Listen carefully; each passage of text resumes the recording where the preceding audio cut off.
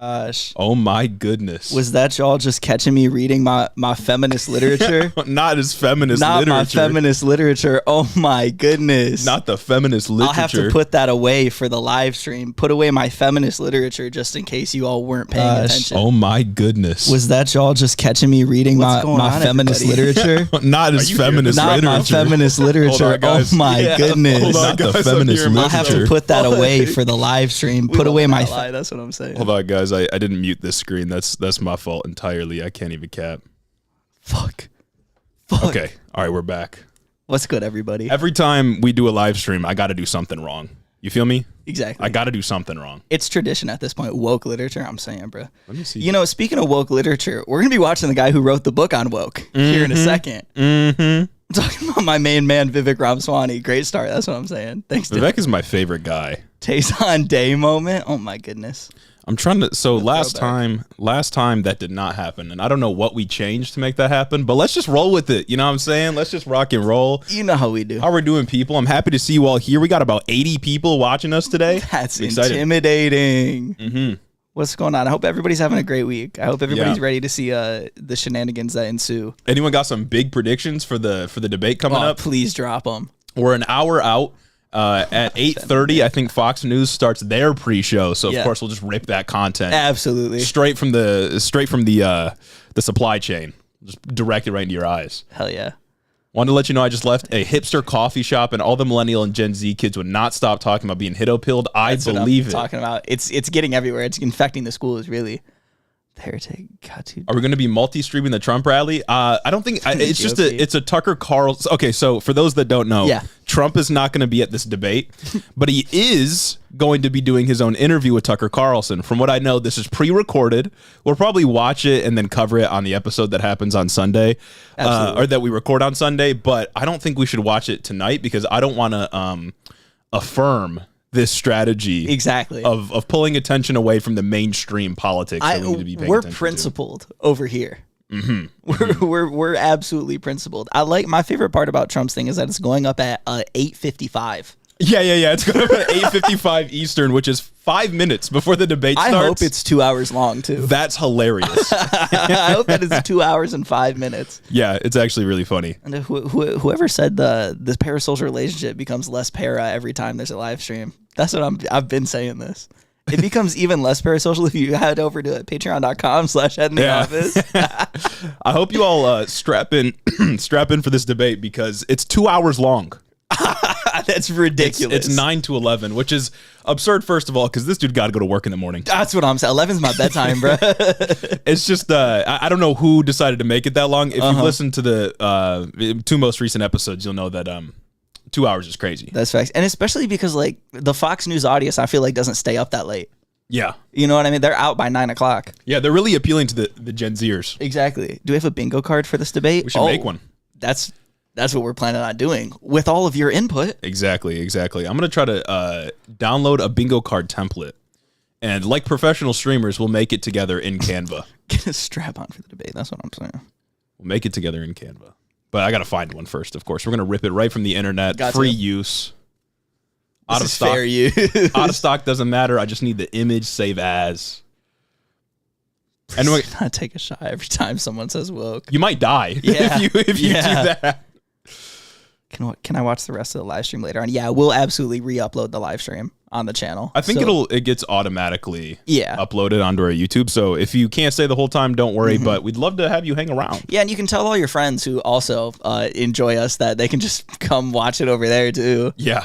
You can rewatch your favorite moments. Make sure you like the stream. Share it with your friends, of course. I saw the bingo card you tagged us in on TikTok. I didn't say anything. I don't want to like steal anything from there, but there are like some things that are like obviously like way too obvious to put on like woke. Like people saying woke is basically the free spot. Exactly. You know what I mean? Exactly. Like, I don't know if we could reasonably put woke on there without just kind of cheating, you know what I'm saying? Yeah, I did like the bingo card from Discord though, but we gotta get the community involved and make our own. Exactly. This is a democracy over here. Until you guys say something I don't like. Hassan on the second monitor, Hito on the main. That's what I'm talking about, the slim bin. That's what I'm talking about. We'll get up there one day. One day we'll beat CNBC in their presidential coverage just like he did. All right. We'll stood where he stood. This is very professional. This is very professional. Hang on. I'll show you guys what we're working with. Let's see. My first Republican debate. Surely everyone will be level-headed and respectful. I can't wait for all the level-headed 15-second rebuttals and 60-second chances to answer. They got to be throwing question on question on question. I had rewatched a couple of GOP debate clips just from 2016 and like the 2015 debates. And it is really apparent now why Trump won those, because bro is just, oh my God, so charismatic when it comes to debates. Good. It's crazy. And it makes me sad he's not here because he thrived in that environment. And it's like, it's so good.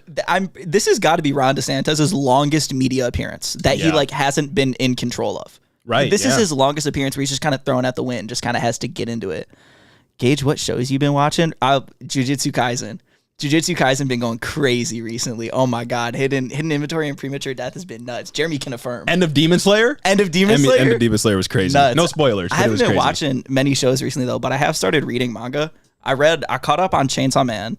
I started One Piece. I'm like 100 and something chapters in. I'm on what is it? This one island on the Grand Line. And then I read Goodnight Pun Pun. Because I've had fuck all to do at work. All right, gang. Let's start working on this bingo sheet. What do we got for our first one? We're gonna take input from you guys. I predict and we'll put some stuff in the bingo chat. Vivek to go back where he came from. Okay. So there was. We might go over this before the debate starts, but there was there was a memo that leaked that was telling Ron from his super PAC. It was telling Ron to attack Vivek Ramaswamy a couple of times. So I guess he's viewing him with a little bit of suspicion. And that suspicion might just translate into xenophobia. Who knows? Not you calling out my daisy chain back there, bro. Chill. Bro, chill. Hunter Biden's definitely getting brought up. Dare I say Hunter Biden's cock? That's a good one. Hunter Biden. The irony of seeing a crazy Canadian conservative ad coming into the stream. DeSantis is going to butcher most responses. He's going to laugh like a maniac. That's a given. That's such an easy one. It's going to happen. He's going to hit a It has to happen. It's almost destined to happen. Mouse reference. All right, so we got Hunter Biden. That's one. I think Vivek is going to say, I wrote the book on woke. He's got to. That's just a bar. DeSantis defends slavery. You think? I don't know if that one will get up there, but that'd make me cry. He might defend slavery in the sense that he defends his previous defenses of slavery. It might be abstracted a little bit. Someone will call Zelensky a tyrant. I like that one.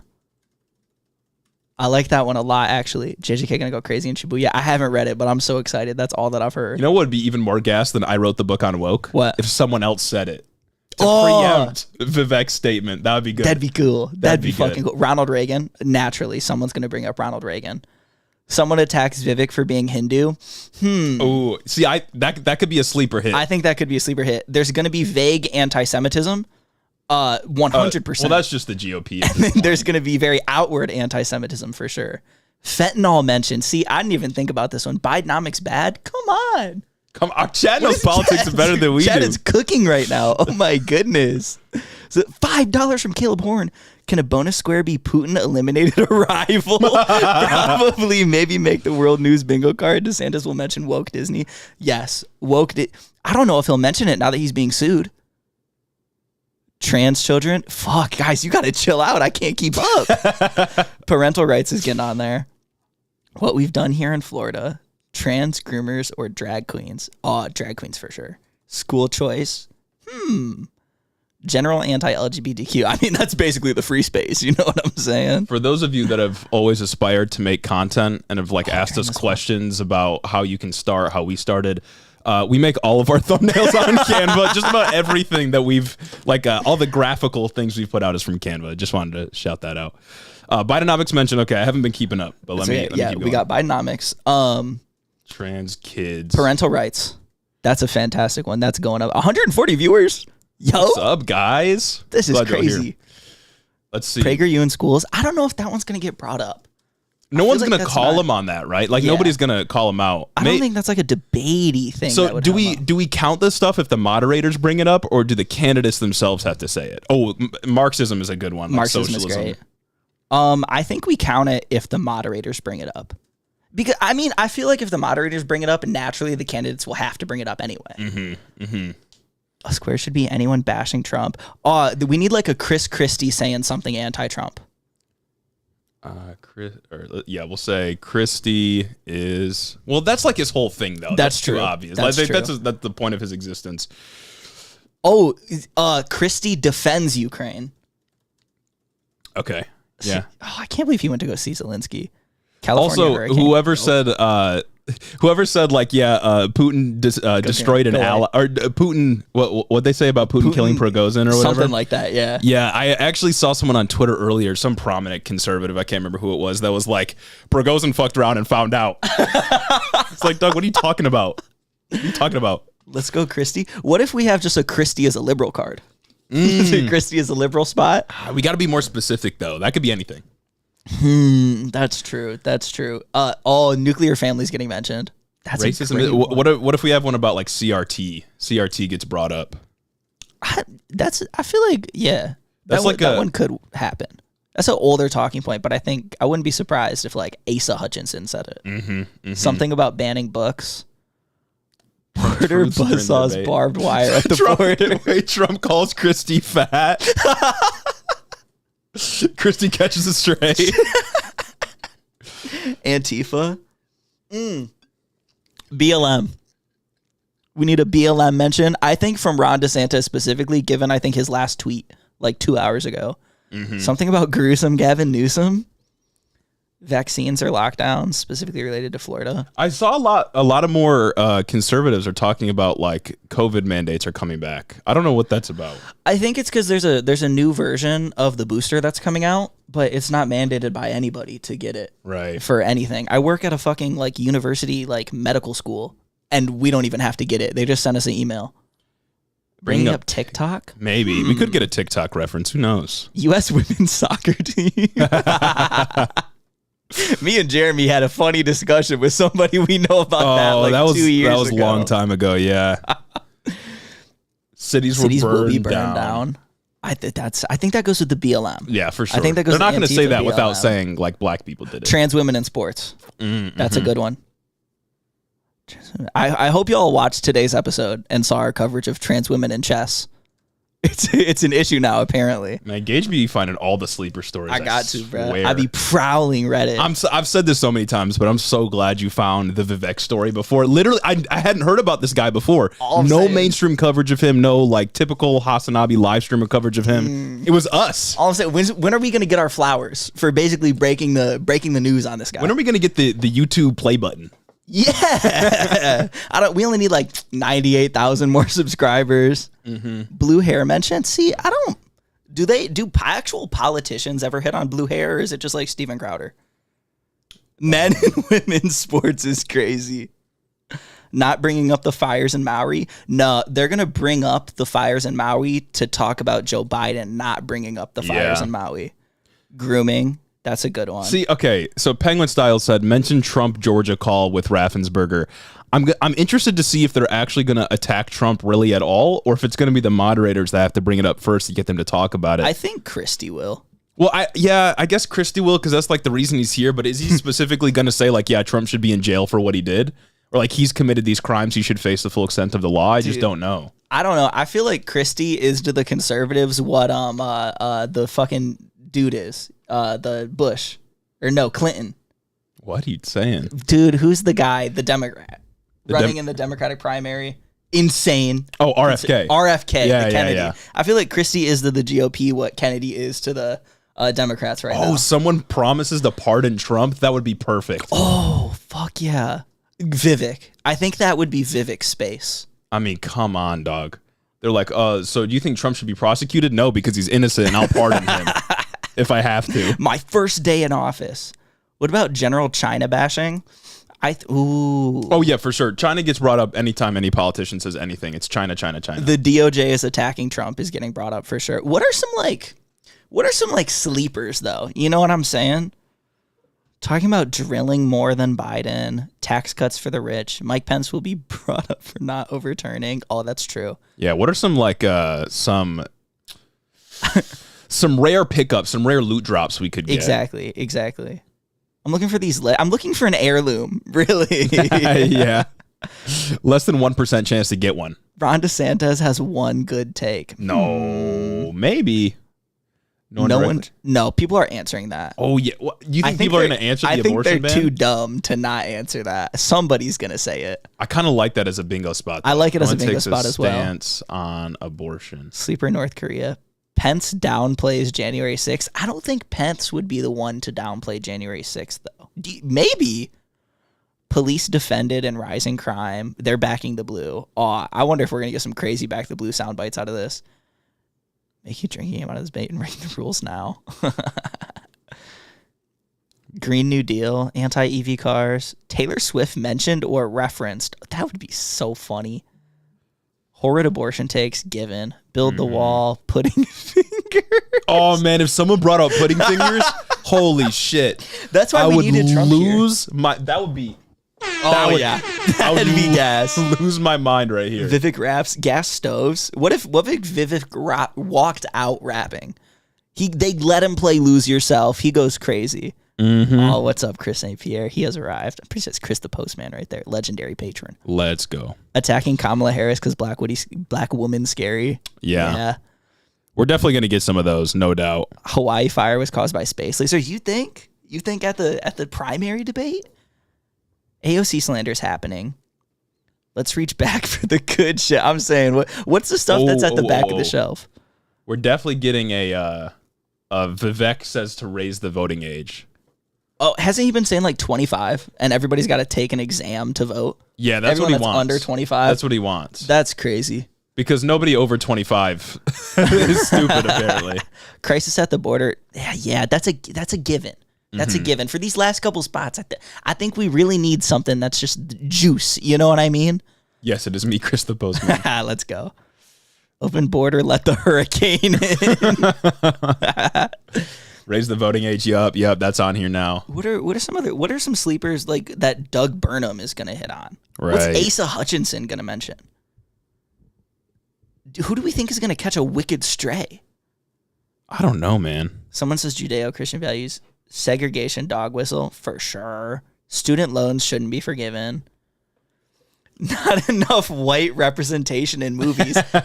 You know? Someone talks about Elon. Oh, do you think they mentioned Twitter? We could put it on here. I think they're going to mention, I'm sorry, X. I'm never calling it X. Turn Georgia red. Allusions to the Great Replacement Theory. Yeah. He's doing literacy test 2.0. Yeah. When Vivek says he wants like civic exams before he can vote, if you're below 25, or join the military and you'd be able to vote according to his plan, it is just literacy tests again. And we know who those are meant to disenfranchise, of course. Yo, Alexia, do you think they're going to mention Barbie? No way. That'd be so sick. On a national stage, on a legitimate news program? You think they would? Or do you think that discourse is passed? Oh, fuck. That would be good. Do you think someone's going to... Well, you see in like Barbie... Woke Hollywood? The woke left just hates men. We don't even have wokeness on here. It's the free space, really. Just put free space, parentheses, woke. Yeah. Bud Light scandal or Disney? See, I think somebody might... Do you think like Chris Christie would bring up Disney to just shit on Ron DeSantis for being like anti-business? I could see it happening. Disney's been in the headlines consistently. And they're suing Ron. I think for defamation. Barbie spot. God, Barbie gets an ad? Oh, damn. Vivek quotes a rap song to diss Biden. That'd be so... It's like that guy on... I think there's some guy on MSNBC who will like guest spot on some people's shows and he'll like just quote like 21 Savage and shit. Trans bathroom bills. Writer or actor strike. The entitled writers. Misandry. The woke military, I think, deserves its own spot. You think so? We can revise these too. What time is it? All right, we got 11 minutes till the Fox News pre-show. Yeah. For sure about Barbie. Bring back prayer in schools. That's a legitimate talking point that I've heard many times. Or something, but he wants to make it a bill. Trump ad. I'll say bring God back in schools. Do you think that Trump could get an ad on here? Oh, fuck. Could you imagine? Go to commercial break. And then it's just a pudding fingers ad. It's the one we reviewed. Oh my God. It's Mike Pillow. And then right after that, pudding fingers. That would be so good. And then it's some crazy supplements. We haven't seen that in a while. Book band. See, they can't call them book bands, though. They would need to say that, like, there's pornography in the classroom or something like that. But we'd get the euphemism means book ban. That's true. They can't say I want to ban books because that's too... I don't know. The euphemism there hasn't died yet. I like our young boys are being left behind by Chill Cascade. That's a good one. Young men? Yeah, young men are being left behind. That'd be their last spot. Do you think any of these could be revised? Young men being Medicare and Social Security's cuts. I don't. Man, that's crazy because they could. No, they always say we need to reform Medicare and Social Security, but then they always propose cutting it, right? Death penalty supported. Ron DeSantis missing something to go watch an execution. That's the most like lizard brain thing that he's ever done, I swear. No, sorry, I didn't watch the Trump indictment. Somebody. I was watching someone die. Yeah. I was watching the light fade from his eyes. Random cryptocurrency. Man. All right, I'm going to go watch an execution. Oh my God, why does that happen? Another fly lands on Mike Pence's head. That vice presidential debate, bro. I love how nothing happened during the whole thing. I need someone to bring up pudding fingers tonight. We got you always. How many people do we have in here? It's like 180 right now. That's insane. We got lots guys, chill. Pudding fingers, abortion. Yeah, abortion's getting brought up. I gotta. Oh wait, no. If I exit this out, it might cancel the stream. See, usually though it's been like party of Lincoln, Reagan, and Trump, but now they can't do that because they all have to run against him. Everyone talking over Nikki. Oh, yeah. Just misogynistic strays against Nikki. Hang on a second. Fly crawls into Pence's mouth. He eats it. Yeah, another fly. Oh man, we get a rerun of the fly incident. That'd be good. Fentanyl mention. Party of Lincoln is genius. Save the kids. Mm-hmm. Do we have grooming on here? Let's see. I really gotta familiarize myself with this so I know when we can hit a bingo. Someone in chat's gonna need to keep close attention to this. Oh, absolutely. For us, of course. Oh, we should post this on our story and Twitter. Mm-hmm. Yeah. I'm sorry, X. Yeah.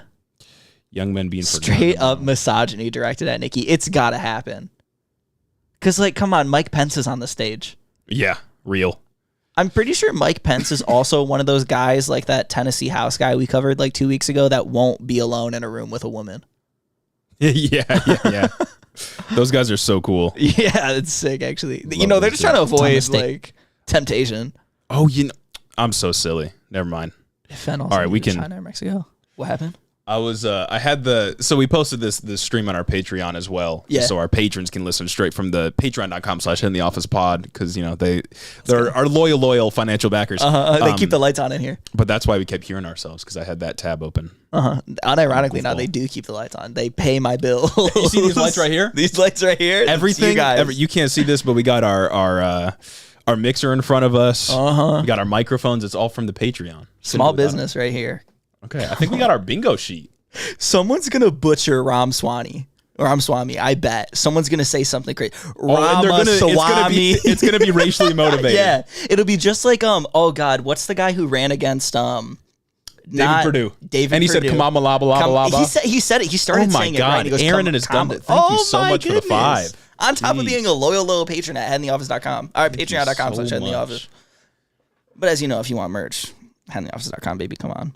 Love how they respect women that they won't go near them. It's kind of nice. Oh, my feminist literature. Not my feminist literature. Shit, fuck, dude. Oh no. Oh shit. No. My feminist literature. My feminist literature is falling. That was almost perfect. That's what I'm saying. Come on. No, that's foul. Yeah, we got the soundboard here too, courtesy of the Patreon. Supporting our favorite small business every day. Thank you all so Trump much. isn't in the debate. That's 200 viewers is foul. I think when we did the midterm election live stream, I think we peaked at like 80. This is crazy. I think we peaked around 80 for sure. We definitely didn't break 100. God damn, shout out all of you guys. Yeah, shout out y'all for being here. I know people are excited for this. I'm excited for this. So thanks for being here. Make sure to like the stream, share it with your friends. Subscribe. Join the Patreon if you're interested. It should be in the description. I hope I put it there. Oh, how is Trump going to call Christy fat if he's not there? Truth Social. He posts about it and we see it. Is how it's going to happen. Or maybe he did it preemptively on the Tucker recording. He's like, yeah, Chris Christie folks, he doesn't drink enough Diet Coke, folks. He just doesn't.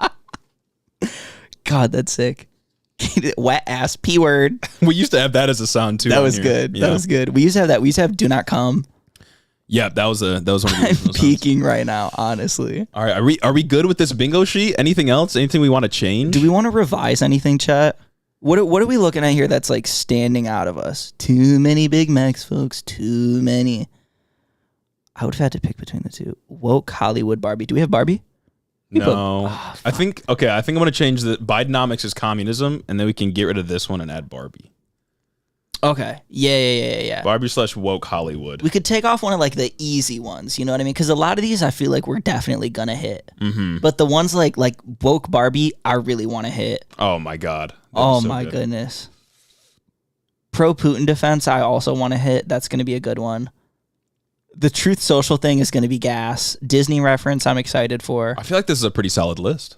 I think so too. But I feel like the rule needs to be that the candidates say this stuff. Like, it can't be enough for the moderator to just be like, so is the military woke or what? No, I don't think they would. Who's moderating this? Is it Brett Baer? It's Brett Baer and somebody else. I don't think Brett Baer would get on and be like, what would you have to say about the woke military? I think he'd just ask. Isn't Brett Baer the the moderate conservative for Fox? Yeah, he's the daytime. He's like the 5 p.m., 6 p.m. Like I actually cover news. Yeah, I had heard that he said that Trump may not be there, but he's gonna be there because insinuating that he's gonna bring up Trump and like play audio clips from Trump, dude. So we could get some good gas there. Oh, we need one that's like Trump is innocent. We need one of those. So something's got to change here. DeSantis isn't internally consistent. Hit a little DeSantis flip flop. He's definitely gonna flip flop, or maybe we can find like a direct contradiction. That's what I'm thinking. Yeah, like if DeSantis directly contradicts himself, maybe even like. What could we change? I think we take off one of the easy ones. Like back the blue. Maybe. Chinese spy balloon. Oh, Chinese spy balloon discourse would be cool. I wonder if one of the moderators mentioned something that happens during Trump's interview with Tucker. Oh, that'd be so cool. Is it Brett Baer and then Martha something? I don't know. I think they usually do like the 6 o'clock show. Someone said Trump won't be there for the Trump calls Christie fat thing that needs to be replaced. Well, he's going to do it via Truth Social, or he's gonna say like unfit Chris Christie or something like that. Yeah. Oh, Mr. Man. Something accidentally communist, but they totally just fly over the point. That's gonna happen. The big woke corporations. Mm-hmm. All these pharmaceutical companies. DeSantis is gonna say something about small government and talk about the insane overweight. He's gonna be like, we need to stop this. We need to stop this big woke communist government. And then he's also gonna be like, but I know every trans person by their first name in Florida. Oh, exactly. Yeah. We need to let businesses run free except for Disney. We need to be pro-business unless you're woke. And not just that, the Stop Woke Act said that they couldn't do any DEI trainings at all. Yeah, you just can't. Like, that's small government for sure. No more Robin DiAngelo Coke training. All right, guys, I think this is sufficient. Could Trump is innocent go with Trump won 2020? I feel like Trump is innocent is more gas, though, you know? Because you get rid of Trump won 2020, but I think that's a significant thing if someone says it. You think so? Yeah. Can't place a sleigh. Ron will call Florida a border state. Yo. Some people like that's got to go on there. Some people tell us, like unironically, that it's a border state because it gets a lot of immigrants from like Cuba, what, the fucking for example. Ocean? But that's cheating, right? That's like saying Michigan is kind of a border state, actually. And Michigan is more a border state than Florida is. Maybe we should put on your gauges internally inconsistent. Thank you for the 5. Mike Pence is definitely going to crap on Trump more than DeSantis. You think so? Maybe. I hope so, but I think he's going to be timid. Okay, we need to wrap this up so that we can. We got to hit this pre-show.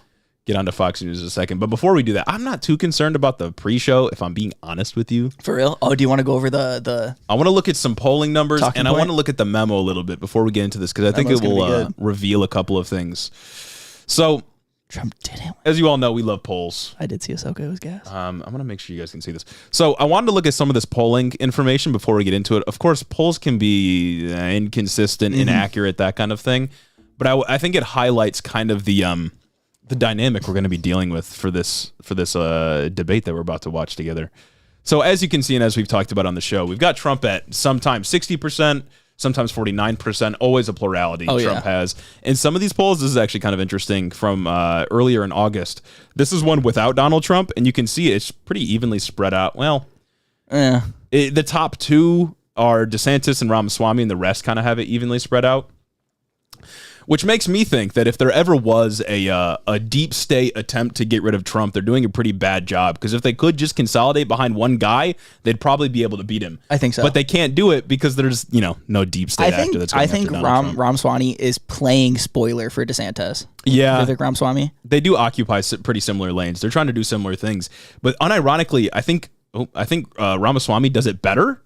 I think he does it better too, and I think that's why we're seeing him pulling ahead. I think he does it better, and I think DeSantis is just where he is because he was so big following the midterm elections when he had that big sweep in Florida and a bunch of GOP candidates won in his state, and also he got big off of like the Stop Woke Act, the Don't Say Gay bill, that kind of thing back when he was more popular. Yeah. But ever since he's been thrust into the national limelight, DeSantis has been, just fucking fumbling. He just can't. Like if anyone was going to have a negative outcome from showing up to the debate, it wasn't Trump, it's DeSantis. Yeah. Like if we're being honest here, again, I think this is his longest media appearance, especially one that he hasn't been in control of. Yeah, I'm trying to find a poll that's rated pretty high, but these don't have ratings next to them. Usually they do.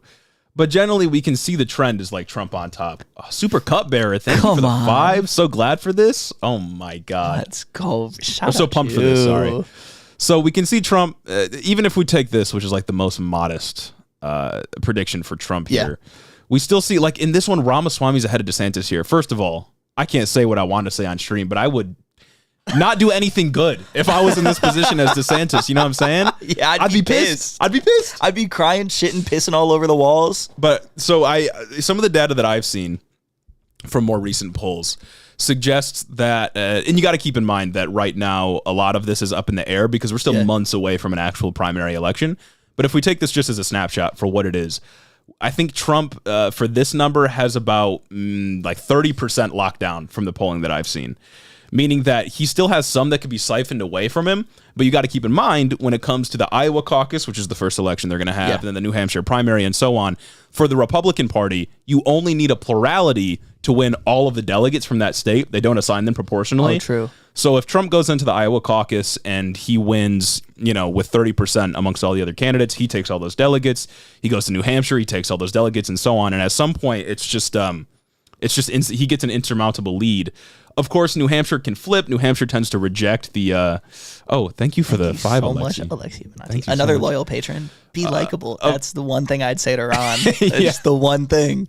Of course, New Hampshire tends to reject the results that come out of Iowa sometimes, but a lot of people have been comparing this to 2016, where Jeb Bush was assumed to be the front runner. But I would argue that the two situations are just incomparable. Oh, absolutely. They're just so wildly different that I don't think you can compare somebody, like, especially because, Trump's under 4 indictments. Trump said he got the election stolen from him. Some 70% of the party thinks the election was stolen from Trump.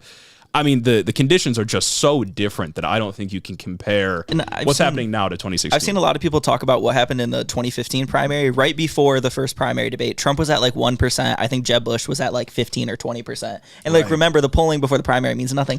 I feel like, then maybe it didn't, because Trump was such a maverick that nobody could predict how charismatic he would be towards the base that he ended up getting. But this time it's like, I feel like the polling here is kind of there. It's kind of spot on, because I can't see a world where Trump loses that many people. Yeah. Yeah, and because even if you're being as negative towards Trump as you can, and you say, okay, he has only 30% of the base locked down, that's all he's going to get to vote for him, you still have to find a candidate to get behind that gets more than 30%. Otherwise, Trump wins those delegates, and that's it, right? Uh-huh. And they've shown so far, and it's still fairly early, we're about to get into the first debate, but they've shown so far an inability, as I said, to consolidate around any individual. They would have need to have started to do that already if they wanted a chance. I just don't think it's going to happen, given what they've been doing. The biggest thing that could throw a wrench in the plan is if somehow the Trump indictments and him not showing up to this debate ends up hurting him in that it siphons more people to Vivek. Yeah. Because, like Chill Cascade said, Vivek is going to go hard. Yo, he's intelligent, He's going to go crazy, and he knows how to speak. Yeah. He's with the rhetoric. He's a smart guy. I mean, I think he went to Harvard? Did he go to law school? Or maybe. Biotech guy. Something. Yeah. Like, he's a smart person. Like, you can say he might be grifting. You can say his positions are bad. They certainly are. Yeah. But he's still an intelligent guy, and he knows how to talk. And who knows what might happen? I mean, Vivek could kneecap DeSantis permanently here. Not that DeSantis is even doing well for himself. Yeah. I mean, 10% in this poll, 23% in this poll, 26. Like I haven't seen DeSantis really break 30. Bro's in a dastardly position. Yeah. He had so much momentum coming into announcing his campaign, and it just fell flat as soon as he got out the door. Yeah. Is Trump running as a third party? No, I don't think that would be sick if he somehow lost the nomination, because then it's a shoo-in for Joe. If that happened, it'd be more over than it is right now. Like, the GOP is already in a really bad spot. But if Trump ran as third party and say DeSantis or something was the GOP candidate, I mean, it would be over. It'd be Jover because Biden would win by so much.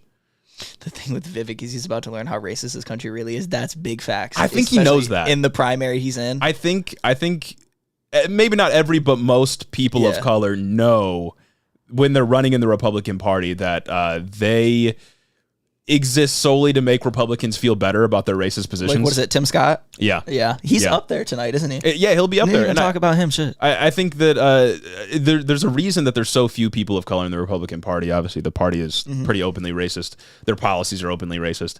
But I think that those the people of color that are in the GOP know that their position is really just to make white people feel better about being racist, right? I think you do have a point, because Kelly, when you talk about Vivek's origin story, because I think he can really nail on the American dream shit.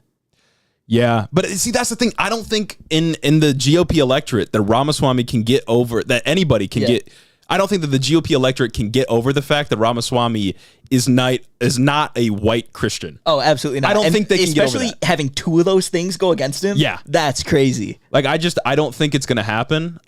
I wish that wasn't the case, but I guess it's like not a bad thing for Democrats, right? Bro, I'd kick my feet if they brought up DeSantis' Guantanamo Bay torture. No, I'd be kicking my feet. There's no fucking way, though. Because if they did that, then like they have to admit that. The Powell mugshot is pretty good, too. She looks evil. Yeah, this one's crazy. So does Julie. Yeah. God, dude. He looks decrepit. He's falling apart. He kind of looks like, King Charles before he died? Yeah, I was looking into the laws around this. I don't think we can put this on a t-shirt. Damn. As much as I want to. I think it doesn't have to do with like public domain shit, but I think it's like using someone else's likeness to profit without their permission. Damn. I don't think we can do that. What if we had an artist's rendition? Come on. Put it in like the Photoshop drawing filter and then drop that on a shirt. That would be hard. No chance DeSantis goes third party. Absolutely not. No, there's no way he would. Dude, I don't even know. I don't even know what's going to happen to him after this. I think he's going to get the Ted Cruz treatment. He'll still have positions of political authority, but it's not going to matter. Yeah, you think he'll move up to senator? Maybe one day. Yeah, I mean, I don't see why he wouldn't. But I think it's obviously much easier to win a Senate election, especially in a state where you were previously governor. But I don't think that he I don't think he has what it takes to really keep himself relevant enough to become president one day. That's true. Man, this is good. Should we pull up the debate talking points? Yeah. Oh, the memo? Yeah, the memo. Let me see if I can find it. Never back down memo. Waiting for the Donnie mugshot to drop. It's gonna be so sick, dude. About to make it a widget on my phone. Let's see. We got never about back down. Never give up. Never minutes. What? We got 22 minutes never until. Back down. Never give up. Never what? Never back down. 20 minutes until the debate. This is good. Let me see if I can find the memo itself. I want to see the document. Never back down. Never what? First outlet to the report on the memo was the New York Times. Oh, this is going to paywall my dumb ass, isn't it? Damn, rooting for Rudy would be hard. Does anybody know how to do the thing? I know you used to be able to go into like the URL and put like a period in between something, but it doesn't work anymore. Does anybody know like another workaround? This shit, I'm not paying for this. I was trying to read, I think it was like a Detroit something article. You know, Detroit Free Press artitle, I think. Yeah, that shit was not free. You pay for it too. Come on now. What is free about this press? Detroit paid press. God, can't have shit in Detroit. I swear to God. I can't have shit. I can't find the memo itself. The 250? Oh my God. Go incognito. I don't think you guys can send links in here, unfortunately. Otherwise, I would just tell someone to link it to us. I don't know how to activate that, if I'm being honest. Do we have the memo in our show notes from the last show? No. We didn't cover it last show. It came out after. Let me go incognito. No, I'm always in incognito. I don't think I ever leave incognito, and it never works for me. I'm trying, guys. I'm really trying. Link. Oh, Dylan's having a link. Look up 12-foot ladder. Oh, Imagine paywalling the press, especially the free one. I'm saying. All right, I think did someone link it in our Discord? I think someone put it in the Discord a while ago. Jeremy, scroll back to the Patreon chat. Oh, I think Aiden Taylor dropped it in the Discord. All right, let me take a look. Patreon chat. Gage, that hat looks dope. It's the Head in the Office hat that you can get at headintheoffice.com. Okay. Support the boys, you know what I'm saying? This story is, oh God, this is super tiny. Well, we can still go over it. I don't know how well you guys are going to be able to see it because it's going to be really small. V and Bush's mission accomplished. But this is courtesy of Aiden Taylor from our Discord. They should put the debate in Roblox to get young voters. That's so good. But Vivek doesn't want that. We are going to have... oh, shit. Could we control plus on that bad boy? Maybe. Is it going to kill the quality, though? Go. We can read it well enough. Good shit. This guy's we are going to have Subway Surfers in the bottom left of the screen. If you guys just play Rocket League. So this is tough quality, and I don't know where else to find it, but... basically what happened here is the Never Back Down pack for Ron DeSantis. Now, they're a super PAC, so they can't directly collaborate with DeSantis, I don't think. Mm-hmm. But they typically what happens with these kind of organizations, since they can't directly contribute to the candidate or talk to the candidate, is they talk to each other through memos, right? They'll release a public memo. As you said on the show, I think they just put it on a private website. What I heard about this one is they put it on a website that you needed special access to be able to get to it. And somehow DeSantis' team got access, but somebody else found out and just got in and leaked it. Yeah. So this is a memo from the Never Back Down PAC. DeSantis has denied that this was ever a part of his debate prep. Yeah. But I think he's lying. This seems like something that he would probably do. Basically, what it says here is that he's got to attack Joe Biden. Pretty obvious. That he needs to state his positive vision. The interesting thing, hammer Vivek Ramaswamy in a response. So I guess they're viewing Vivek as a little bit of a threat. I guess they know. Which is strange. They're self-aware. And then my favorite. Iowa City is back, baby. Let's go. My absolute favorite. Shout out Ella. Defend Donald Trump in absentia in response to a Chris Christie attack. That's so crazy. The level of cuckery. This dude is so cooked beyond belief. He's bouncing on it. It comes out of his mouth. It's glossy. He's doing backflips. He's landing on the tip and he's sliding down the shaft every single time, bro. That is just the most glazing. You know what I'm saying? He's just getting up there, just. I like how every time you hit one, you have to make the noise too. That's me. That's who I am. But that'd be a really cucked thing to do. And I think that would be really funny, personally. Putting it on a t-shirt might be lead to the parody loophole. Oh, maybe. We'll look into it more because I would love to just drop some t-shirts out of nowhere. Yeah, facts. But yeah, Ron DeSantis might be defending him. Doing little tricks on the shit. Like when you're playing Spider-Man PS4 and you can press the different buttons. When you hold square. And you can flip and spin and stuff like that. Great game. Everyone should play it. Exactly. Very, very excited for Spider-Man 2 to come out. Oh yeah, very hyped for that. But this isn't a gaming podcast. This isn't a gaming platform. What can I say? Anyways, I think that gets us to the main event here. We got about 15 minutes. I believe Fox News is doing. Let me if I go to them live. Yeah. I think Fox News right now is doing a pre-show of their own. You Not that they can ever be better. The than exact us. same thing that we're doing, but worse. I mean, almost decidedly, right? Vivek has been in formal speech classes most recently, so I think his debate skills are going to be sharp, though. Vivek strikes me as the kind of guy who did debate in high school. Oh, for sure. You know what I'm saying? He was debate club. He honestly probably even won states or at least made it 2. And it's going to help him. Absolutely. It's going to help. Absolutely. Is that Sean Hannity? That is Sean Hannity. Should we listen in, folks? We should listen in, yeah. Guys, and I hope to see you in a few moments in person because we're really not that far apart. Is he gonna be... Welcome to Milwaukee. It's going to be a fun night tonight. Does he go on after? John, no, as you look at this, right? I don't remember. Ingram goes on at 11. Who replaced Tucker? What do you hope to see? What do you think we'll see? Jesse Waters. Really? Yeah, Jesse Waters. That guy fucking We talked about that already. It's just so mid that it already passed my mind. Guaranteed purchase if we drop mugshot merch. I really want to. It'd be so good. I really want to. I think that'd be a lot of fun to drop some headshot merch or some mugshot merch. But if you guys do want Head in the Office merch, you can head over to headintheoffice.com and pick up some merch. I got some on right now too. Look, Hito Media LLC. That's me, baby. That's me.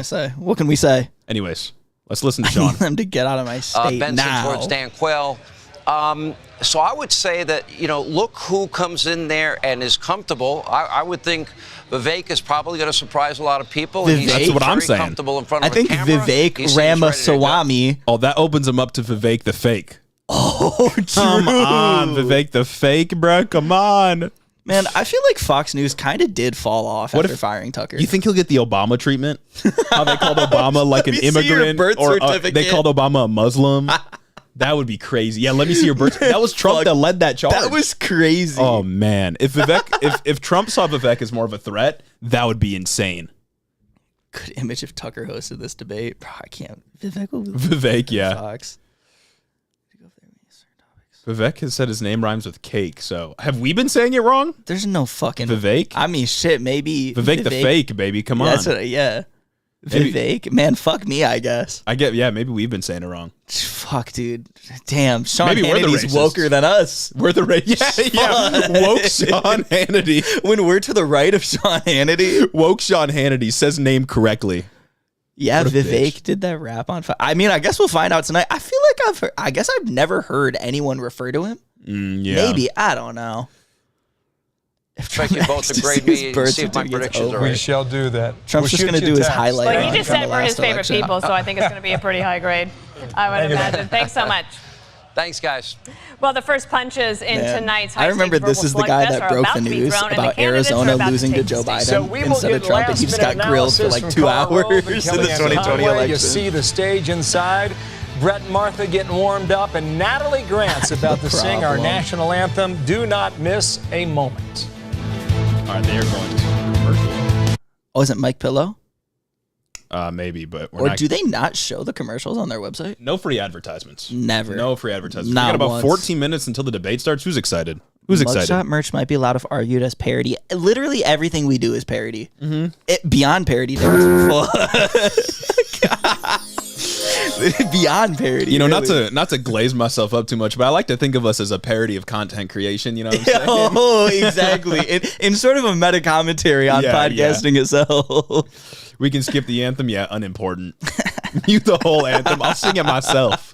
No free ads. Absolutely. Dude, fuck. I'm going to get up there and do the Pledge of Allegiance. Just like those J6 prisoners did every single night up in there. Yeah. Democracy 24 on the screen is crazy. Is that on the screen? No, it's not right now. Democracy. They do that every time, though. Yeah, there's nothing new. Live misclick, Pog.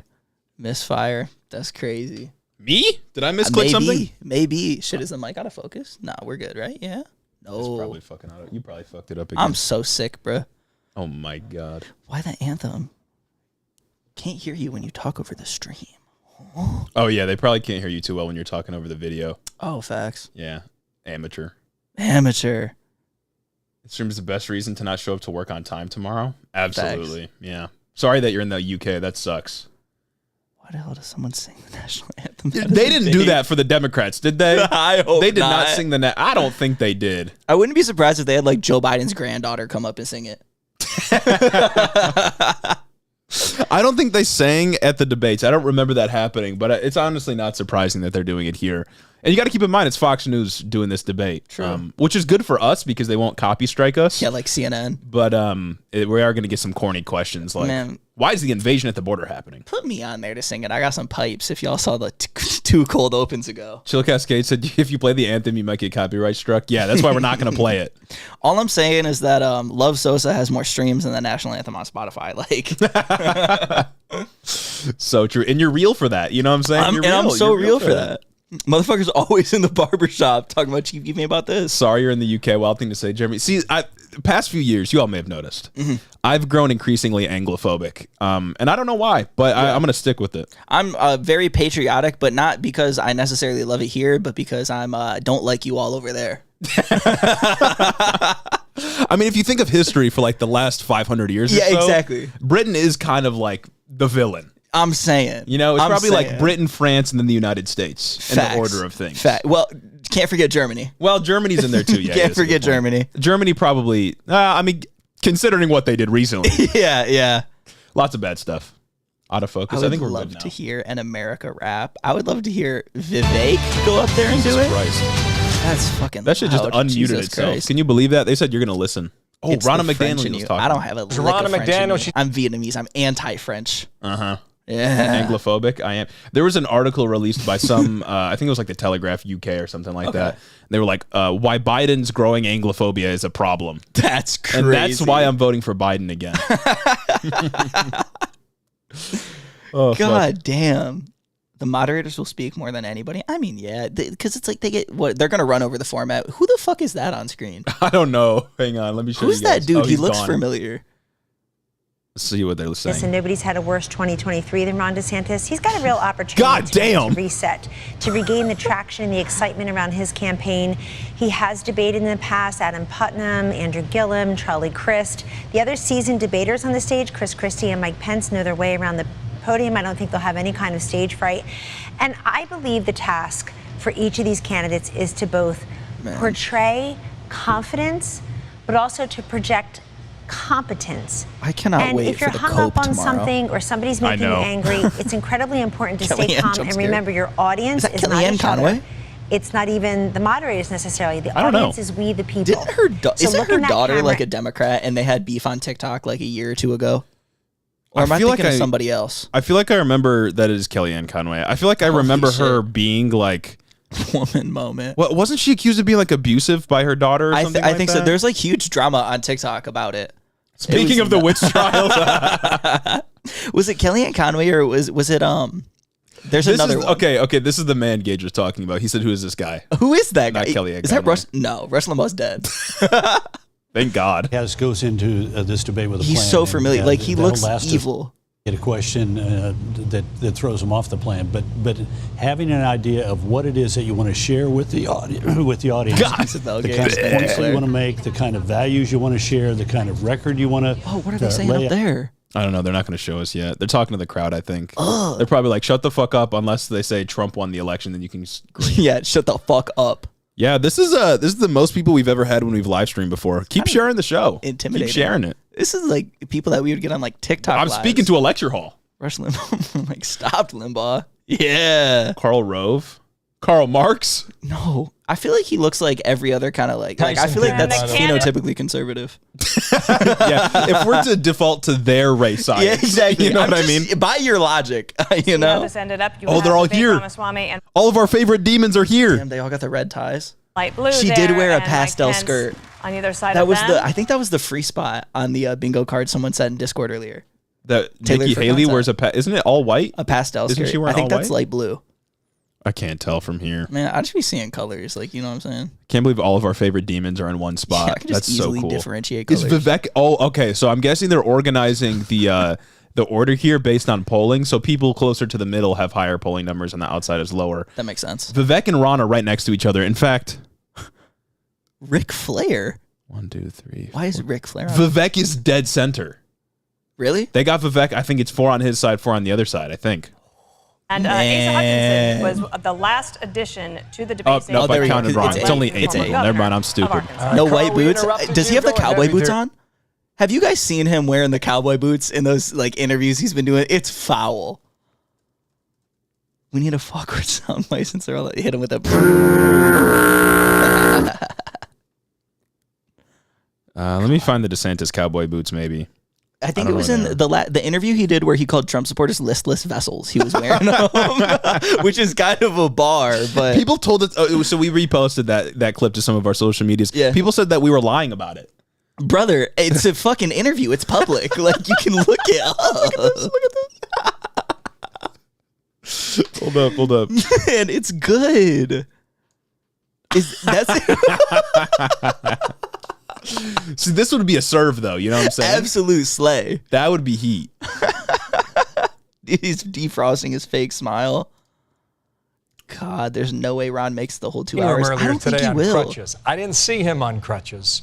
It looked like he had some DeSantis sort of leg brace on that. He said that if compared to I wonder what the which men and poll they women looked at. in blue Because weren't we looking at 538? I think it was just probably an amalgamation of different polls. Maybe it was their own internal polling. Tim Scott being at 6, like I would be upset if I was him. Yeah. You know what I mean? Like you are staking a lot on this. And I think the Chapo boys said this first, but this is really a litmus test for the stupidest Republicans on the planet. Everybody should know that because Trump thinks he's the guy to come and do it again, they need to, if you're a Republican right now and you have prospects for presidency, wait until 2028. Facts. Get out of the way and let Trump win and then take his endorsement from winning a primary afterwards. You don't have to worry about anything. All of the people here failed the litmus test really hard. Man, it's good. It's good. Maybe Vivek. Man, I gotta wait till somebody says it because now I'm insecure. Yeah, I gotta see how it says Vivek. Vivek. Is it by height? I wish. Ron would be on the end. Shortest kings. Isn't Ron like 5'8"? Gotta be short. Or 5'7" or something. Either way, I got him, baby. Height. See, it's just. Oh, it doesn't even say. I thought it'd be on the wiki. It's gotta be. It's not. Usually it comes up right away. Let's see what these guys are saying. Okay. Well, they can quarrel among themselves, but they got to catch. He's 5'8" right now. So fake. You better make the case. He's 5'8". Let's go, baby. Taller than Ron. Indictments. I mean, somebody's got to make the case. I got the same ideas Donald Trump has. All right, I'm gonna go get some drink real quick. Got you. You know I'll hold it down. I'll hold down for it. Same ideas, fewer indictments is crazy. Because then doesn't that mean you should be indicted? Man, this is wild. I'm so excited, gang. I'm geeked. Embarrassing host saying the guy who hurt himself playing basketball compared to what our men in blue do. That's gas. Was it Asa Hutchinson? Was that the guy that fell over? He like rolled his ankle or some shit. It's the Republican Pee Wee Herman. How's everybody doing? Are you all ready for this? He has something in his mouth. Damn, I was wrong. This guy's voice is wild. Foghorn, leghorn ass accent. Bro sound like fucking James Bond and Knives Out. I'm forgetting his real name. Someone has got to say Meatball Ron. I don't think anyone but Trump would say anything like Meatball Ron or Ron DeSanctimonious or any of that. Ron to slavery wasn't so bad. Ron to Trump did something wrong, but he kind of didn't. Ron to short, 5'8". I'm so gassed. Wish I wasn't at work right now. I'm at work right now. What can I say? Holding on a fort. Love from Chile. That's kind of cool, actually. Baby Foreman. Relay the Pop. Gage in the office.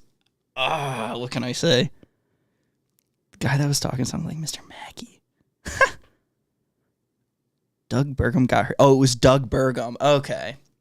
That's crazy.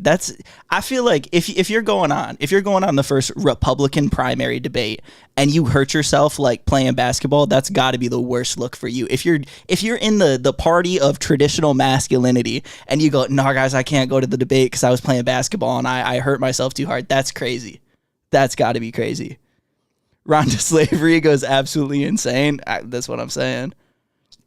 Someone passes out from standing too long. I wonder who it would be. I wonder who would be the first person to tap out. You know what I'm saying? Man, what's going on here? Let's see if we can unmute and see what this guy's saying. That poll, guns and crime. So it'll be interesting to see if we raise that issue to how that issue is. What about the economy? How do you frame this tonight for these 8 Republicans? I think they have to give us some answers, give us some thoughts. It's easy to say you don't like what Biden is doing, that he's Bidenomics not working, but give us some plans and ideas. Good deal. Gentlemen, thank you. That's crazy, because what plans and ideas are there? Any of them going to give us? Oh, what is the guy saying about the economy? 9 o'clock Eastern time, almost time for Brett and Martha.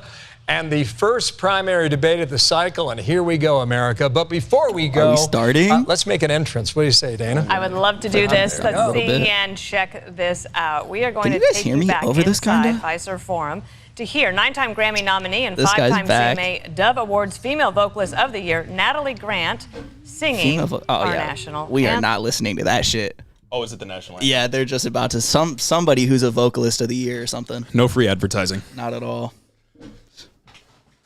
Thoughts? They are Republicans. Thoughts and prayers? And the stream opened on 20 different accounts. Thank you.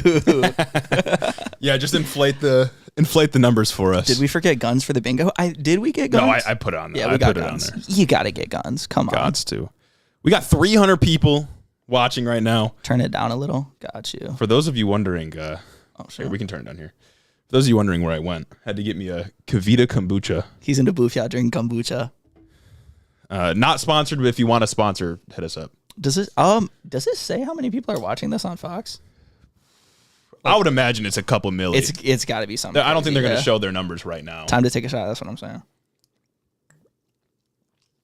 Man, I hope that she's like doing what Fergie did when she sang the national anthem. Look at this guy stressed out. Holy shit! The Homelander comparisons are so apt.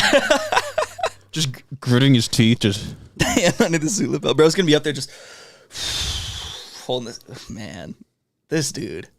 Asa Hutchinson, baby. Let's go. I didn't know he made it. Let's hear pipes. Man, should we? No free ads. No free ads. Yeah. No. Not if she's doing this. We don't play the national anthem. Oh, we could play Love Sosa. We could play Love Sosa. How many albums has she dropped, huh? Yeah. Let's go bar for bar right now, her and Chief Keef. How many platinum albums? How much feminist literature? Oh, I'm saying.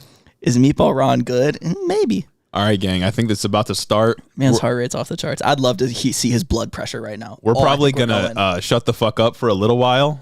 Try not to talk over it too much, but we'll interject with some commentary, of course. we have to. I mean, let's go. Let's go inside Fiserv Arena. People here in Milwaukee have been fantastic, and they are giving us their best tonight. 4,000 strong inside, and you're about to see the first event of the political season. Where we end up in November of 2024 is anyone's guess, but tonight is the first step in that direction. Enjoy it, America. We'll see you tomorrow morning. Brett and Martha take it from here. Good night. The drone shot through the lobby is corny. That shit is on the cob. What just happened? Just pause. Too loud. Hopefully their music doesn't copyright us. That'd be pretty upsetting. No, there's no way. Hell yeah. Some call it the Heartland. Okay, this isn't real yet. Oh, is this the hype video? Flyover country. The Wisconsin hype video? Let's go. Wisconsin hype video, baby. The Midwest is the place to land. I like how they had here there is decent photos for everyone except Tim Scott. Harder to win than ever. I got my peanuts. This dude's got protein. Honey roasted, baby. Known for its beer and cheese. Got a drone for their birthday. I'm trying to get yoked. And grit. And also, drone's not. I'm saying it's razor thin elections. In 2016, Republicans narrowly flipped the major state red that borderline for the first Home time Depot since guitar. Ronald Reagan. Ooh, Reagan reference. But it was somebody take a shot. 2020. That election came during an unprecedented year. We'll turn it up a little bit louder once we. Oh goddamn! The suburbs of Milwaukee. Wait, they're not supposed to show this. Deeper than ever. Oh, not the city's on fire. It was just the beginning. 2 years later, the U.S. Supreme Court struck down Roe versus Wade, leaving the legality of abortion up to the states. What are they doing? I don't know. That meant a nearly total ban. This is not an issue that they win on. The issue drove Democrats to the polls this year. They're getting Democratic voters registered with this one. The majority on the court could have that abortion issue before it again, just as the race for the White House accelerates. Tonight, the Republican candidates will face off honey roasted at the home of the Bucks and the Marquette Golden Eagles, hoping to return next July to this city on the shore of Lake Michigan to accept the Republican nomination at their party's national convention. Hey, bro, they're not very far from us right now. Man, you think we could pull up to the RNC? You think you all could blow us up big enough so we could get press passes to the RNC? We're at 337 on our end. I don't see 350 yet, but maybe. Shout out all of you guys watching. Yeah. Thanks for being here, guys. I'm saying, it means so much you spend the night with us. We're going to turn this up a bit. Live at Fiserv Forum in Milwaukee. Did you say Pfizer Forum? Republican candidates have qualified and have chosen to be here on our debate stage tonight. They are here to lay out their vision. Who's hyped? Who's hyped? For America, the battle as they battle for the GOP nomination. Good evening, everybody. I'm Martha McCallum. And I'm Brett Baer. This is the very same stage on which the Republican choice for president will accept the party's nomination next summer. The 8 contenders are positioned by the order they sit in the polls, with the highest polling candidates in the middle standing center stage. Florida Governor Ron DeSantis. That's such a fake smile.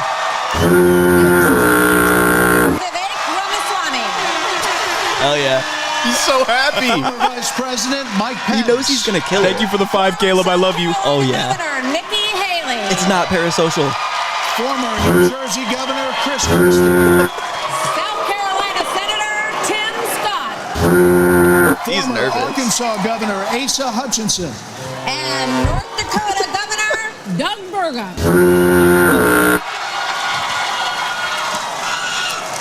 Some ground rules for tonight. We'll ask the questions, and then candidates get 1 minute to answer. If someone is singled out, you get 30 seconds to respond. And when the time runs out, we all will hear this. very pleasant. They need a sound that's more disruptive. So tonight, these candidates have a big opportunity to break out of the pack and to explain why they are best prepared to be the Republican choice for president. At a time when the likely Democrat nominee, President Joe Biden, is working to convince the country that with Bidenomics, things are looking up. That's communism, brother. We call my plan Bidenomics. Oh. I'm not sure they meant it in a totally complimentary way at the time. But guess what? It's working. It's working. But is it? More than 65% of Americans say the country is headed in the wrong direction. And here's the reality for some voters we talked to here in Wisconsin this week. We have noticed a dramatic increase in prices at the grocery store just across the board. Gas is high and food is high. A lot of people's out here homeless because they can't buy. I feel like I'm watching a Fox News segment. It's tough when you got mortgage rates at 7-8% versus 2 to 3. It's just you can't afford a house anymore. Oh, I thought he said 70%. Inflation is ridiculous. It's killing us out here. I'm saying, man. As we sit here tonight, the #1 song on the Billboard chart is called Rich Men North of Richmond. No way! It is by a singer from Farmville, Virginia. They're hitting everything. Named Oliver Anthony. His lyrics speak of alienation, Neo-Confederate of deep frustration, bullshit. Welfare with queens, the state of government, and of this welfare country. Queens. Washington, D.C. is about 100 miles north of Richmond. He threw strays at poor people. Rich men north of Richmond, Lord knows they all just want to have total control. Want to know what you think, want to know what you do. If you didn't think that this was an AstroTurf, then here's more evidence for you. He's getting a national platform right now for this song to play. There's no chance they do this unless they're just funneling money into this guy getting boosted. Do they let him say the welfare queen bar? So Governor Desantis, I don't know. why is this They probably song only played the first verse. striking such a nerve in this country right now? What do you think it means? Our country is in decline. This decline is not inevitable. It's a choice. We need to send Joe Biden back to his basement and reverse American decline. That's it. That's why the song resonates. With understanding we must reverse Bidenomics so that middle-class families have a chance to succeed again. We cannot succeed as a country if you are working hard and you can't afford groceries, a car, or a new home, while Hunter Biden can make hundreds of thousands of dollars on lousy Hunter pennies. Biden reference, baby. That is wrong. Someone keep track.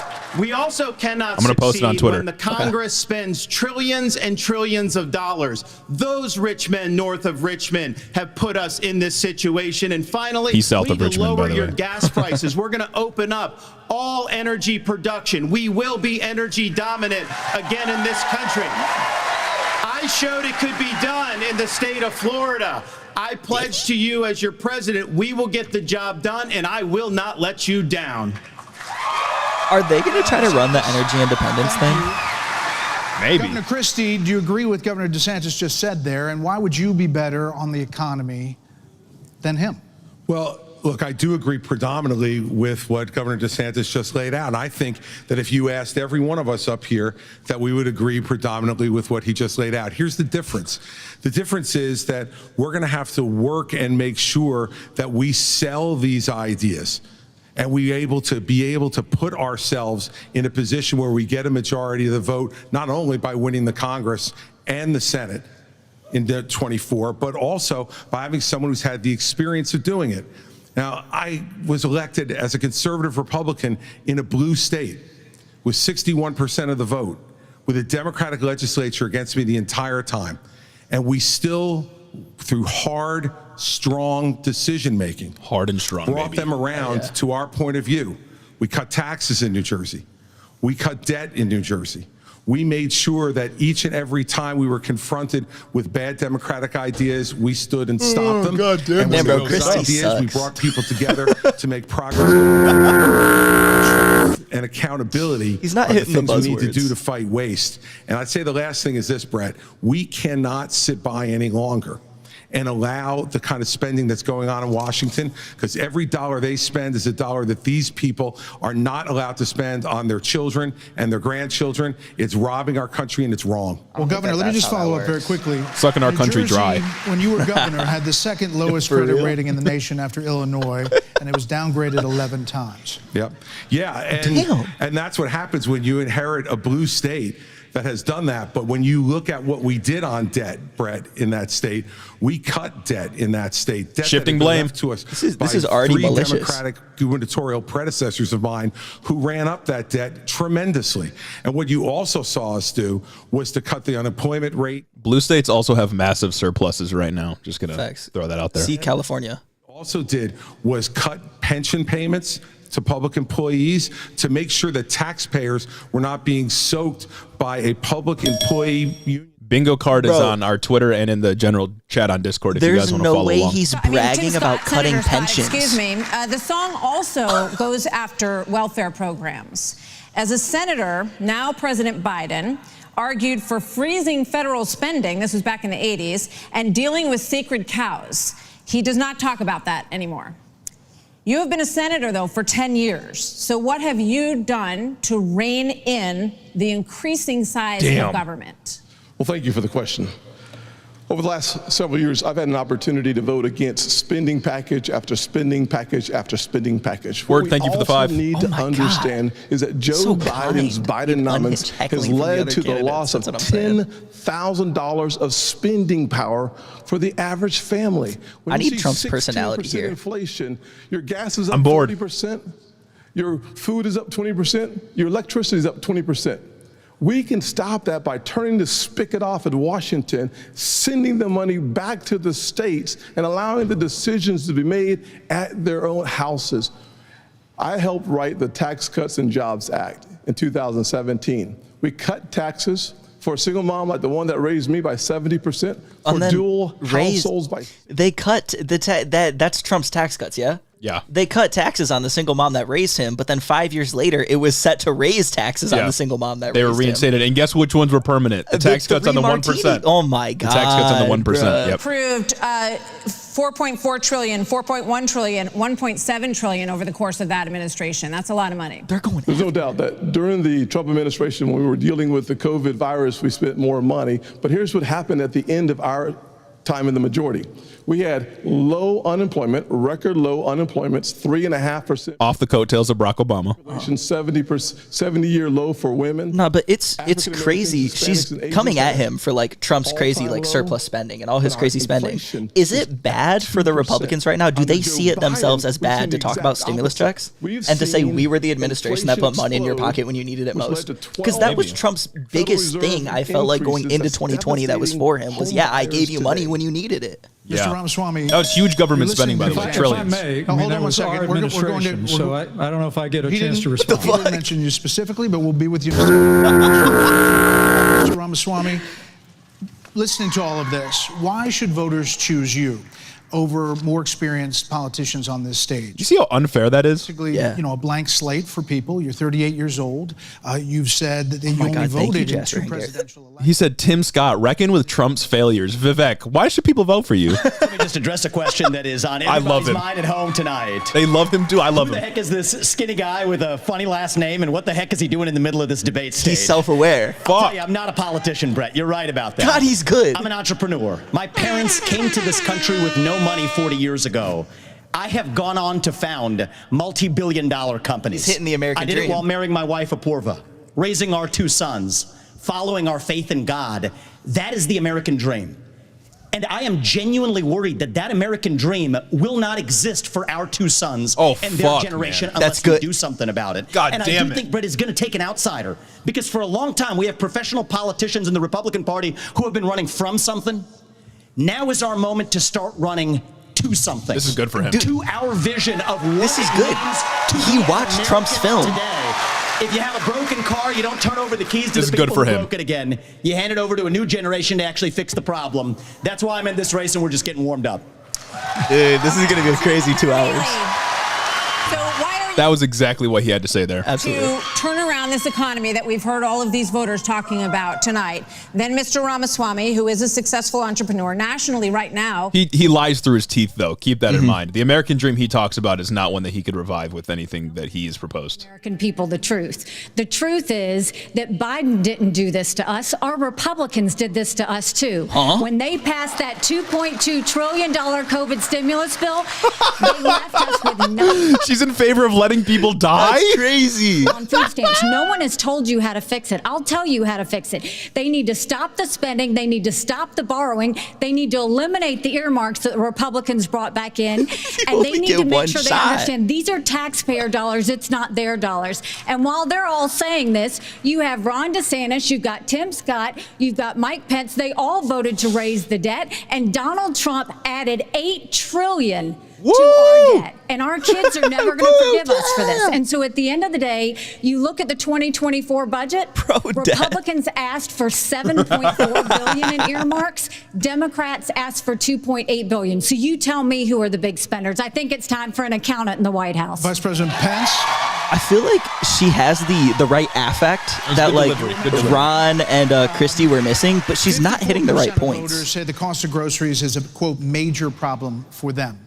Right. You blamed the Biden administration spending for that increase. But as vice president, your administration spent more than any prior, $7.8 trillion added to the national debt. They would never ask this question to Trump. Of that before COVID. So does that mean that you're part of the spending problem?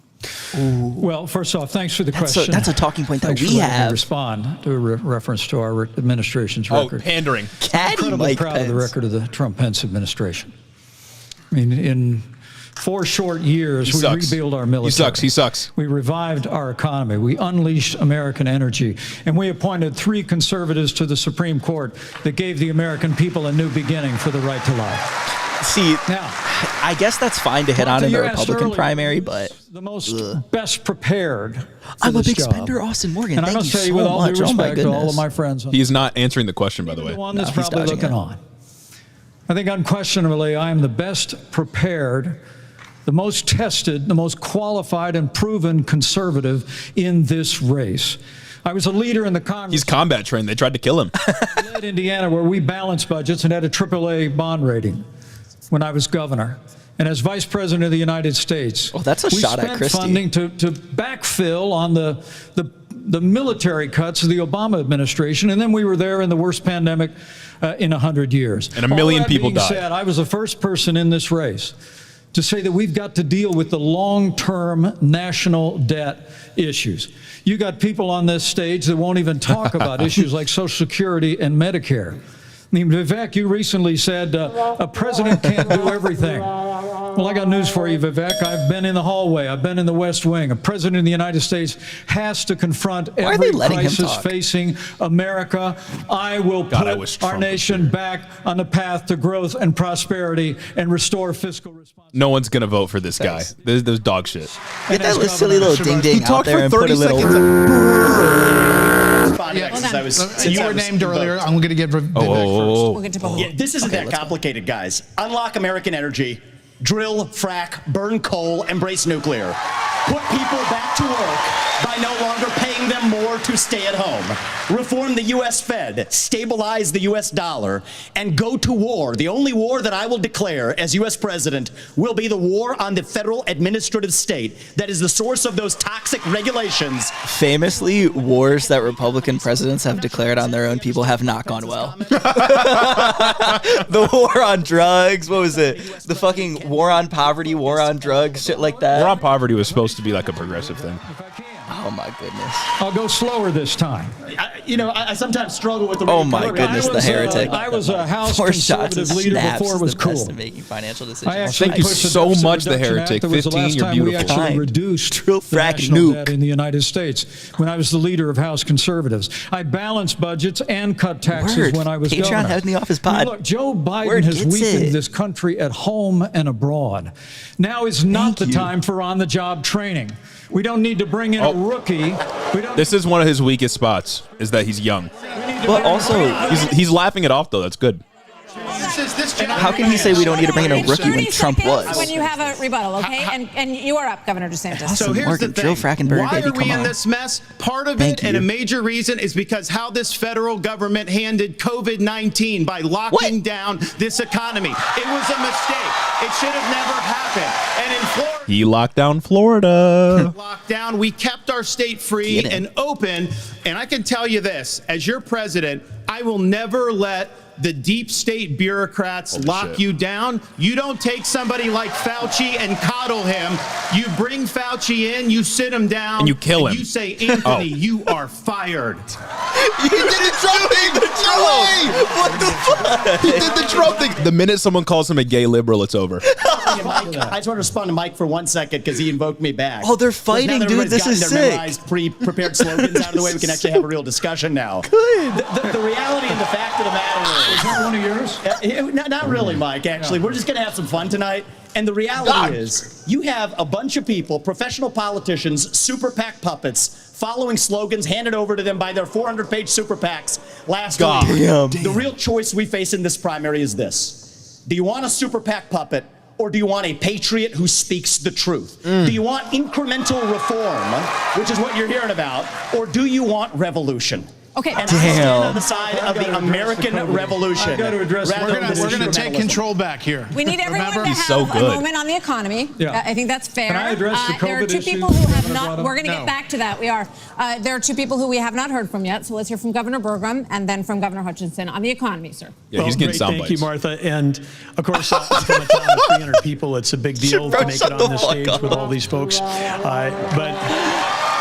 You know what? I hurt myself playing basketball this morning. But he bought his way to the debate stage, by the way. This is the billionaire governor. Literally, when they said, go to Milwaukee and break a leg.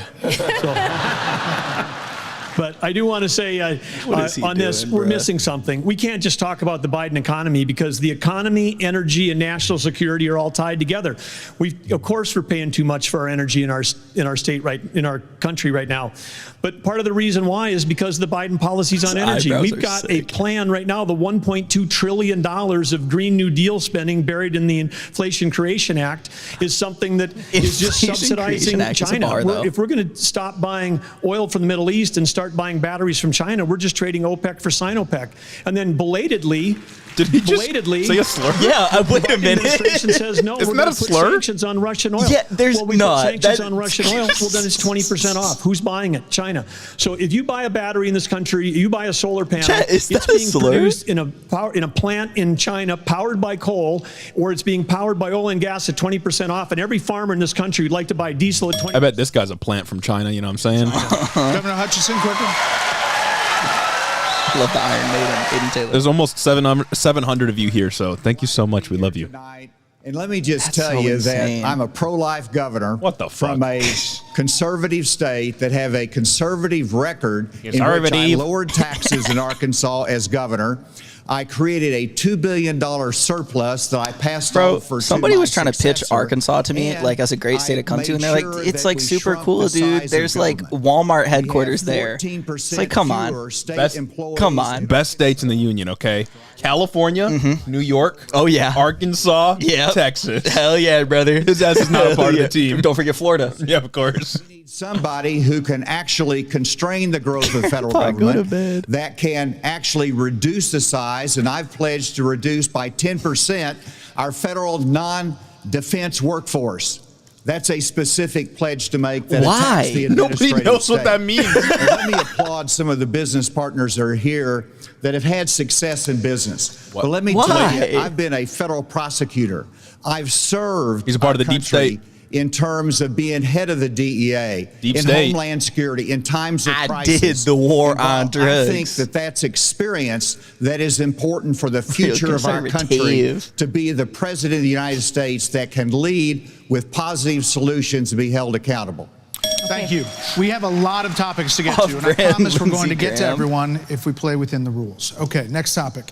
More than 1,000 people are still unaccounted for in Maui after the deadliest U.S. wildfire in more than a century. Hawaii's governor and White House officials said that climate change was it China? the cost of human error. And a tropical storm hit California for the first time in 84 years. Fuck, I didn't think the they were ocean gonna hit hit on 101 degrees off the coast of Florida. And in the last month, the heat wave in the Southwest broke records nearly 50 years old. So Alexander Diaz from Young America's Foundation has a question for you all. Polls consistently show that young people's #1 issue is climate change. You look like How Ben would you, Shapiro. as both President of the United States and leader of the Republican It's not Party, real. calm their Catholic fears University that the of Republican America? Party doesn't care about climate change? It's not So real. I want to start on this with a It's a show woke of plot. hands. Isn't YAF like Do an you alt-right believe in thing? I don't know. human behavior is causing climate change? Raise your hand if you do. Look, we're not school children. Let's have the debate. I mean, I'm happy to take Oh, he doesn't want to do it. What does he mean, let's have the debate? He's a coward. He's a coward. I don't think that's the way to do. So let me just say to Alexander this. You just saved all of them. One of the reasons our country's decline is because of the way the corporate media treats Republicans versus Democrats. Biden the was on the fuck is beach dude while those people cooking? were suffering. He was asked about it. He said, no comment. Are you kidding me? As somebody that's handled disasters in Florida, you got to be activated. You've got to be there. You've got to be present. You've got to be helping people who are doing this. And here's the deal. Damn, Vivek. Is that a yes or is that a yes? Is that a hand raise? You do not. I think it was a hand raise for him, and it's my hands are in my pockets No, because no, the I climate didn't change raise- I agenda didn't is a raise a hoax. Let us be honest Oh. as Republicans. He's being a I'm the only dumbass. person on the stage who isn't bought and paid for, so I can say this. The climate change agenda is a That's hoax. just ridiculous. The climate change agenda is a hoax. Shut up, dumbass. Declare independence for it. Is he getting And the booed? reality Yeah. is, the anti-carbon agenda is the wet blanket on our economy.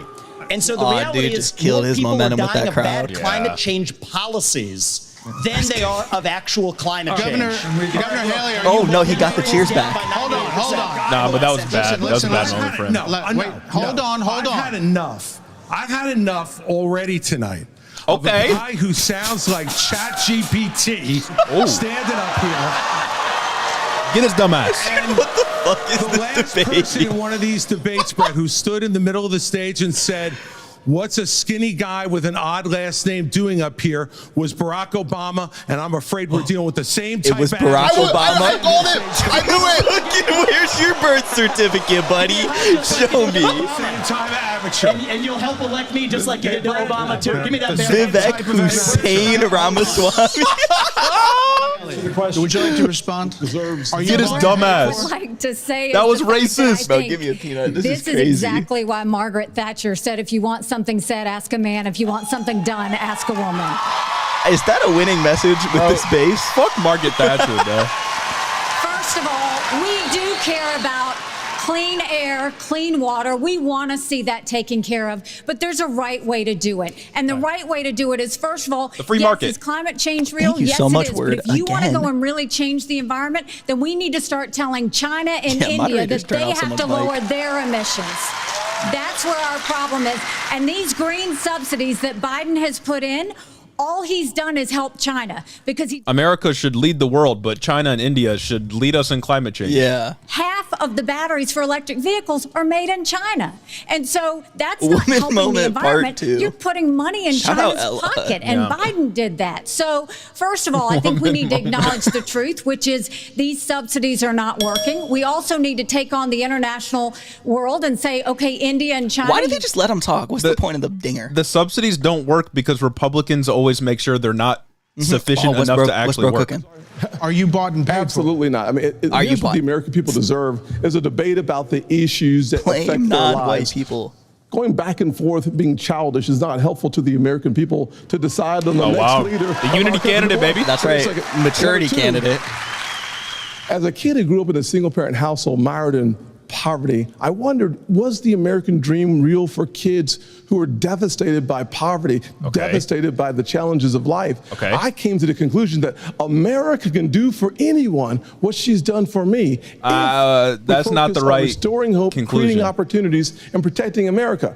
If we want the environment to be, He said, I made it so everyone can. the best thing to do is to bring our jobs home from China. If we create He doesn't have the 10 affect. million new Like, jobs honestly, in my Made in America plan, we will have Made in a better America plan. economy and a better environment. Let me Doesn't everyone have a Made in America For plan? those that are older than us, which is probably a lot of people. Yeah.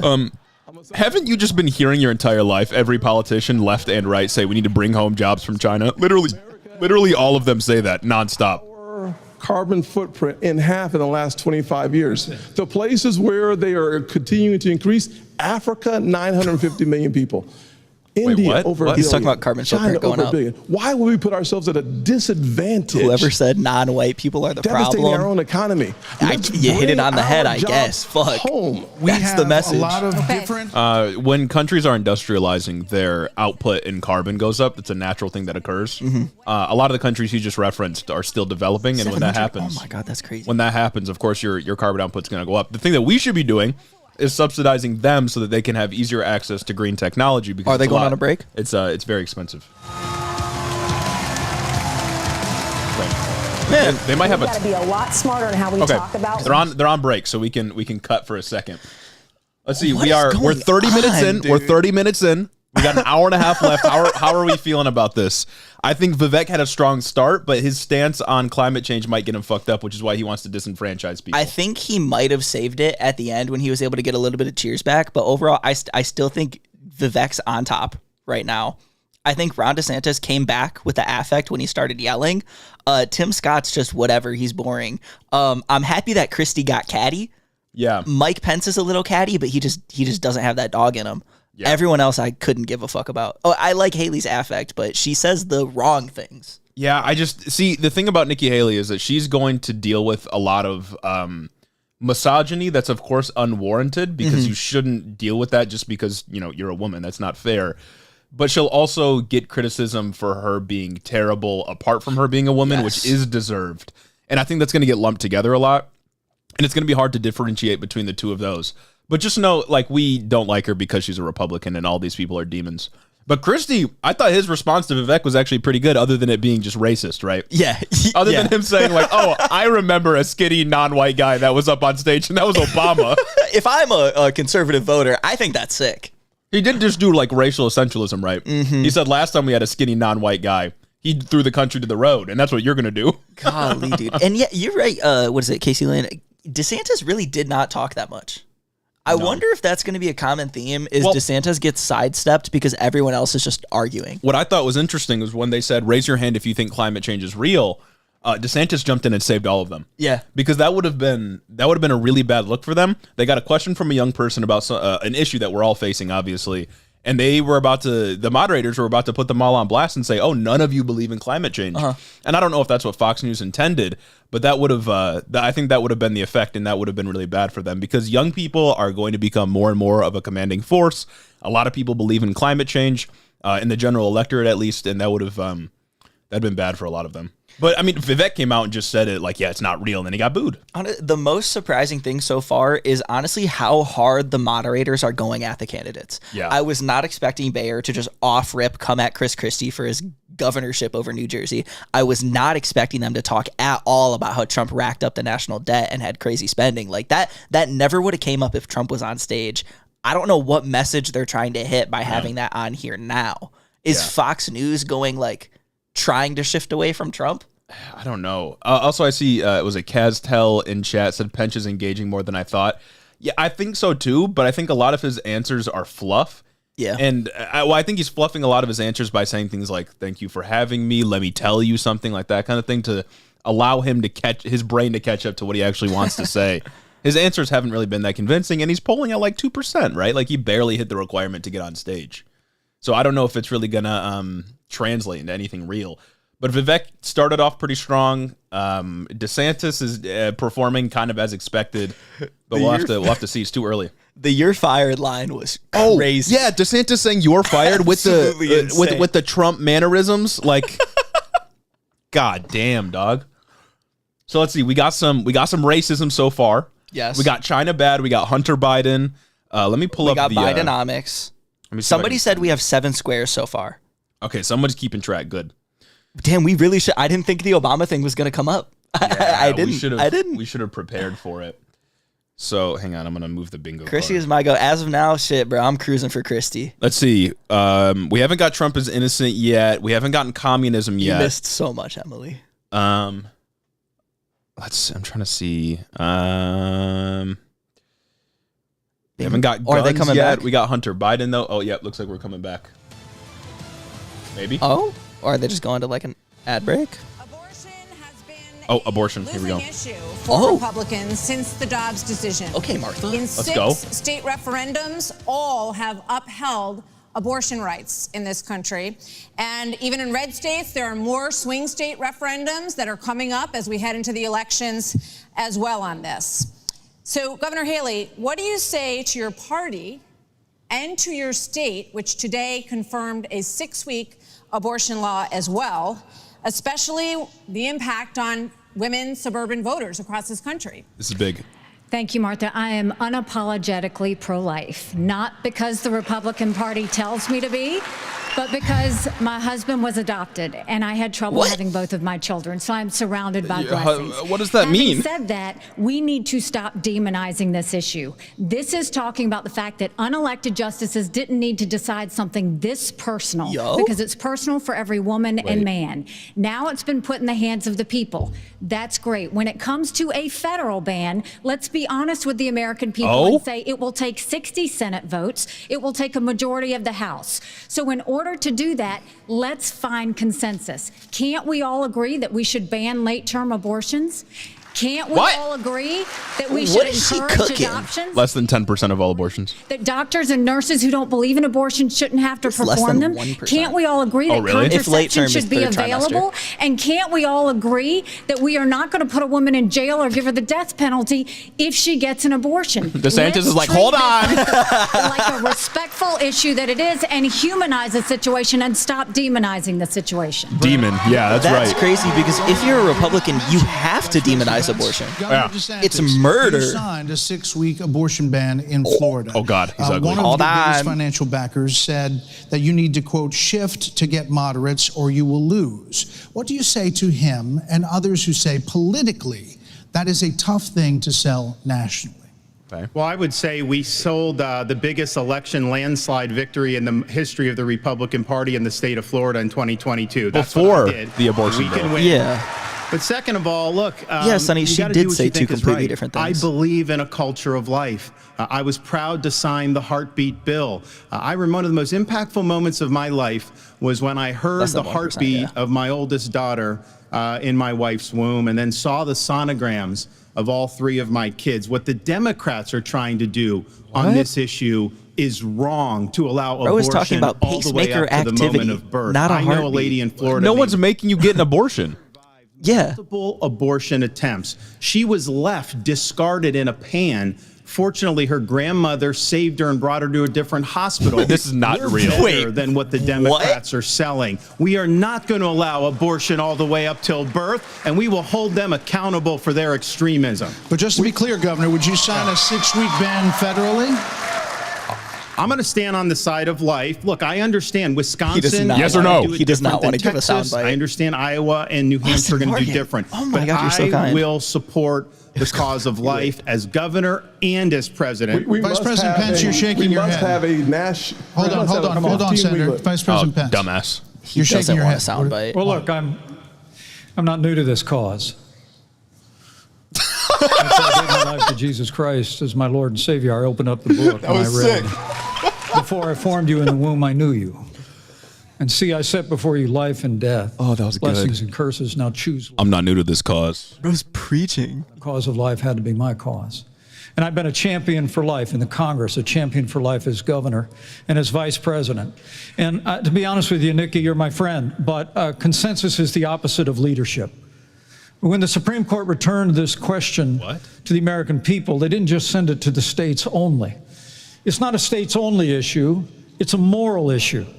And I promise you, as President of the United States, the American people will have a champion for life in the Oval Office. Can't we have a minimum standard in every state? Yeah, no, he in gave the him the nation that soundbite. says when a baby is capable of feeling pain, an abortion cannot be allowed.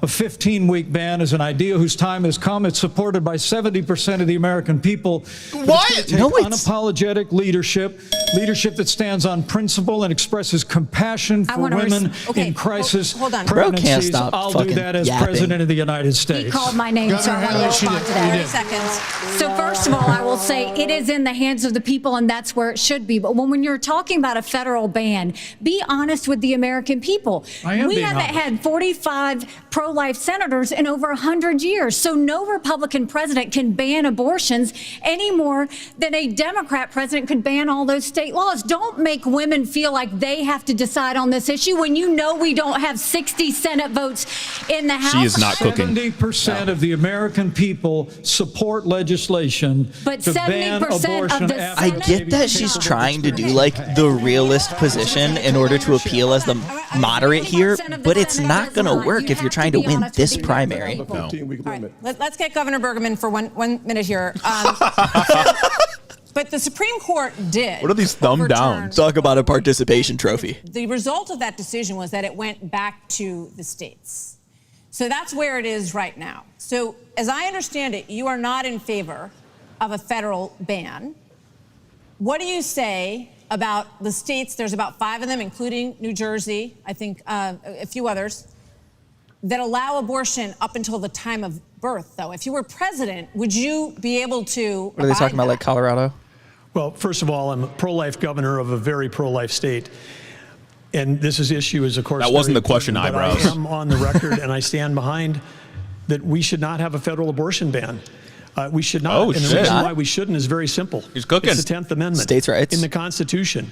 In the Constitution, which the states created the federal government, not the other way around, it says that there were certain duties allowed to the federal government delegated to them by the states. The rest are left to the states, comma, or importantly, or to the people. We need to get back to freedom and liberty. That got applause? And we can't have Republicans planted ass Democrats in that fucking audience. To return it back to the states. That's some Lincoln Party conservative. Wait, yeah, he brought a constitution. Are stepping into people's lives. They're stepping into people's businesses over and over. If we say that the Fed should be in on this one, where do we stop? I say that we follow the Constitution, and this is returned to the states. This is where it should be. That's a consistent answer. It is. Time out. You signed a 6-week ban. Governor Burgum, you signed a 6-week ban. So you're saying federally, it's all going to go to the states. Yes, and what is going to work in New York will never work in North Dakota, and vice versa. That's Governor why 50 states. But it's murder. Yeah, it's murder. This is too important of an issue that I have to address. First of all, the Supreme Court gave it back to the elected representatives, whether it's the states or whether it's the United States Congress. So there is authority, and that's why President Biden is pushing for a Democrat proposal, which is, in essence, abortion on demand through the term. So they have their extreme position at a national level.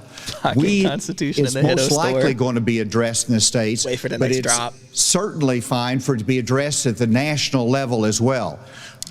Arkansas has the record of being the most pro-life state in the nation.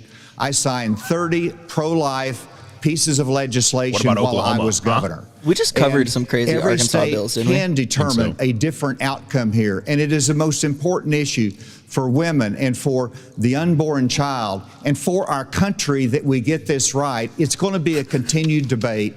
Let's talk about it in terms of compassion, in terms of protecting the life, and also understanding how we have to enhance people in here now. abortion, Oh my God, guys, thank you so much. adoption services, how we have to enhance maternal care. I like how everyone's coming for this man's accent every time he gets on there. A lot of issues that are very important. Senator, I'll let you weigh in. We he didn't get to cannot let talk. states like California, New York, and Illinois have abortions on demand up until the day of birth. That is immoral. Brother, it's not happening. It doesn't happen. is wrong.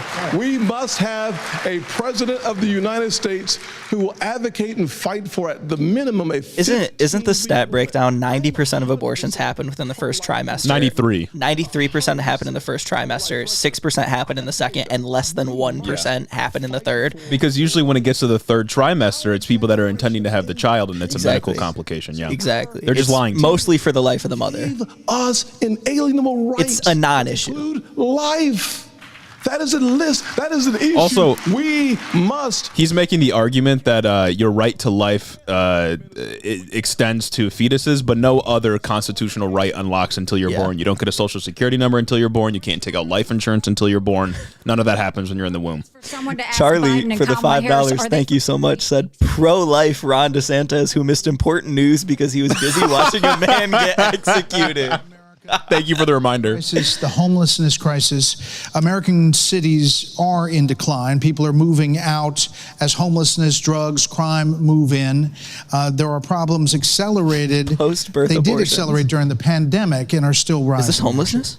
Murders in Los Angeles, New York, Chicago, Crime. all Democrat-run up 30% cities. between 2019 and 2022. Homelessness is up 11%, the largest jump in recorded history. Vice President Pence, a lot of this began in the COVID era. How much of what we're seeing They don't gotta show happening footage. around this country is a result of those COVID lockdowns? And is your administration in part to blame for how we got here? Well, I think what's in part to blame is the Democrats been talking about defunding the police for the last 5 years. Back to blue, baby. And we ought to be funding law enforcement, particularly in our major cities, at unprecedented levels.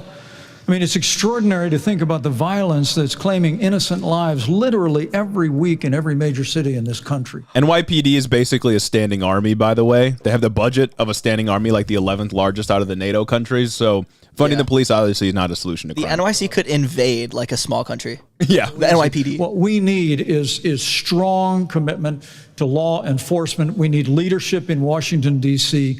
that'll marshal the resources of the states, marshal the resources of the American people. Marshal But let me also law. say it's about opportunity. A lot of people don't know that those Trump-Pence tax cuts that we got signed into law go away at the end of 2025 if we don't have a Republican president. Why would he and ever a mention Republican House that? and a Republican Senate. His dumbass didn't When get I'm him president of the United forever. States, we're actually going to cut taxes further. We're going to extend those tax cuts, and we're going to close the...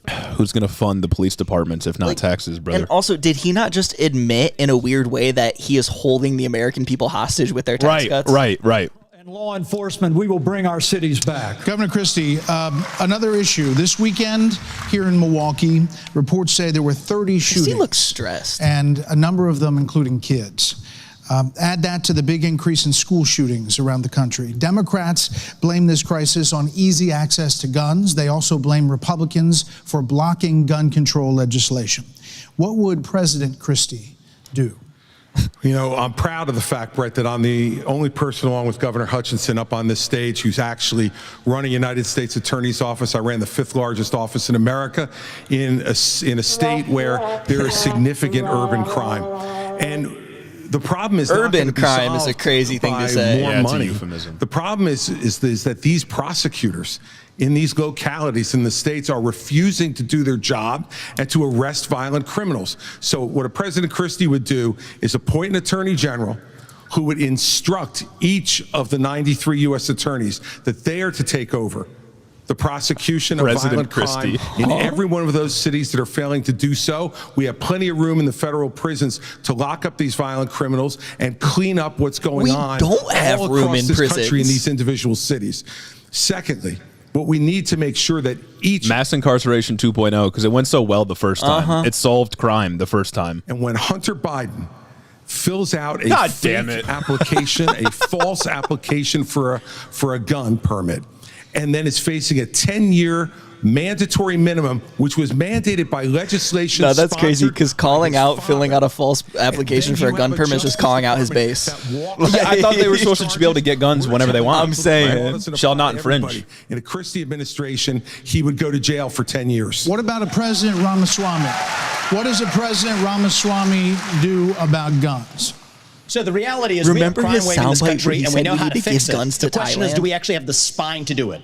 More cops might in do the that again. streets. More cops in the who are on the streets. streets able to do their jobs without looking over their shoulder for getting sued. And we also have a mental More health immunity. epidemic in this country.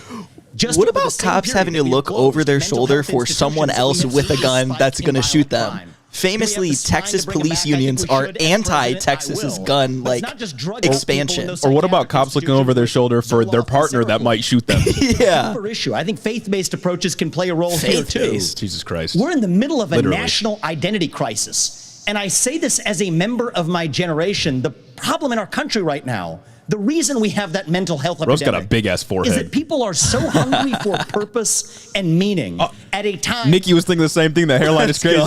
some hard work have all disappeared.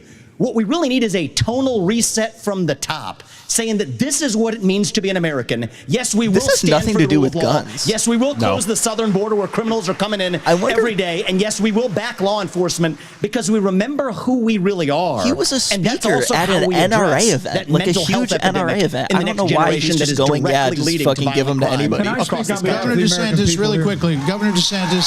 We don't have an identity crisis, Vivek. We're not DeSantis looking for a hasn't new talked in national a identity. I thought that was Joe Biden. Most faith-filled, freedom-loving, idealistic, hardworking people the world has That's ever known. We just accountability need for cops. government as good Hell as yeah. our people. Well, Mike, I think the difference is you might have some others like you may have on the Tari, stage. thank you It's for a the vibe. America speech. Come it is not on. morning in America. That's a landing we live strip in a above his dark eyebrows. moment, and we have to confront the fact that we're in an internal, sort of cold cultural civil You war, are and we have to equating the recognize American that people in order with the to actually failed win. government in Washington, D.C.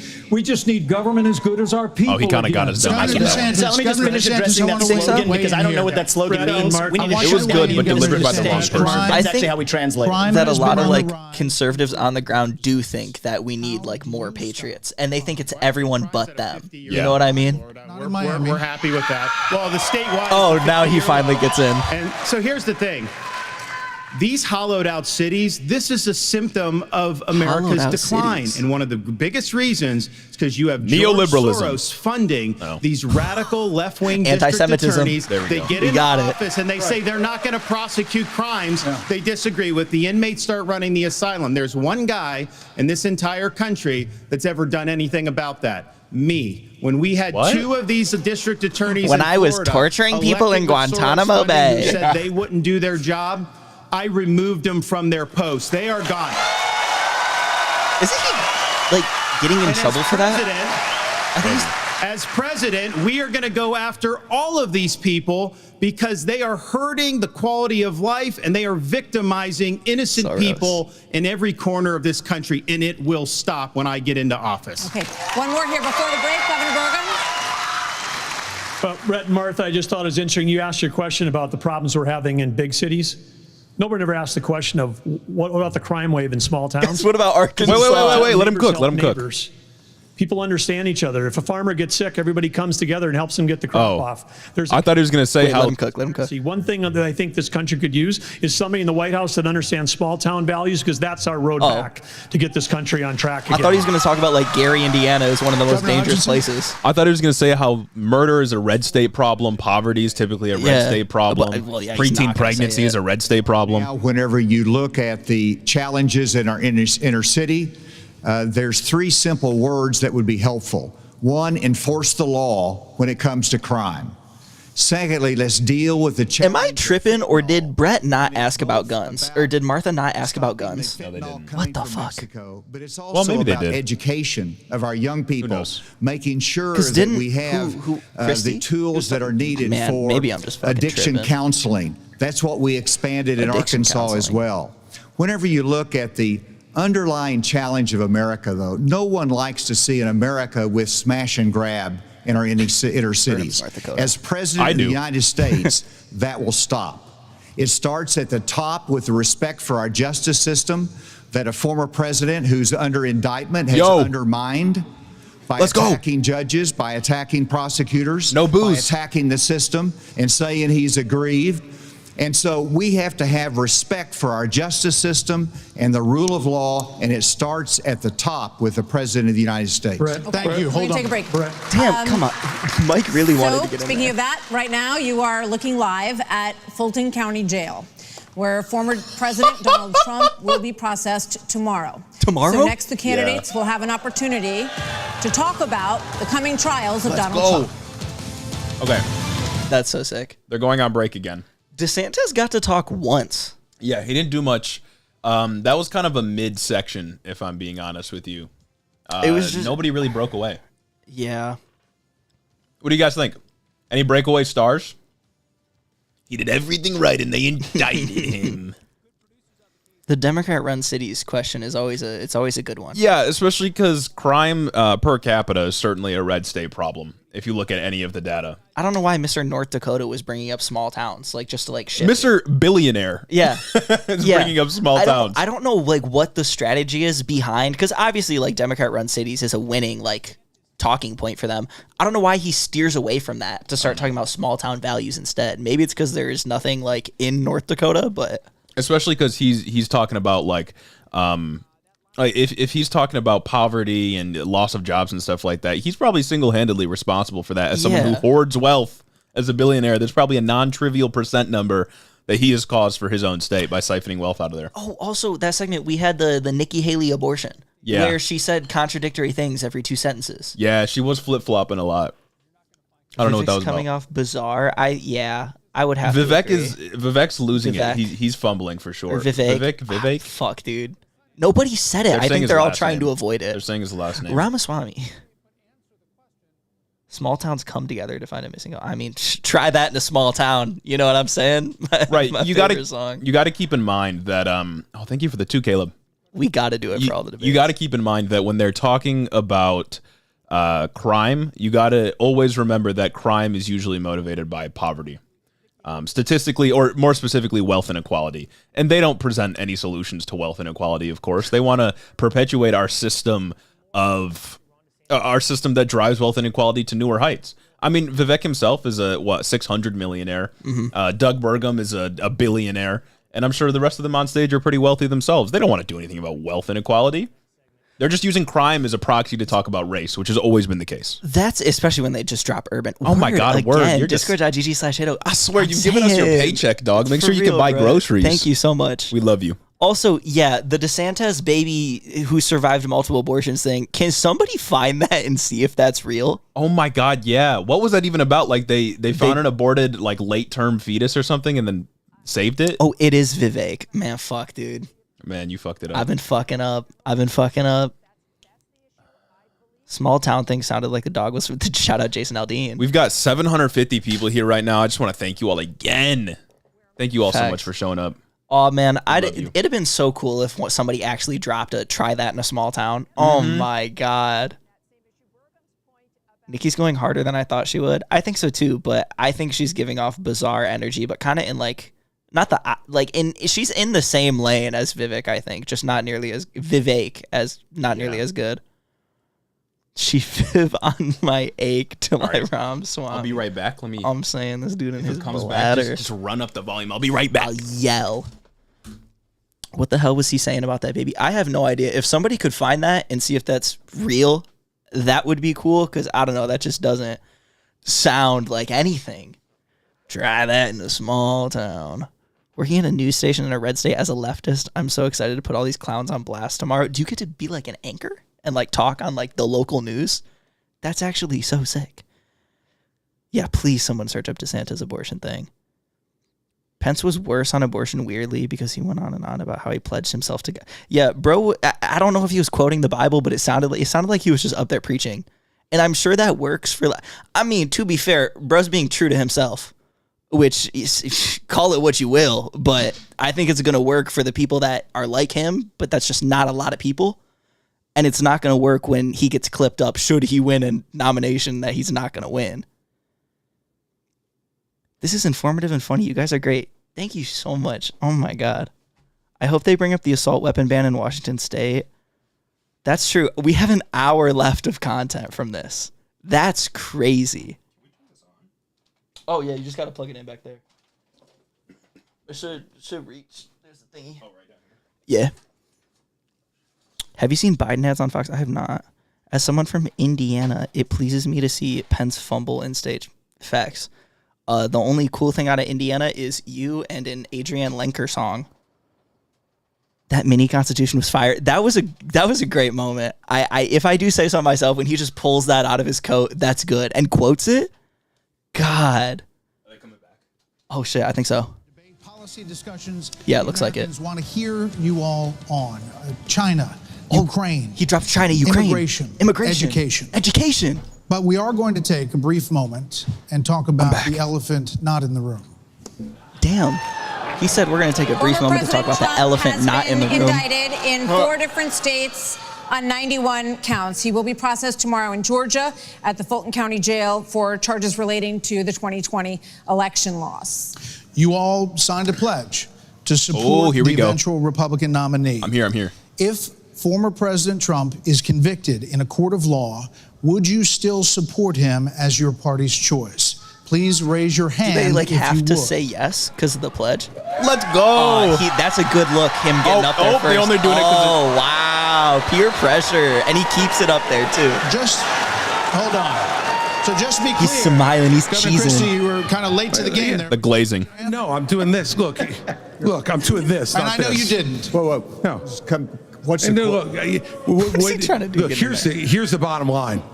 Someone's got to stop normalizing this conduct. Okay? Now, Orange and orange. And now whether or not you believe that the criminal charges are right Trump or arrest wrong, Eve. That's what I'm saying. Thank you for the conduct $5. is beneath the office of President of the United States. Okay. Huh?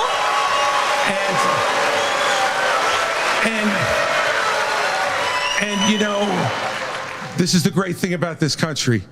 Booing is allowed, but it doesn't change the truth.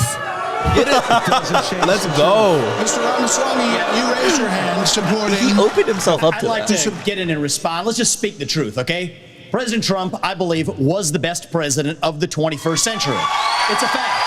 And Chris Christie, There hasn't been very many. honest to God, your claim that Donald Trump is motivated by vengeance and grievance would be a lot more credible if your entire campaign were not based on vengeance and grievance against one man. Gotta show some love because you guys are making this bearable to watch. Thank Want you. to see a bunch of people blindly bashing Donald Trump without an iota of vision for this country? They could just change the channel to MSNBC right now.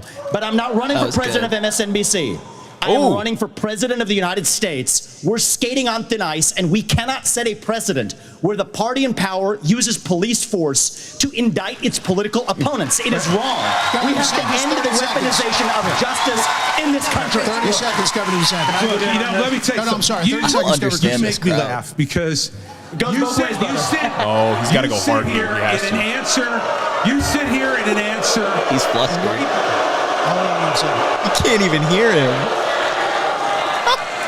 You sit here in an answer. Go ahead, Governor Christie. Hold on, Governor Christie. Damn. Shut him the fuck up. Well, This is always what was going to happen. the more time we spend doing this, the less time they can talk about issues you want to talk about. So let's just get through this section. Governor Christie. You sit here talking about how you want to stand up for the rule of law. Yes. And law and order. And the fact is that it can't be selective. In your book, you had much different things to say about Donald Trump than you're saying here tonight. That's not true. Well, it is very true. That is not true. It's very true. I It's read not true. it. I wrote the book. Difference between bad behavior and illegal behavior, Chris. And you as a prosecutor should know better. Yeah, you know what? I know a lot better. There's a difference between bad behavior. Damn. I know a lot better than you do. You've never done it like you've never done anything to try to advance the interests of this government except to put yourself forward as a candidate tonight. And here's the thing. We've stood up for law and order. I did it as U.S. attorney. I did it as governor. And I am not going to bow to anyone when we have a president of the United States who disrespects the Constitution. He said. Oh, that's. He said. Get your MSNBC contributor. He said. They turned off his mic. He said. Martha, Martha, you have to call out the truth. Martha, it's important to say that the president said, Donald Trump said, it's okay to suspend the Constitution. Now, the oath you take is to preserve, protect, and defend, not suspend. I will always stand up for our Constitution, regardless of the political pressure. We have another question for you. We're going to get everyone in on this issue. This is so but I have painful to another watch. question. Thanks for watching this. Thanks for watching with with us. right, Thank you for the so- $5. President Trump's former vice president is on this stage Hey, tonight. 100 people He in has this chat, faced guys. That's hecklers crazy. on the campaign trail Hey, don't spam and chatter. You're going to get banned. on January the 6th. On that day, the vice president moved forward with the certification of the election. So do you believe Are they grilling him on that the January Mike 6th Pence thing? Oh, shit. did the right thing, Senator Scott? Do you believe he did the right thing? This is good Absolutely. He did the right thing. Oh, let's go. Number two. Why are they cheering for that? Bald men stay up. Hell yeah. Be asking ourselves a bigger question about the weaponization of the Department of Justice. When I'm president, the first thing I'll do is fire Merrick Garland. Second thing I'll do, fire Christopher Wray, because we need Lady Justice to wear a blindfold. Did they know that? Without that, no one has confidence in our justice system. 17% of Republicans have confidence in our Department of Justice. Here's why. We keep seeing not only the weaponization of the Department of Justice against political opponents, but also against parents who show up at school board meetings. They got the parents' rights in there. Let's go. Under this DOJ. Hell yeah. They're called domestic. He sounds like he's going to cry. Firing But that's not. But that's not. Shut down the FBI. Can we hit it to get it right. Mr. Ramaswamy, Let me finish my comments. Yes. Not only that. Keep sharing the stream. That we see the SWAT team show up at pro-life activist homes with guns drawn. Thank you for the 2 officers. Because this DOJ uses their power, uses their authority, not just against political opponents, but against conservatives and conservative causes. It is time for a change in America, and I will bring that change to the greatest nation on God's green earth. That was the corniest. I'm gonna need Do you believe receipts. that Mike Pence did the right thing on January 6th? So here's what we need to do.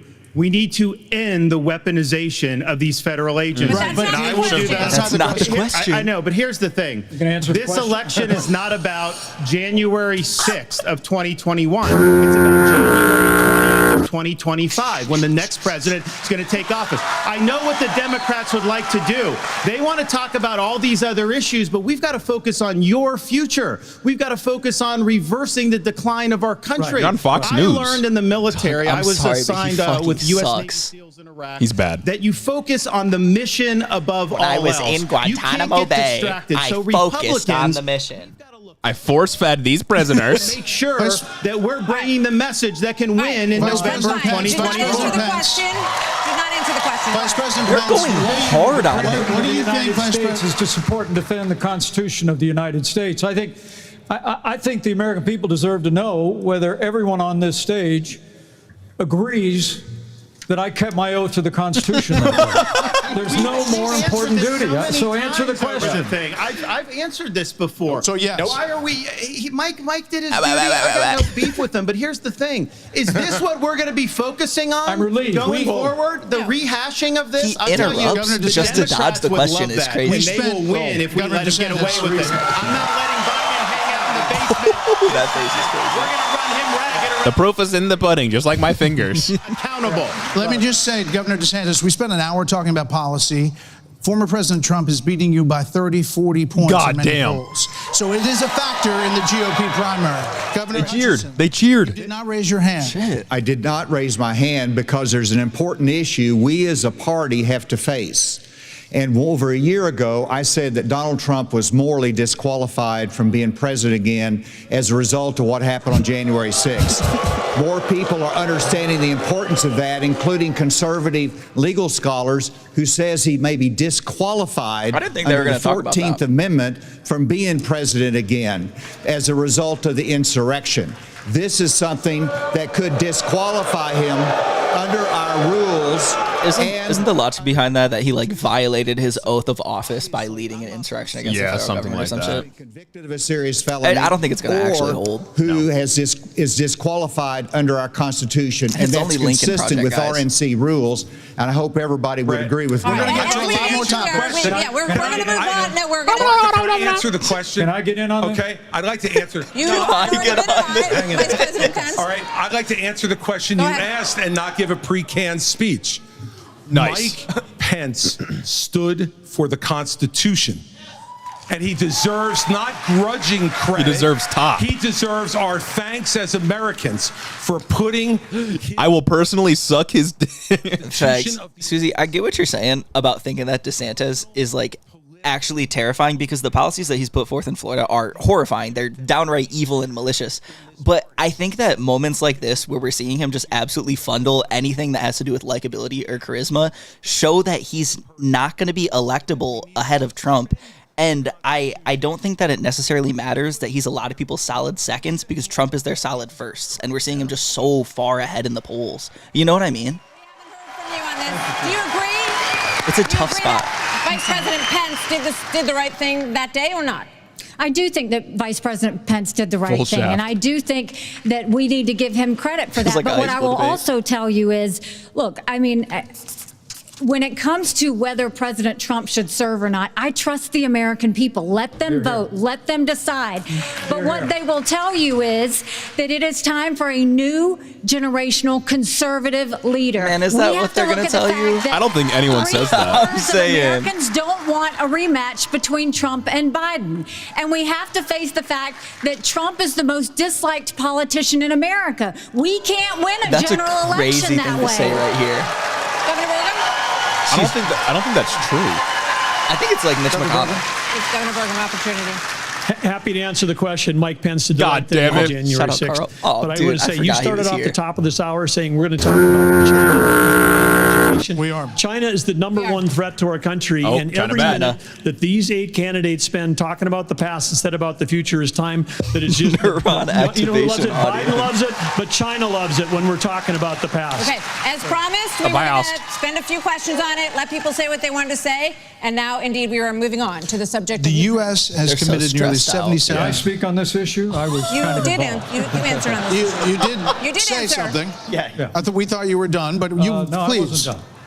Well, Mike, why don't you say this? Join me in making a commitment that on day one you would pardon Donald Trump. I'm the only candidate on the stage who had the courage to actually say it. That's the bingo That is card. how we move our nation forward I don't know and why turn the you page assume that forward. That's Donald exactly Trump right. will be convicted of these crimes. God, You come should on. make people to make he did a it. commitment. The same justice system. He said, I won't have to pardon him. He's not going to be convicted. Oh, that's As a politician, that's the difference. Who can answer a question? I've actually given pardons when I was governor of the state of Indiana. It usually follows a finding of guilt and contrition by the individual that's been convicted. So, look, if I'm president of the United States, we'll give fair consideration to any pardon request. But if I may,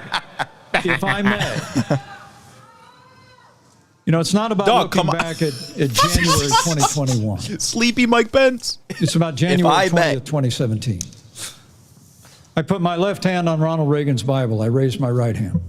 Glazing his And I nuts. took an oath to support and defend the Constitution of the United States. We got a bingo? And it ended with a prayer. So help me let's God. go. It was a promise that I made to the American people. Why did they let him continue? But I also made it to my Heavenly Father.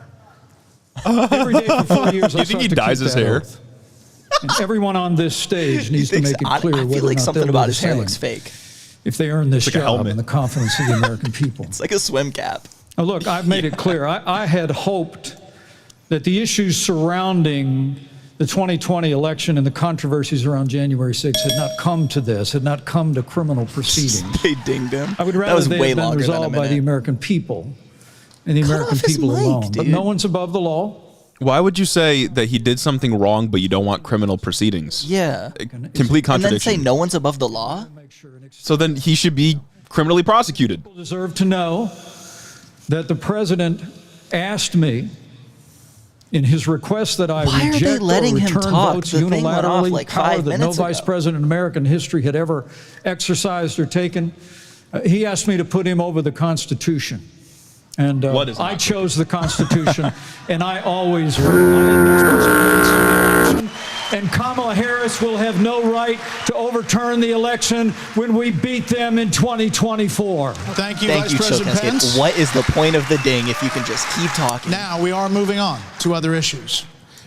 The U.S. has committed nearly $77 billion in aid to the Ukraine war. Damn. The administration I is said the now number. asking Congress for $24 billion more. Regardless of that, the specifics of that plan, is there anyone on stage who would not support the increase of more funding to Ukraine?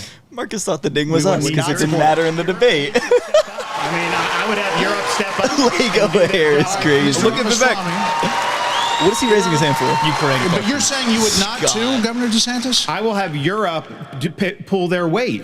But you Right would- now, they're not doing you that. would not support And I That's think just we one need thing to in the do- last 10 and I think minutes our and support stutters should be and just gets contingent out there and on them falls flat doing on his it. face. And I would have support in China to be able to take Looks China. Is he pointing at him? And do what we need to do with China. Mr. Ramaswamy, you would not support an increase of funding to Ukraine? I would not. And I think that this is disastrous, that we are protecting against an invasion across somebody Damn, else's someone's border whistling. when we should use those same military resources to prevent across the invasion of our own southern for border here in the God's United States of America. I want We are more driving buzzsaws Russia at the further border. into China's hands. The Russia-China alliance is the single greatest threat we face. And I find it offensive that we have professional politicians on the stage that will make a pilgrimage to Kyiv, to their Pope, Zelensky, without doing the same thing for people in Maui or the south side of Chicago or Kensington. I think calling out Christie. of Americans first. Secure our own border Mike instead Pence, of somebody else's. And the reality is, this is also how we project strength by making America strong at home. All right, we heard the names. Governor Christie first. All right, look, I did go to Ukraine, and I went to Ukraine because I wanted to see for myself what Vladimir Putin's army was doing to the free Ukrainian people. And let me tell you, I want you all to look around this arena tonight and imagine that every one of these seats was filled. And if every one of them was filled, there would still be 2,500 more children outside to make over 20,000 who have been abducted, stolen, ripped from their mothers and fathers, and brought back to Russia to be programmed to fight their own families. They have gouged out people's eyes, cut off their ears. Trying to get sympathy points for Ukrainians. Shot people in the back of the head, men, and then gone into those homes and raped the daughters and the wives who were left as widows and orphans. This is the Vladimir Putin. This is the Vladimir Putin who Donald Trump called brilliant and a genius. If we don't stand up against this type of autocratic killing in the world, this is what I mean when I says Christie is a liberal. This is the Christie is a liberal point. Liberal moment.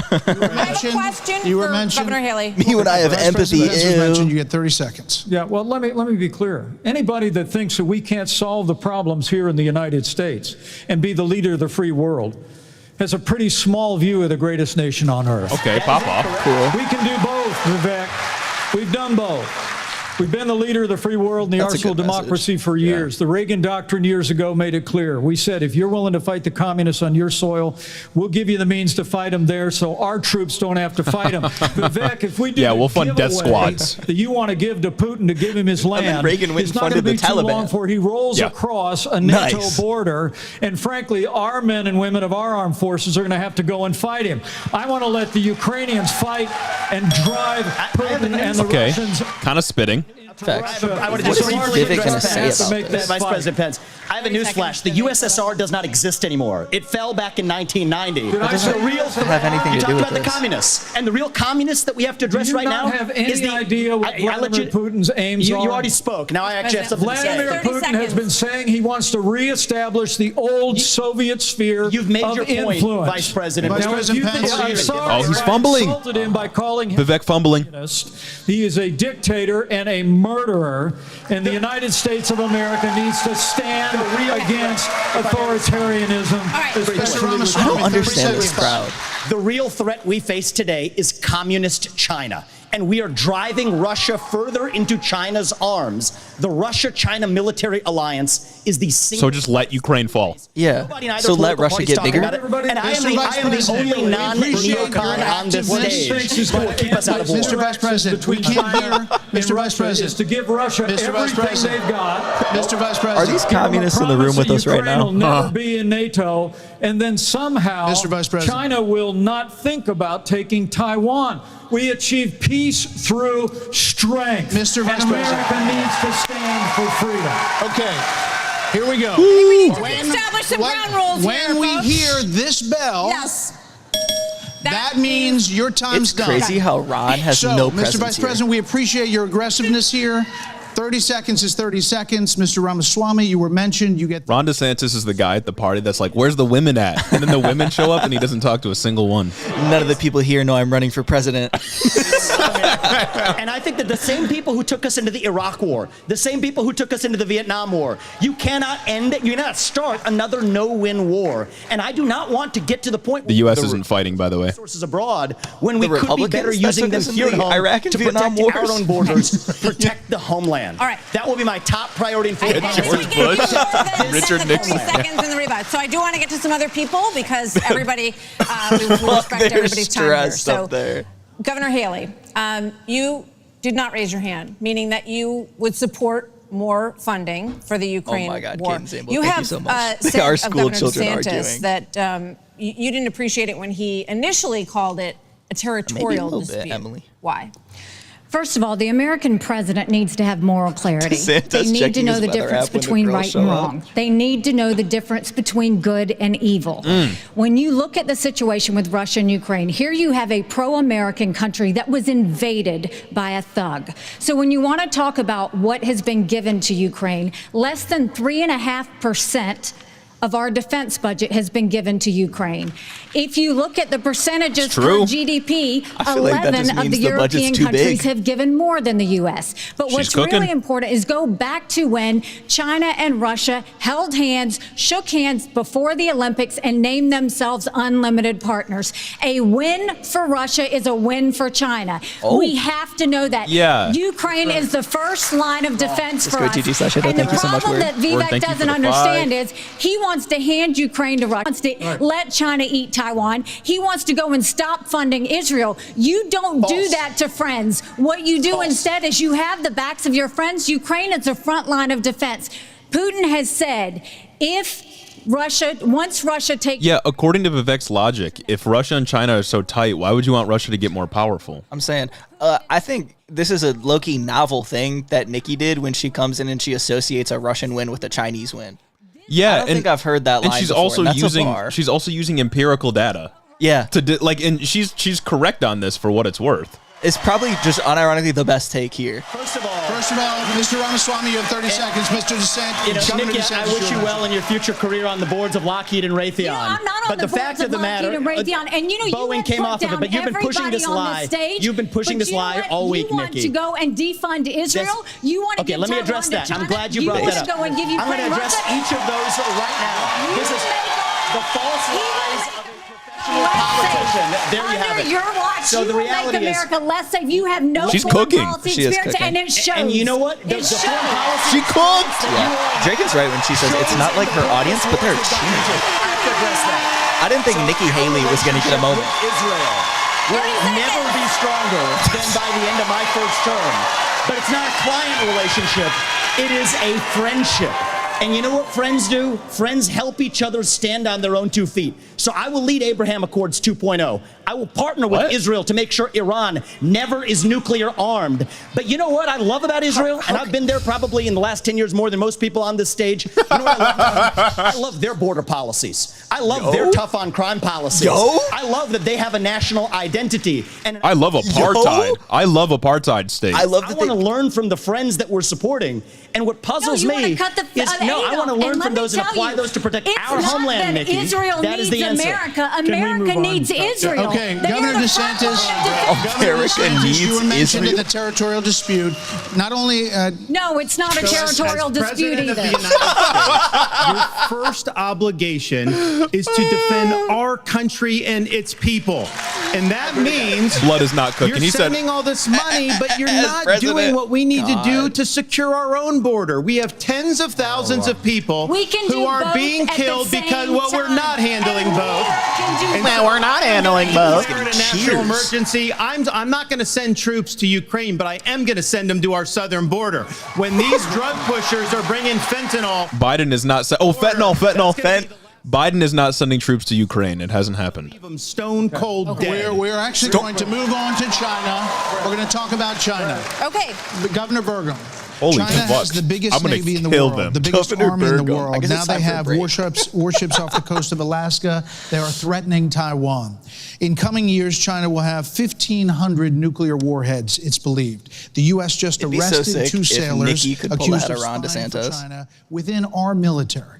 So the question is, how would you deter China as a president, Burgum? Well, this is the number one issue we're facing. And of course, we haven't been talking about it. And we act like that letting Russia win in the Ukraine is like a gimme as opposed to a gift to China. Russia has become China's gas station. But how would we do it? The Clapping for Biden murder is administration is a crazy, complete dog. fail. China imports 10 million barrels of oil a day, more than any other country in the world. They do not even have all the food they need to feed everybody in that country. So they don't have energy security or food security. But the Biden administration sends Blinken, Yellen over there. They're over there talking. They don't even bring up energy because they're too busy trying to kill the U.S. energy here. And what we need to do is not meetings, not press releases, because something that would send a lot more than a press release is actually Harpoon missiles. We need anti-ship missiles on Taiwan. The way that you have a war never start, which is the goal, the way you have peace through strength, is that you actually have strength. You actually have deterrence. And what we have in what we've got going on in Ukraine is an example of when deterrence fail. What is an example there of Biden's disastrous withdrawal from Afghanistan, the fact that he greenlighted Putin moving into Ukraine, and then now they see weakness, and when they see weakness, they make a move. And we have to be strong, and we have to be strong both in Ukraine, and we can solve the southern border. Absolutely, we can do that, because guess what? There's only 19,855 authorized people for the Border Patrol, but they're not all staff because the Biden administration doesn't enforce law enforcement. But Biden administration wanted to put 87,000 people in the IRS as opposed to giving the money and the support we need to our own Border Patrol. Yawn. Senator Scott, on China, that same question. And I speak about China. Let's fire the 87,000 IRS agents and hire or double the number of Border Patrol agents. I just left Yuma, Arizona about 2 weeks ago. That's not his talking point. The most pressing need of the American people from a national security standpoint. Who's the one that started the let's fire the 87,000 Joe Biden's dark army? The death of That's Ted Cruz. That was Ted Cruz? Americans because of fentanyl. Bro's biting Ted Cruz and thinks he can win. 6 million illegal crossings since President Biden has taken office, and 200 people I think he's just reading the Ted Cruz national security watch list have been caught at our border. How many have not been caught at our southern border? If we just spend $10 billion, was this we not could the China finish the question? wall. For $5 billion more, we could have the military-grade technology to surveil our southern border to stop the flow of fentanyl and save 70,000 Americans a year.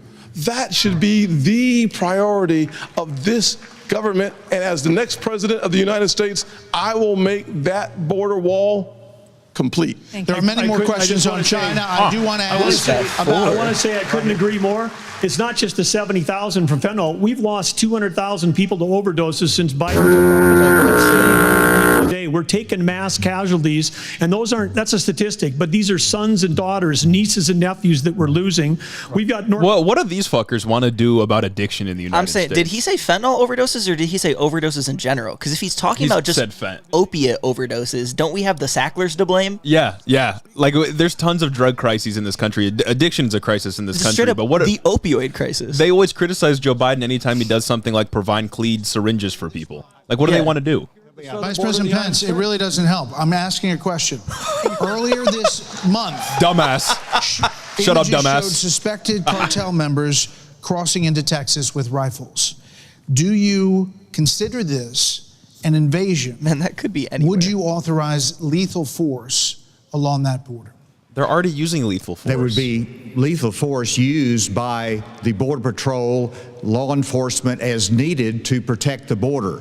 Absolutely. When you look at the military, 6 million people have come across the border, and they show one picture of 2 guys who come over with guns. Yeah. And then they use that to say, okay, should we just be able to kill people now? Yeah. Also, like, Ron DeSantis has been asked the question before, how do you know when it's dark outside if it's not just a mother carrying her child or a person carrying a gun? Also, I would guarantee that they are lumping in the people that are overstaying visas as illegal immigrants when they're saying 6 million, which is a which is a large amount of them, a non-trivial amount. Most people. Shot and killed, and Ben Amin was captured.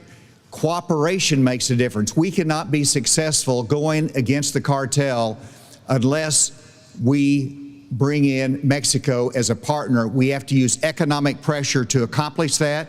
President Obrador has not been helpful, and we have to use economic pressure that this administration is not using. We're going to starve your people. The rule of law has to matter on both sides of it. More This embargoes. is critical. Economic and military pressure is like the reason immigrants flock to the United States, by the way, because we meddle in Latin American countries. When after 9/11, we had the global war on terror, and guess what? We protected the border at the same time. You can do both. Okay, let's go to Governor DeSantis. Bro is not cooking. So, as president, would you support sending U.S. Special Forces over the border into Mexico to take out fentanyl labs, to take out drug cartel operations? Would you support that kind of American military use? Yes, and I will do it on day one. Yes. Here's the thing. The cartels are killing tens of thousands of our fellow citizens. You want to talk about a country in decline? You have the cartels controlling a lot of part of your southern border. We have to reestablish the rule of law, and we have to defend our people. The President of the United States has got to use all available powers as Commander-in-Chief to protect our country and to protect the people. So when they're coming across, yes, we're going to use lethal force. Yes, we reserve the right to operate. How many more tens of thousands are we going to let to die? If everybody who comes across the border is such a dangerous gang member, why are you busing them into other places? Yeah. Is that not an act of war? One Percocet that was laced with fentanyl. I want to take one died. Percocet. That is happening all across this country because of the poison that they are bringing in. So as president, would I use force? Would I treat them as foreign terrorist organizations? You're darn right I would. You know, Vice President Darn. Pence, You darn tootin'. Vice President Pence, is why would you coming be with the better anecdotes at tonight. this issue than Governor DeSantis? Governor DeSantis on the campaign trail refers to your administration as not finishing the wall. Right. Look, we secured the southern border of the United States of America and reduced illegal immigration and asylum abuse by 90%. He just made that up. I'm saying. When Joe Biden took over, he threw open the southern border. What the fuck is asylum abuse? Fentanyl that's been eloquently described here is a wave of human tragedy across this country. But Martha, you began this evening talking about who is best prepared to be the next president of the United States. Does not care about the opioid crisis. And I have to tell you, with all humility, I was there when we negotiated through the government shutdown and got the funding available to build the wall. I was negotiating on Capitol Hill around the clock. I negotiated the Remain in Mexico policy on behalf of the President of the United States. And AC, you're so right. It's because we used economic pressure to bring the Mexicans to the table, and they allowed us to have people wait in Mexico while they applied for asylum. It ended asylum abuse overnight. We got the Mexicans to deploy their National Guard to their southern border. Is that not the same thing that Joe Biden's doing with his Wait in Mexico policy, where he wants you to go to an embassy before you come over here? It sounds like the same thing. Engage Mexico the exact same way, and we will partner with the Mexican military, and we will hunt down and destroy the cartels that are claiming lives in the United States of America. Okay, thank you. Another issue that is related to this is that almost 7 million migrants have crossed this border, our southern border, during the Biden administration. I want to know where you're Governor pulling these Christie, stats from. what would you do about the 7 million who are here? How would you handle them? What would you do? Look, Martha, the first thing we need round to them do up. is to stop any more from coming. That's the first thing we need to do. Then the next thing we need to do with the folks that are here is to, again, as we've talked about all night tonight, we have to have law and order in this country. We have to enforce the law. And what that means is to make sure that people who come here illegally are not rewarded for being here illegally. It's just crazy how much they talk about. On one hand, they'll talk about, okay, 7 million people have crossed the border and they're here illegally. And they'll couple that with anecdotes about how, okay, this person was obviously tragically laced with fentanyl and they died. That's from cartels.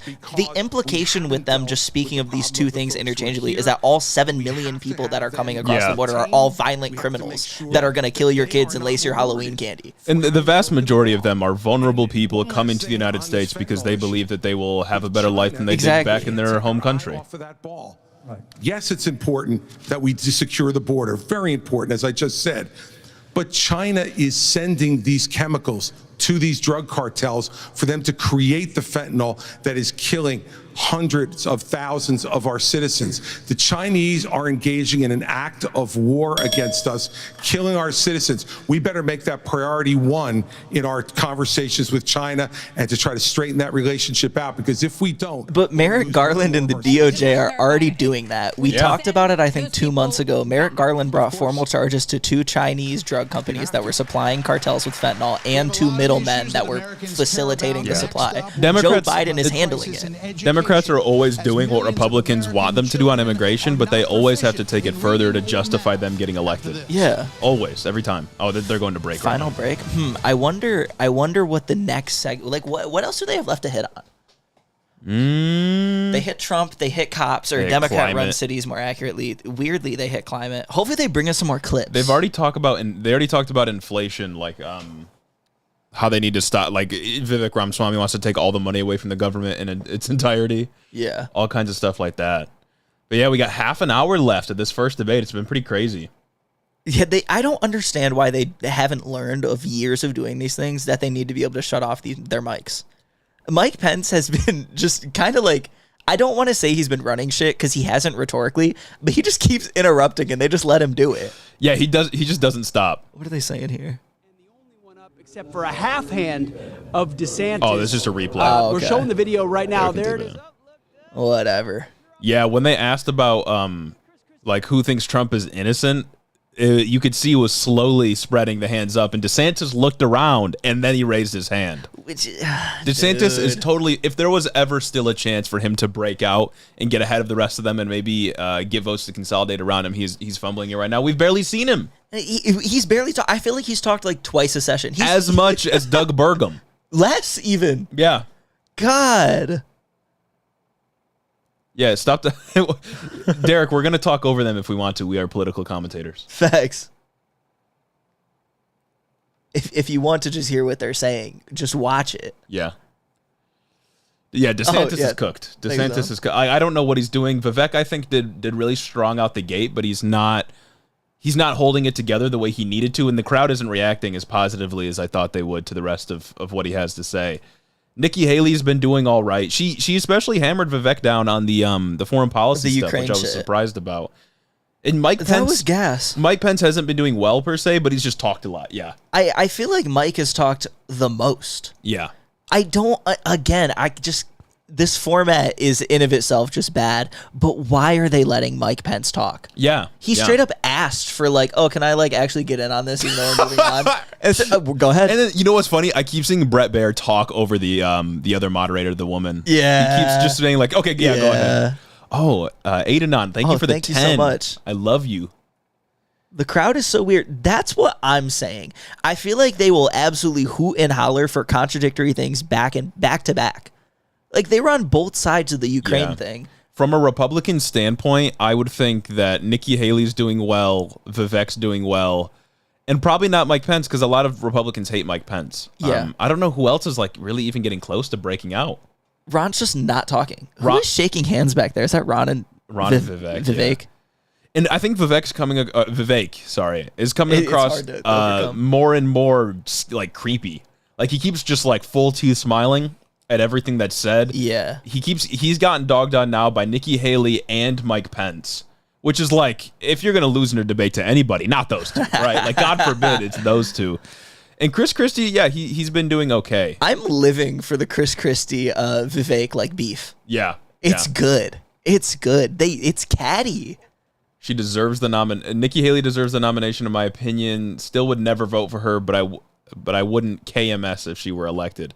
No, she would still be just as bad. Yeah, she sucks. She had an awful soundbite about what trans kids. Yeah, she's horribly transphobic. She has like anytime they talk about like crime or immigration, she doesn't have any good solutions. But she would be a run-of-the-mill Republican, probably similar to like Tim Scott or Mike Pence or something like that. I think that's what they're going to cover in the last leg. She would be regular evil, but not extremely evil. Facts. Like Ron DeSantis or maybe Vivek.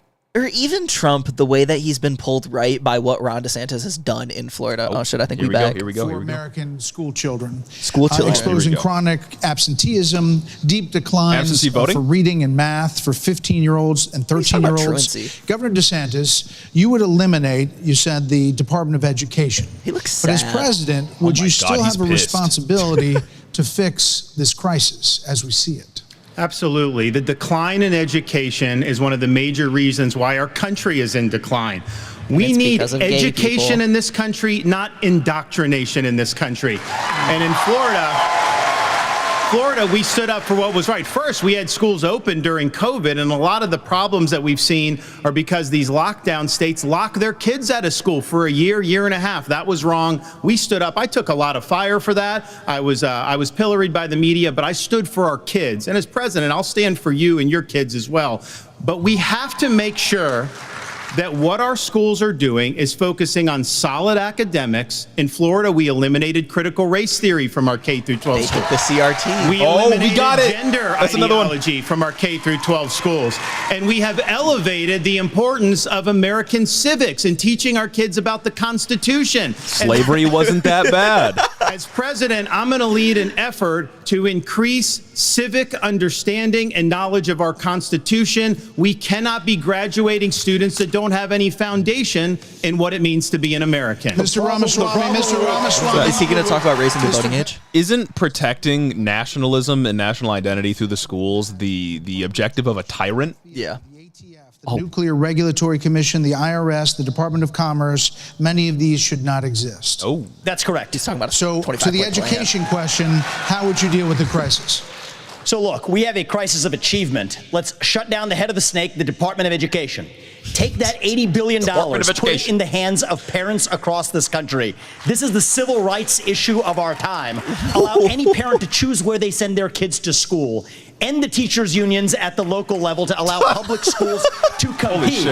And then revive our national identity where every high school senior should have to pass the same civics test There we go. that frankly every immigrant, including my mother, had to pass in order to become a citizen of this country.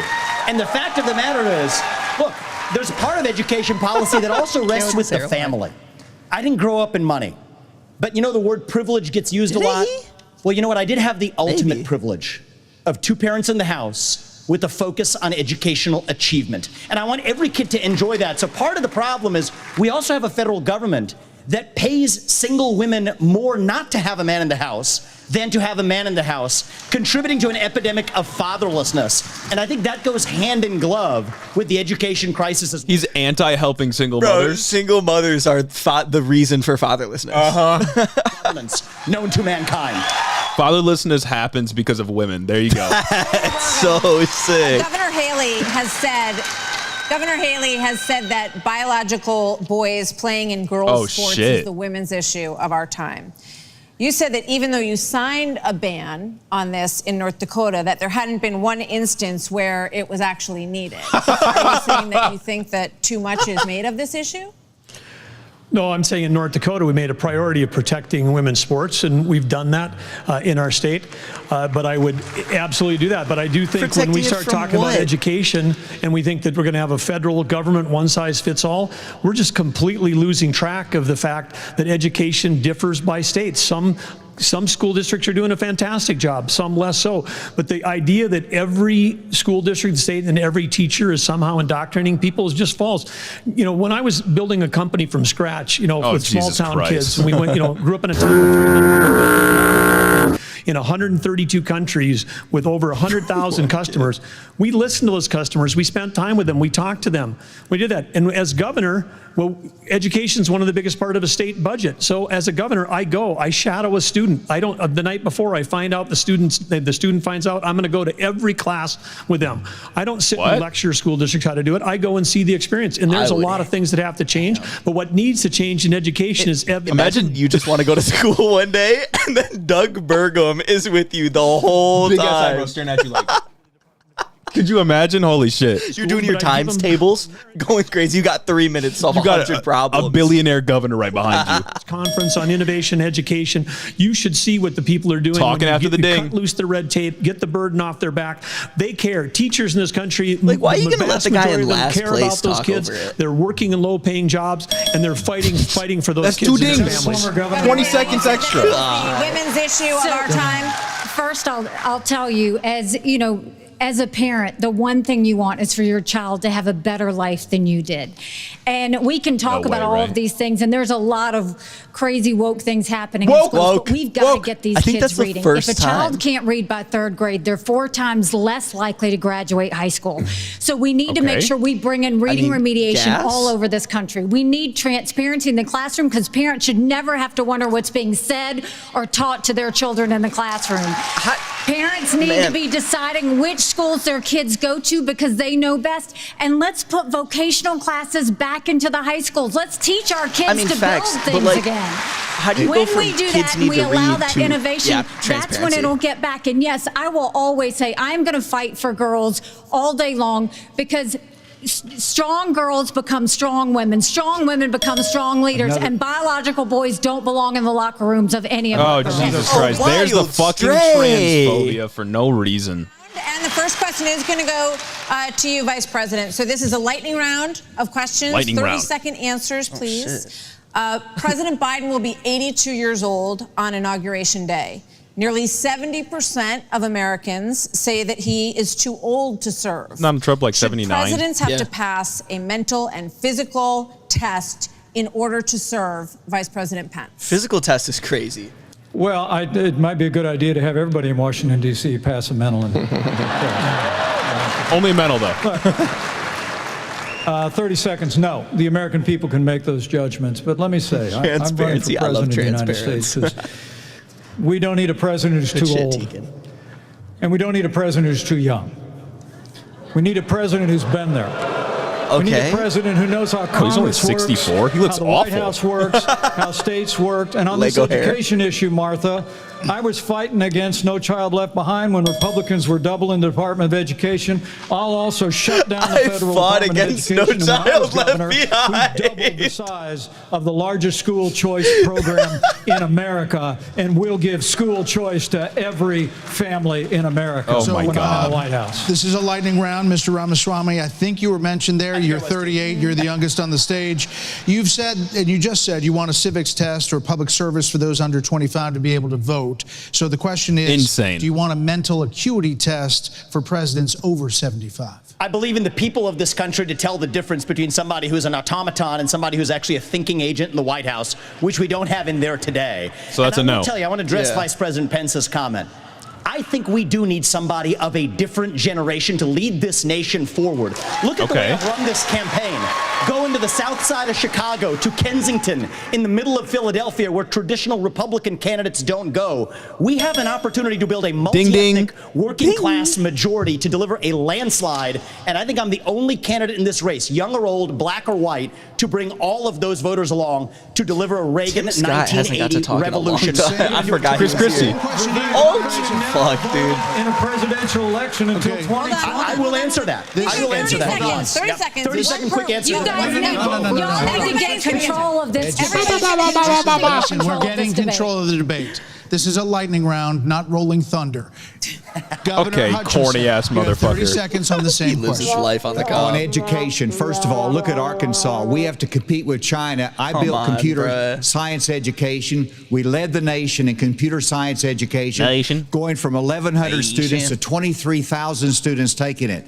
This is how you compete with China. As President of the United States, I will make sure we go from 51% of our schools offering computer science to every school in rural areas and urban areas offering computer science for the benefit of our kids, and we can compete with China in terms of technology. Shut up, dumbass. This is going to go to this is coming to you.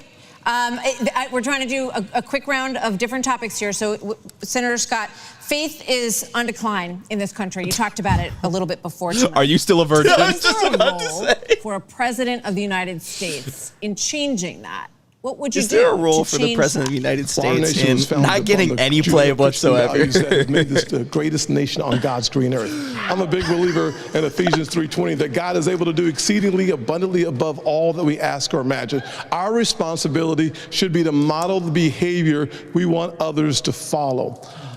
On education. Thank you for the 5 words. The only way we change education in this nation is to break the backs of the teachers' unions. My God! Holy shit! Kids.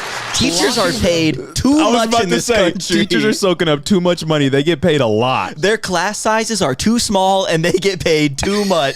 Median wage of $35,000 a year is too much. They're living lower off of your tax dollars. Lower pay and serve, up the inspired class by size. September 11th, and I deployed to Iraq he alongside just brought up US Navy 9/11? That SEALs in should've been on the places bingo like card. Fallujah, Ramadi, and it's something that I think has He's taught not me. mentioning You know, Never when forget. you've I been forgot. in that type Fuck, of dude. environment, anything you have, your personal agenda, you check it at the door. You go there, and it's about focusing on the mission above all else. And guys come together and they get it done. And I was that's told how to break I a would hunger view strike, and I being did. the president of the United States. It's not about me. It's not about all these other side issues. My sole focus will be on your future and reversing this country's decline. Okay, now for something a little out of this world, and this is for you. Governor UFOs, Christie, do you believe that the recent spike in UFO encounters... I get the UFO question? Yeah, you do. Come on, man. But, okay, we've been hearing a lot of testimony in Congress, and people are taking this a lot more seriously, and we're hearing that, there are things going on that people aren't aware of.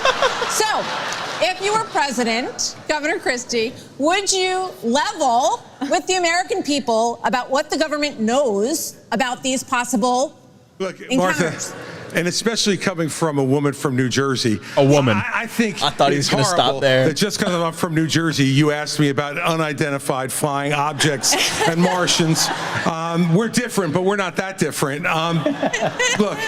Okay, shut up. Of course, the job of the President of the United States is to level with the American people about everything. Yeah, they've always done that. The job of the President of the United States is to stand for truth. Not to run covert operations in Latin America and overseas. Is to be a role model for our children and our grandchildren.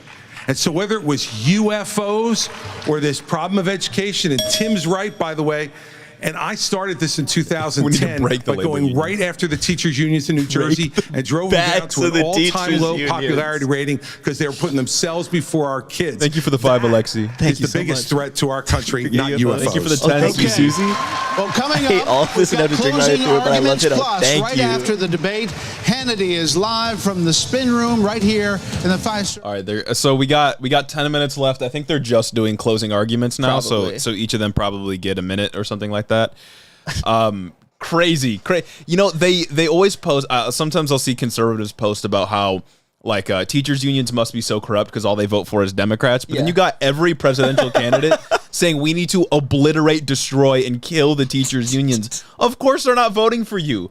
You're saying this labor union shouldn't be able to advocate for themselves. God, Jesus Christ. Teachers get too much money to buy school supplies every year, and it's eating away at our tax dollars. Imagine if they said that about I don't know, the railroad workers or something like that. It's something like blue collar. Like the railroad workers, if they had fully gone on strike, if Joe Biden had allowed them to, they would have cost the nation so much more in GDP than a teachers union going on strike in, say, Chicago could ever do. But they wouldn't say that about the railroad workers because they're hammering home their liberal woke education policy that they want to jump on. I don't know. I just don't understand where the point happened where you can just shit on teachers and get good coverage. Yeah. Where that's a good, useful position for your campaign to just shit on teachers. Teachers have the most important job in the world. Doesn't everyone pretty much unanimously recognize that teachers are underpaid? I think these people do, but they want to break the unions?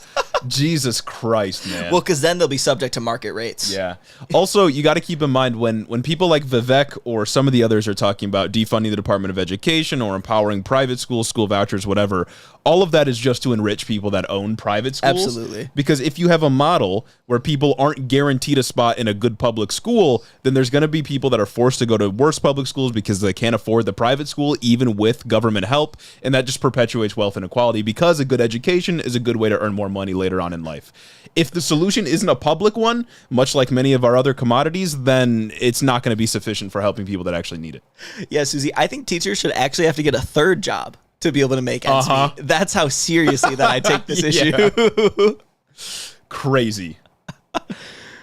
Planning at 10 p.m. for my school now. I'm the absolute enemy. No, literally, I don't understand. You should have to pay more for your school supplies every year. Also, I loved the Mike Pence line. I stood against No Child Left Behind. And it's obviously, there were issues with No Child Left Behind. It left 100%. a lot of kids behind, but to take a principled stance for leaving them behind is crazy. He definitely should have explained the policy and Yeah. said, I was against that, and not say, I'm against not leaving children behind.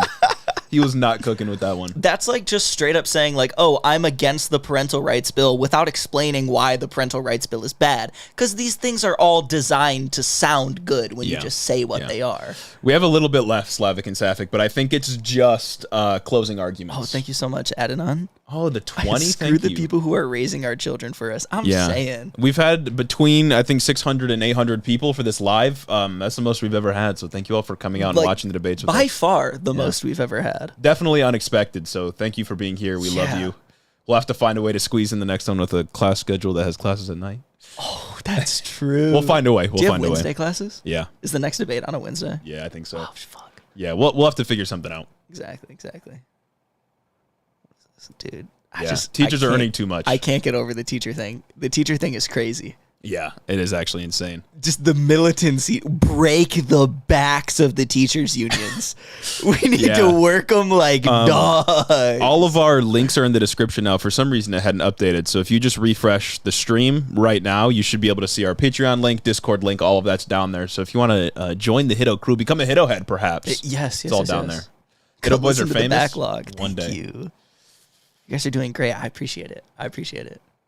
Yeah, no, saying that teachers shouldn't be paid as much, it's just a crazy take. Yeah. Crazy take. I don't even get the argument that the teachers' unions are corrupt because they want to get paid more.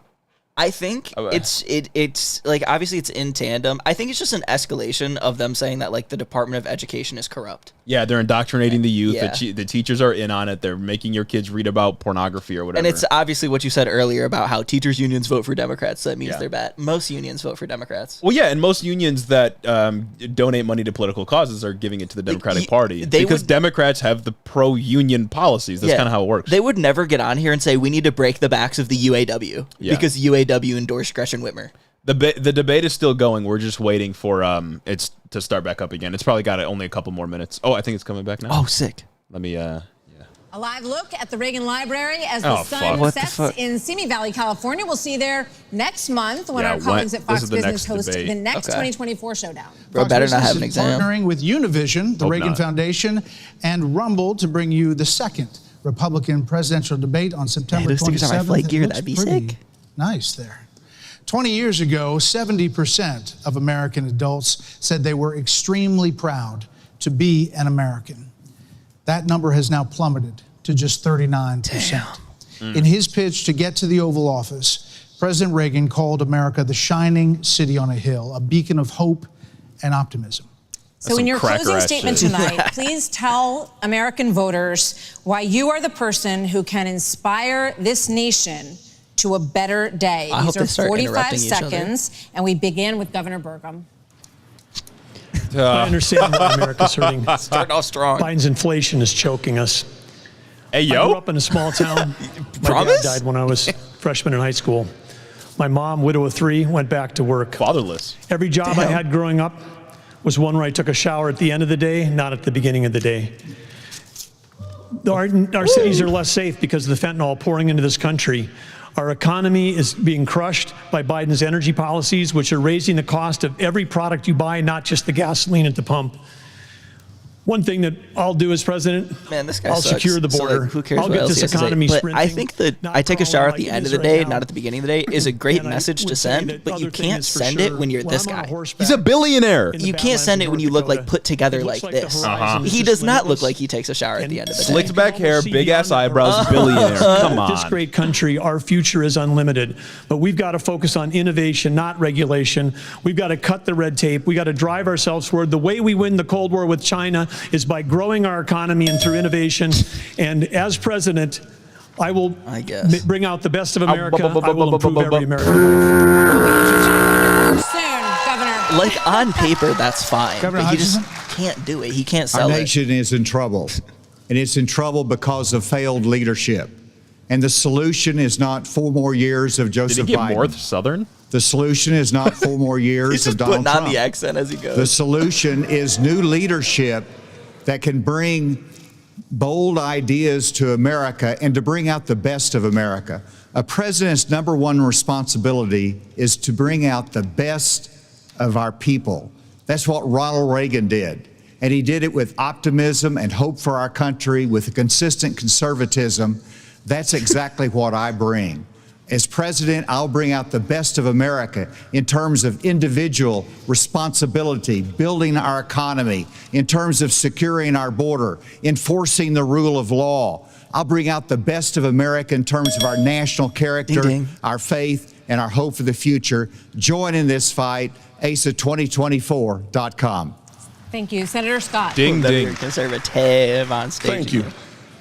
I was a disillusioned young man growing up in a single-parent household, mired in poverty. I wondered if the American dream was real for a kid this like is me. rehearsed. I can stand before you today and say the dream is alive, it is well, and it is healthy. Vivek just does it so much fortune better. Of a mom who Nobody believes that, though. Yeah. Nobody feels as though the American dream is alive with college being so expensive, with jobs paying so little. Nobody believes that. you pay it back. If you commit a violent crime, you go to jail. And if God made you a man, you play sports against men. Yeah, that's the fucking American dream. What are you talking about, dumbass? I'm Tim Holy Scott. shit. I'm asking you for your vote, and if you're in Iowa, I'm asking you to caucus for me. That's the first You can go Iowa to votetimscott.com for more information or to make a contribution. Governor Christie. Funniest shit I've ever heard. Not the smirk. Thank you, Brett. Thank you, Martha. Look, everybody on this stage wants to be the next president of the United States. And the only way that's going to happen is if we beat Joe Biden. I'm the only one on this stage who's ever beaten a Democratic incumbent in an election. I did it in a deep blue state, being outspent 3-1. Beating a Democratic incumbent is not easy. The last Democratic incumbent president who was defeated was Jimmy Carter. And he was defeated by a conservative governor Thank you so from a much. blue state who knew how to get results, who stood for the truth, who cared about accountability, and stood strong and hard against waste. Those are the very things that I did in my 8 years as governor of New Jersey, and it's exactly what I'll do as president of the United States. Believe me, the Democrats want some other nominee who's never beaten a Democratic incumbent. I'm the one who can win this race, and if you give me the chance, I will restore our country. Democrats are scared of Chris Christie. Yeah, he doesn't even believe that. No. Several weeks ago, I dropped my husband, Michael, a combat veteran from Afghanistan, off at 4 a.m. for another year-long deployment. I watched him and 230 soldiers pick up their 2 duffel bags of belongings to go to a country they had never been, all in the name of protecting America. Jesus Christ. Sure. If they are willing to protect us from there, we should be willing to fight for America Increased here. trickle-down economics. I will beat Joe Biden, and he knows that. I will strengthen our economy, and we'll bring this inflation down. We will put transparency in the classroom. We will secure our borders. We will have the backs of our law enforcement, and we will make sure we have a strong national security. And once again, we will make sure we have an America that is strong and proud. We have a country to save. Join us. Go to NikkiHaley.com, and let's get it done. Ding, ding. Everyone speaks fast to be. Yeah. Vice President Pence. It's got to be so stressful moderating one of these. Why is Thank you, Brad and Martha. He's not real. This evening. It's an honor to be here. He looks like a wax figure. Joe Biden has weakened America at home and abroad. Not as bad as David McCormick did, though. The disastrous withdrawal from Afghanistan, their war on energy, runaway spending that launched the worst inflation in 40 years, a crisis at our southern border, an assault on our values and liberties, and the American people have had enough. But I know we can bring it back. But different times call for different leadership. The Republican Party owes the American people you're the a choice. same leadership. Proven leadership at the national level that knows how to move a conservative agenda forward. We proved in the Trump-Pence years you can turn this country around faster than you can imagine. And I have faith we will again. Because I have faith in the American people. The good, decent, hardworking, faith-filled, idealistic people of this country. And I have faith that God is not done with America yet. And if we will renew our faith in one another and renew our faith in Him. God left us behind a long time ago, baby. Come on now. Since we arrived on these wilderness shores, I know the best days for the greatest nation on earth are yet to come. The double ding is Mr. I thought he was going to get the trickle. I was born in 1985, and I grew up into a generation where we were taught Vivek, and I was to born in celebrate our 1985. diversity and our differences so much that we forgot all of the ways we are really just the same as Americans, bound by a common set of ideals that set this nation into motion in 1776. And this is our moment to revive those common ideals. God is real. There are 2 genders. Fossil fuels are a requirement for human prosperity. Reverse racism is racism. An open border is not a border. parents determine the education of their children. The nuclear family is the greatest form of governance known to man. Capitalism lifts us up from poverty. There are 3 branches of government, not 4. And the U.S. Constitution is the strongest guarantor of freedom in human history. That is what won us the American Revolution. That is what will win us the revolution of 2024. Thanks for letting me introduce myself tonight. Thank you. I feel like he was low-key spitting. Governor DeSantis. For a conservative. Oh, my God. He's so ugly. So bad. Governor? This is our time Holy for choosing. shit, he's absent. We will send Joe Biden back to his basement, and we will reverse the decline of this country. I'm a blue-collar kid. I work minimum wage jobs to be able to make ends meet. I understand the importance of the American dream, and I know how that's slipped away from so many millions of Americans. We'll restore it. I'm a veteran who served in Iraq. I know what it means to put service above self. I'm also a dad and a husband to 6, 5, and 3-year-olds. I understand the importance of protecting parents' rights and the well-being of our children. In Florida, we showed it could be done. I made promises, and I delivered on all of those promises. 2024 is make or break. We're not getting a mulligan. No excuses. I will get the job done, and as your president, I will not let you down. God bless you all. Thank you to all the candidates on stage tonight in Milwaukee. Thank you, everybody. We will see you on the campaign trail, from debates to primaries to the general election and the conventions before that. Thanks for joining us. Sean Hannity from the Spin Room starts right now. Take it away, Sean. Take it away, Sean. From the Spin Room. Man, I feel like every single thing that Ron DeSantis said was incredibly rehearsed. I don't think there was one moment where he actually said something off the cuff that he didn't pre-prep before he got on here. Everything he said just fell flat. He didn't really come after anybody. Again, he's like listing his accomplishments for the most part, but I didn't hear a strong case for why it should be him over anybody else. And that's the problem he's been suffering this whole time. DeSantis didn't perform at all. No, he got on there, and he needed to get out there and talk the most and talk the best, and he just didn't. Yeah, he needed to be doing what Mike Pence was doing, unironically. Not saying the same thing, but interrupting as much as he can. And he just didn't. Offstage the pudding. Yeah, Ron fumbled. Ron absolutely fumbled the bag. I don't know what he was doing. I definitely feel like Vivek is going to pull ahead of him, like on most polls now, because I don't see a world where that was an effective performance for everybody, especially more effective than what Vivek did. Yeah. And I wonder if voters are going to get siphoned from Trump just to various other candidates. Like if we're going to see them like take away a couple percentage points from him and redistribute it. Yeah, Evan said there was barely any LGBT talk. I think that's because Republicans know that talking about it in depth at like a debate is a pretty bad idea because it's not a real issue, right?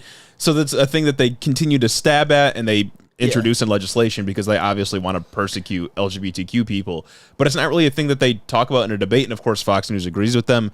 But I think probably most importantly, what would they even have to say? I mean, I think most importantly, what they do is just throw it in at the end of things, like you saw Nikki Haley do when she was like, it's the biggest issue of our time. Like you saw Ron DeSantis do, like you saw Tim Scott do when he said men should be playing against men.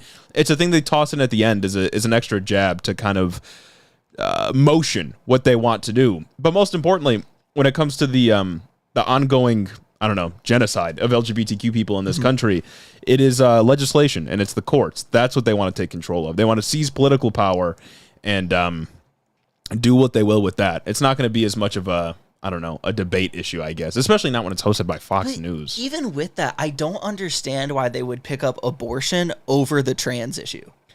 I don't know. Yeah, I don't understand why they would take that over asking more people about trans women in sports. Yeah. Like, I just don't They're get both it. losing issues, Even right? when they introduced abortion as a losing issue. And had people like Nikki Haley flip-flopping around, trying to dance around it. Not Mike Pence, but one of the nobodies. Maybe was also dancing in a weird way. Maybe Fox had some polling that we're not aware about that said like people wanted to hear about their takes on abortion. Yeah. And maybe they pulled a bunch of different issues, and LGBTQ issues were like, I don't know, 1%, and maybe abortion was like 15 or something like that. And I mean, we know that's how it goes when we see like for sure national polling. The only issue that conservatives have on their side when it comes to the broad public is trans women in sports. Yeah, I guess the difference is that all the things that Republicans bring up about the LGBTQ isn't a real issue, but now ever since Dobbs, abortion is an actual issue that people are talking about, right? Like purely the LGBTQ stuff is a culture war issue that is manifesting in real legislation, but the abortion stuff is material. And it's a thing that regular people care about, whereas the LGBTQ legislation, trans people in sports, no one really cares about that. Facts. Even if it is having an actual impact and hurting people. Also, Monster167, speaking of them copying Trump, I feel like almost everything that Ron DeSantis said was a copy of what Trump did back in 2016. Yeah. He opens it up with "you're fired." He just straight up rips points from him. Yeah. He just rips talking points. And I don't get it. He doesn't do it well either. No. Right? Like, what are you doing? He's up there fumbling the whole thing. I don't think he had a single response up there where I was like, oh yeah, that's actually gas. But God damn word. Thank you so much for the $50. Make a bigger Patreon tier. I'll eat the pudding cup. I don't know what else we could do for a bigger Patreon tier, but I appreciate the 50. The angel investor tier is so good. Thank you so much. Ron just sucks. He does. He couldn't be likable. Yeah. It's like he needs like a personality coach or some shit. Yeah, no, Ron definitely fumbled. I thought Vivek came out, I guess, is that how you pronounce his name? Vivek? I think it's Vivek. Vivek the Fake? I hope it's Vivek. I thought he came out strong, but he couldn't really hold it together as he started to get Thank you, attacked. Caleb. Yeah, did anybody keep track of the bingo card? Because I definitely did not. I saw someone say they almost had 3 bingos. That's pretty sick. That is sick, yeah. Did anyone keep track of it? If you did keep track of it, maybe drop it in the Discord, or you could tweet at us and we'll look at it real quick to see what we got. Marcus C., no one distinguished themselves from Trump. That's big facts. I can't remember who it was in the chat a little bit earlier that said that it looks like Vivek is gunning for vice president. And after I saw that, I couldn't agree more. Yeah. Vivek came out too strong. I think he came out really well. I just think he fumbled hard with his very next response. Do you remember what that was? When he let Pence like talk over the climate change. Climate change stuff? He fumbled with climate change. It was a surreal experience, honestly. Thank you, Nico, for the $5. My goodness. Ron DeSantis needs a personality transplant, but those don't exist yet. I'm saying. Yeah. Hang on. I'm trying to bring this up in our Discord here. This is from Emma in chat. Oh, nice. We did get a Vivek wants to raise the voting age. So there's 2 bingos. I didn't look at Trump's feed, but he might have said something. We got a BLM Antifa. Yes. We didn't get I wrote the book on woke. Man, I really thought he was going to hit that. I don't think they said woke very often. We got a defense of Putin for sure. Yes. They probably said something about transing the youth. I can't remember, They referenced the sports thing, which is about kids, but it wasn't a direct, like... I guess we did get some stances on the national abortion ban stuff, though. Yeah. Which I wasn't sure if we were going to get, but we got Nikki Haley. Even Nikki Haley just said, like, it isn't possible. Oh, thank you for the 5. Did we? Oh, thank you so much. Thank you. Nico, I read that one off. Okay, cool.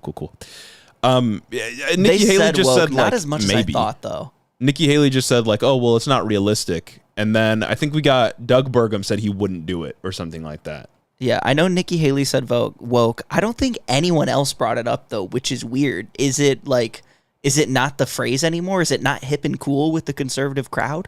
Paskey, yeah, Vivek said raise the voting age to 25, and anyone under 25 has to take a civics exam, which is just a literacy test, and if you don't pass that, you don't get to vote. But old people don't have to. Yeah, old people don't have to. And Vivek also basically said we shouldn't have mental competency tests for old people in office, which is not a popular take, I wouldn't think.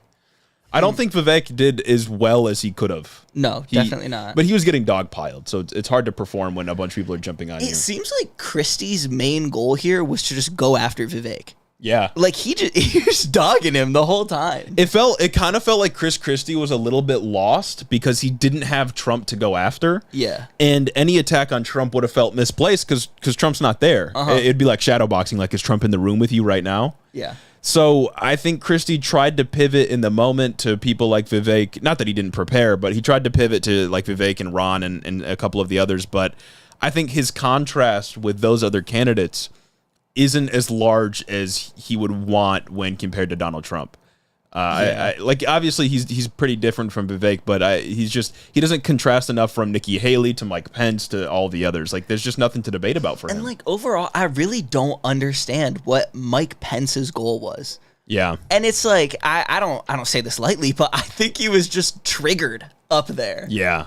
Like he seemed just like angry and bitter and not really knowing what he's doing. He doesn't stand a chance, so it's just sad to see anyway, but still. All right. Can we right now say who won the debate? Do you have anyone in mind? Chat, you can also say if someone won the debate. I think it would be out of the 8. Vivek, the fake. With maybe a second being Nikki Haley, maybe? Wow. Can you believe that? Like, who else? Who else? Yeah. So if we had to choose losers, DeSantis lost. No question. If we're choosing losers based on potential going in, it's DeSantis far and away. Oh, for sure. Far and away. I thought he was I didn't think he was going to, but I thought he was going to do better. Uh-huh. But somehow he already beat my low expectations. Yeah, if we're grading them relative to where they were before, Vivek did well and Nikki Haley did well. Yes. And Nikki Haley didn't really have a breakaway until like midway through the debate when we started talking about Ukraine and such. But I think people in chat are right between Vivek and Nikki Haley, which is strange. Yeah, I don't think we can say that Nikki won the debate. I think she had 2 moments where she kind of shined. Yeah. But overall, And unironically, those 2 moments were when she was stating like sane positions that are low-key akin to liberal positions. Exactly. When she was talking about Ukraine and she cited empirical figures, and then what was her other moment where she had a big pop-off? I'm trying to. It wasn't abortion. Abortion was just where she was. No, she was fumbling in abortion. Nonsense. Yeah. But she had about 2 breakaway moments, and I remember that she came across pretty level-headed on those, which was strange, despite her being pretty heated about it. Scott or DeSantis. See, if I was Tim Scott, like Tim Scott came in, and I feel like I guess I don't have polling data on this. He said nothing. I feel like when Tim Scott first announced his campaign, a lot of people were hyped for him because he was seen as like the moderate unity Republican candidate. And he was seen as the kind of guy like, oh, I could go have a beer with him. You know what I'm saying? Like my dad would hang out with this guy. Yeah.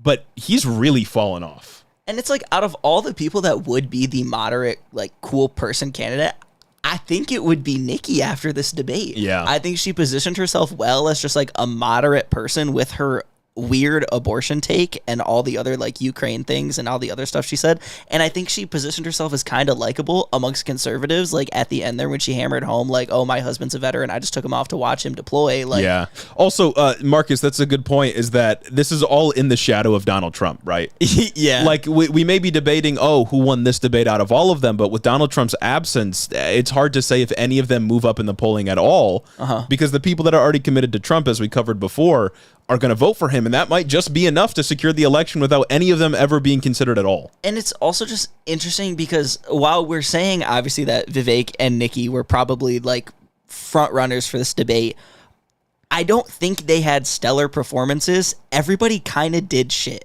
Yeah. Like the whole thing fell apart right in the beginning when they just start catfighting and talking over each other. And that's even aside from our political disagreements with these people. Obviously, they're all demons. You know what I mean? Like they're all awful people. This is all from the perspective of, okay, I think this is what's good when I consider the conservative messaging that we talk about all the time on the pod. Yeah. But if I'm putting myself in the shoes of someone who isn't very engaged politically and who's just tuning in, maybe they're seeing all these candidates together for the first time. They haven't been paying attention at all. Yeah. I would think Vivek and Nikki Haley stood out. Yeah, if this is your first piece of like political media that you're like actually sitting down to consume this election cycle, you're like, okay, I want to know who I'm going to vote for in the primary. It's those 2 that stood out. But Asa then again, Hutchinson was just fucking boring. So was Tim Scott. So was Burgum. Yeah. Yeah. Like what did they even do? But then again, you got to keep in mind, like Nikki Haley is going to receive a lot of misogyny, and the right is obviously misogynistic. So and they're the kinds of people that are always saying the country's not ready for a woman to be president. So she's got to deal with that. And then for Vivek, he's a non-white person. And I, again, do not think the right can get over the fact that they would be voting for a non-white person. Some of them will be able to, but I just don't think it's going to happen. Thanks, Dylan. You were a really big help tonight. I really appreciate you. Thanks, Dylan. I don't know what happens with that. And I still think Trump is far and away the front runner. We'll have to take a look at the Tucker exclusive that he got. We'll cover that on the pod this Sunday for the patrons at patreon.com/headintheoffice. And next Wednesday for all of you in 1 week from now. Yeah. But what do we think about Mike Pence? He got a lot of time. I don't know. I think that the time that Mike Pence got, he kind of blew by being this weird evangelical. Yeah. Obviously, it's the Christian right, but not everyone is into that crazy evangelical shit. Yeah. And I think he got really, like, I don't know, weird and, like, esoteric when he's quoting these, like, Bible. Like Mike Pence's time should have been consumed by Ron DeSantis, but he just couldn't find a way to do it. Ron DeSantis needed to do what Mike Pence did and just insert himself into everything. Yep. Just start asking for time, start asking for a chance to respond, talk over the buzzer. Like, DeSantis should have been doing that. But like, he can't. He just came off as this kind of insecure guy who isn't confident in his positions. Also, you got to keep in mind that the audience for debates like this when they're live is selective. So they could be taking in only donors. The candidates could have had their own people flood the requests for passes. It might not just be exclusively people that were from Milwaukee. Yeah. So the crowd could have been loaded up And to fulfill a certain ideology. Members of Vivek's MLM. Maybe, yeah. Campaign MLM. Maybe he paid them to show up and cheer for him. Who knows? But it's like the crowd is a whole nother thing. I could not get a read on them the whole night. Yeah. I don't know what it was, but I felt like they were acting very weird. Yeah, it was bizarre for sure. Also, the thing Vivek said at the end when he said we're too focused on diversity, we forgot that we all share something. It's literally the point of celebrating diversity. Yeah, I know. Is that despite the differences we have between ourselves, we share a common humanity, being humans, and we should care for it. Like, that's the point. We of all diversity. have unique experiences, but we can come together. But despite all of that, we should be able to share and care for each other as human beings. Like, that's it's a fundamental misunderstanding of what it is. Well, probably not a misunderstanding, probably an intentional but I mean, corruption of it. He did write the book on woke, so he did. Who are we to say? The insanity of cheering for, but yeah, Pence got cheered for. It was bizarre. I don't know what was going on. Maybe they just had the crowd split up really nicely between, like, I don't know, everyone who's in the Lincoln Project and a couple Trump supporters. Right, yeah. But I don't know. Who knows? In my mind, those are Trump voters. Vivek's anger towards immigrants was weird. Yeah. I mean, if you were here on the last stream, we covered Vivek a little bit towards the end, and we watched this interview he did with some libertarian guy, and they were talking about immigration, and the host who's interviewing him goes, okay, how did your parents get here then? And he's like, oh, great question. You know, it's really okay that you asked that, you see. Yeah, wasn't Vivek the guy who said, like, he was profiled by TSA, but that's okay because it's data-driven? He might have said that, but I know there's this other guy, like a YouTube guy, Valuetainment. I watched a video he was talking about, like, yeah, it sucked to be profiled after 9/11 by TSA all the time, but, like, low-key, that's just how it is. Dog, that's racism. That's not like, how it is. You don't have to lie down and take it. You can just speak racism. up against it. Vivek alienated the groups that could have possibly been his voting base. Yeah, I think that's the case. I think so. Vivek is young, and I would guess, although I don't have statistical evidence to back this up, I would guess young people would want to vote for a young person. So if you have the few young Republicans, not the organization, but the group of people that would vote for that would vote for Vivek, he's saying that these people shouldn't be able to vote unless they pass a civics exam, which some of them wouldn't be able to do. And the reason he's doing that is because young people, Gen Z and those that are below 25, represent an existential threat to the Republican Party with how blue they vote, with how leftist they are. It's like he knows they're not that specific voting block because he's being very like he knows what he's doing when he stops it at 25. Yeah, he knows they're not going to vote for him anyway. He's not really losing people. Yeah, I mean? And talk about getting young people to turn out against you. If he won the general election and kept running on, I want to raise the voting age above 25, he's not getting a single vote from those people because he can't enact that plan right now. It takes a constitutional amendment to do that. Like, there's no chance that he would be able to do that. And he would just get washed. And losing young people in the election is pretty bad for you. Oh, also, absolutely. not even to mention that solution doesn't stave off the real problem, which is Gen Z and millennials not liking Republicans. Facts. They'll be 25 eventually. They'll still vote against you. They'll just not like you even more. Yeah, exactly. Because you disenfranchise them. They recognize their disenfranchisement. Jesus Christ, it's ridiculous. Emily, we've done like 3 so far. We did one for the midterms. We did one for like a Patreon special thing.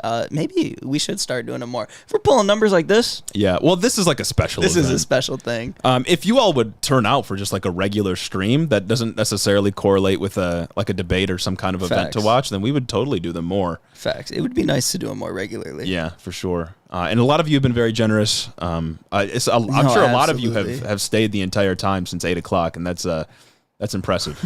We love you for it. Oh my goodness, this has been a great stream, everybody. Yeah. I appreciate you all coming out. Yeah, being active in the chat. It's been great. Oh, man, I'm sure I have a lot of thoughts on the election that I need to like write down before I can fully articulate. I feel like I need to process what I just watched. Yeah. And then we'll talk about it for the show that's coming out on Sunday for those that are subscribed to our Patreon. You don't know what to do. Patreon.com/headintheoffice. It's all in the description if you refresh the page, because my dumbass forgot to put them in to start off. That's funny. Yeah. I'm sure he did fine. Word hit us. He got it. He linked it. This super chat. So generous. Yeah. Claire, maybe we will do more. Yeah, I mean, if you guys want to show up for them. Start to finish, baby. Yeah, special shout out to all of you who stayed start to finish. Yeah. 3 hours of Hiddo. This is basically 2 episodes for you. 3 hours of Hiddo? Come on, that's 2 episodes. Oh my gosh, Thank Tyler, you, Tyler. come on, stream more, please. Maybe. I got to work in the morning. I got to wake up at 7 and drive an hour to work. Isn't that corny? True. That's so true. We're ridiculous. And I got to go to the gym in the morning. Thanks. They got me franchised out here, bruh. Yeah, that was a crazy debate. I'll definitely have to think about it more before I can explain everything. Mm-hmm. Any final takes? Gosh, I don't think so. I think we hit everything. I'm genuinely surprised that they didn't hit some of these things on the bingo card. I'm surprised they didn't hit the young men being forgotten. Probably the most out of everything. Right. We got a couple other bingo cards here. Oh, did they hit young men being forgotten? Maybe they didn't. I just missed it. We made a lot of bingos, I think. I think our card was pretty solid. I think so, too. We took some gambles. Yeah. We took some gambles for sure, but I think it was pretty solid. I think we did get a Trump one 2020, didn't we? Didn't we have some, or maybe they didn't directly say that? True. We got an allusion to it. Final take, I wish I lived in your walls. I'm glad you don't. Me personally. The stream dragged one of my friends on. Certified Hiddo head now? Oh my God. People sharing the stream. I'm wondering how many people we got to indoctrinate that just saw it on YouTube, that we were streaming it, and we had however many hundreds of viewers. Facts. And they just saw our thumbnail that was like GOP debates, and they clicked on it, and then we got them in. Fact, because I know that like there's no way like 800. We get like about like what 3,500 listens each episode. Yeah. I feel like not everyone that came was like actual listeners and stuff. Yeah, we got some Trumpers in the chat at one point. Yeah, that was crazy. Trump, yeah. And it was also wild. Somebody clicks on a live stream covering the debate and says, "You guys are talking over the debate. I want to hear it. Go watch it." Yeah, it's free. You can sign up for Fox News right now. 800 viewers at one point is crazy. That was insane. Presidential debate will be way more aggressive. Like the general election debate, yeah. Especially also, when it's the rematch between Trump and Joe Biden. You got to keep in mind that for these debates, people have to, they have to keep qualifying. Mm-hmm. So they have to continue to hit polling threshold. They have to continue to hit donation threshold, whatever that's going to be. And 2, we could get Trump on a debate stage later on. I mean, I don't know if he avoids debates forever, right? Do you think he does another Tucker Carlson interview next? Like, what does he do? Yeah, who knows? I feel like you can't go somewhere else from a Tucker interview as well, unless he does another CNN town hall. That would be gas. That would actually be sick. Even though we couldn't live stream that. I gotta wonder how his town hall went, or not town hall. His interview with Tucker went. I'm sure it's fucking crazy because I watched the preview and it was like, "Do you think they're gonna assassinate you next?" Yeah, it was some crazy shit. I'm sure it's wild, and we'll cover it for the show. But I gotta imagine he's not getting as many views as he would if he had either been on the debate stage or done like a primetime CNN or something like that. So absolutely, he did it on X. Yeah. Come on, bro. I'm going to be kicking myself having to watch an hour-long video on X. X is the worst platform to watch. Literally. Yeah, long-form content on Twitter? Come on, dog. Vivek versus Biden would be Jover for Joe. Maybe. Yeah, Vivek's young. He's witty. But he came across as a little weird. I don't know if you guys felt that too. The smile, I think, is off-putting. He has an uncanny energy. Yeah. The smile looks and feels very fake. Yeah. He says the right things, though, for the most part. He does say the right things. I mean, he's consistent, you know what I mean? He doesn't back off of his talking points. And he says it with the right affect. You got to respect it almost. Absolutely. Yeah. Absolutely. Gosh, I wonder... OGs when we blow up. Bro, of course. We would never forget about you. Never forget. Never. Especially the humble patrons. Debate Lord vibes. Yeah, well, I don't even know if it's Debate Lord vibes. It's just kind of like creepy. It's just kind of like, why are you smiling that big? You know what I mean? Uncanny. It's kind of an uncanny valley thing with that guy. Yeah, like you don't want to constantly, like optically, you don't want to just be smiling all the time when people are dissing you because it looks like you're not taking it seriously or it just looks weird. Everyone did have weird smiles. That's facts, especially that one shot of Mike Pence when he was just... Well, okay, is he like a robot or something? Because there were several times where Mike Pence would be like, "Let me respond." I mean, And then he would just freeze. And then was he waiting for God to tell him what to say? Like, what was going on? Oh, he was speaking through him. Yeah. You know? Yeah, that was great. Nikki Haley, really a breakout star, though.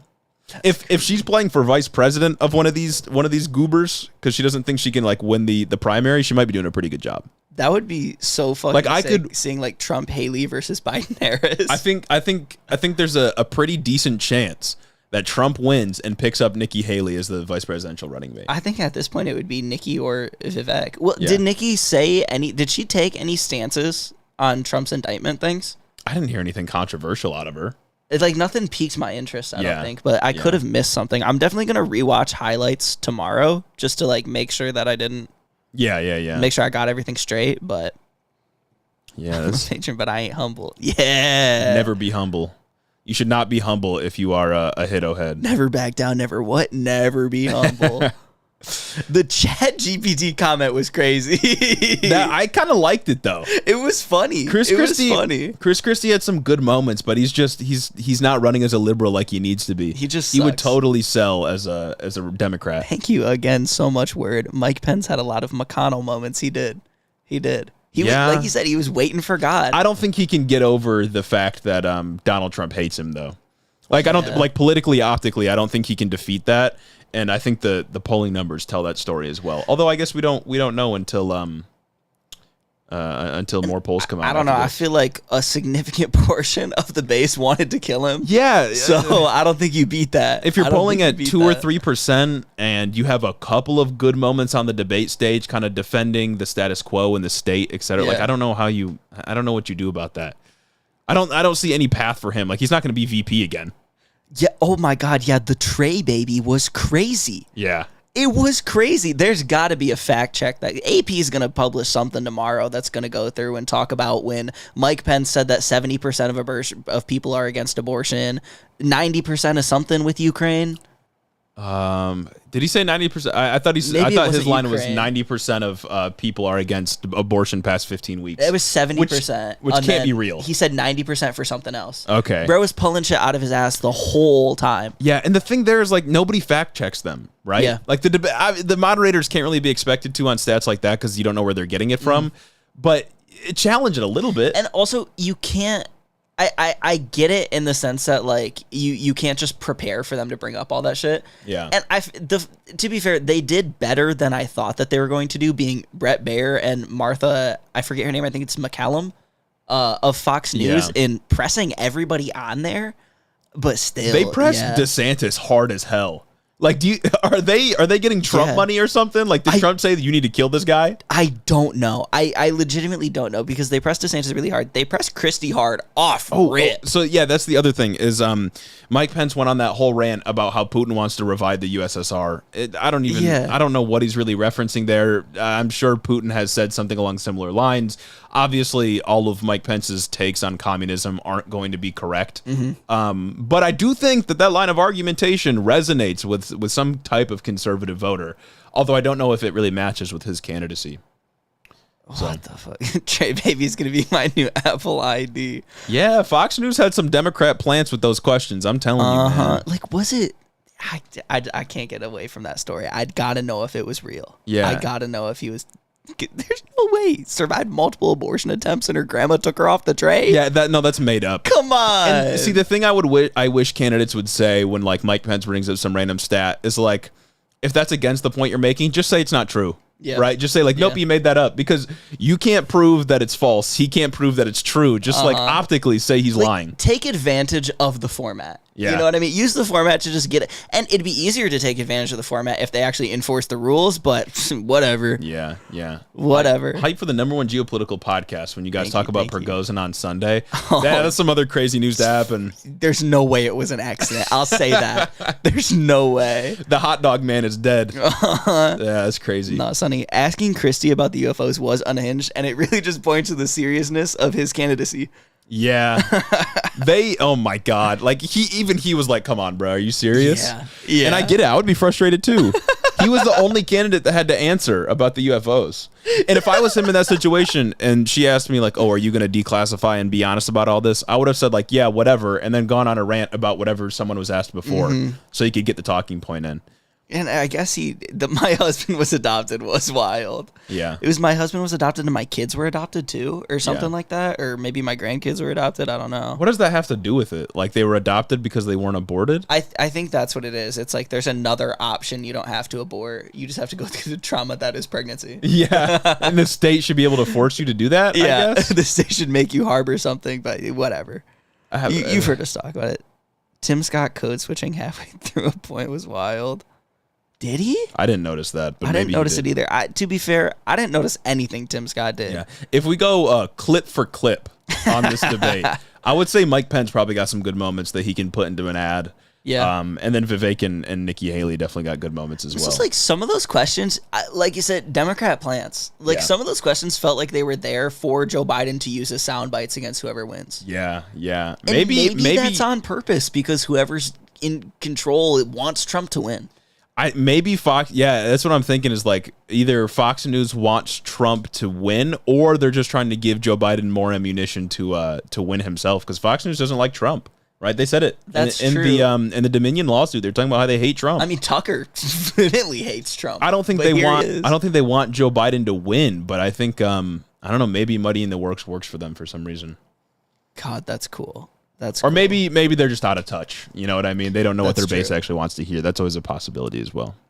And they're maybe Fox News is taking a more low key turn, like how CNN is taking a turn to appeal to more moderates. Yeah, maybe all news networks are going center. Maybe Fox News is recognizing that they lost a lot of people to Newsmax and OAN. They had a climate change question. Yeah, from a kid from YAF. Yeah. Which posts crazy shit. Yeah, they had a climate change question, which was bizarre. Like the kid just said, what are you going to do about climate change? #1 issue on young people's minds. And Fox News let that air like that. Fox News is the place for climate denial.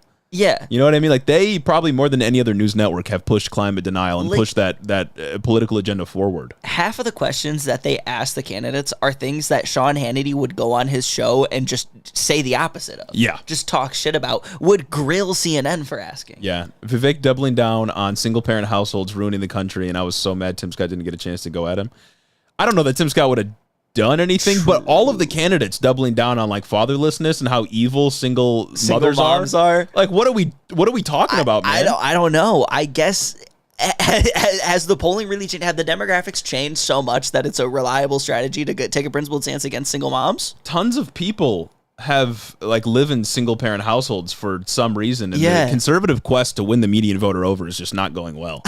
Like, how do you think? Do you really think demonizing single parents is a good idea? Oh, I lied when I said that Tim Scott didn't say anything of note because he's the guy that got in there and said we got to break the backs of the teachers' unions. Oh my God, yeah. That's a soundbite right there. That's in Milwaukee? Like, what are we talking about? Oh, Tim Scott got mad a bunch of times and just stayed silent. He should have got in there. He should have got in there like Mike Pence would have.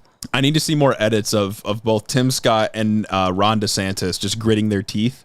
Like Homelander does. Dude. Both of them were pissed. I would kill if I could see like a camera view of just all of them at once. Yeah. And I could just watch their expressions. Yeah, it was bad. It was really bad. What is this in the Discord? Oh yeah, this is what I was talking about. Trump on assassination threat.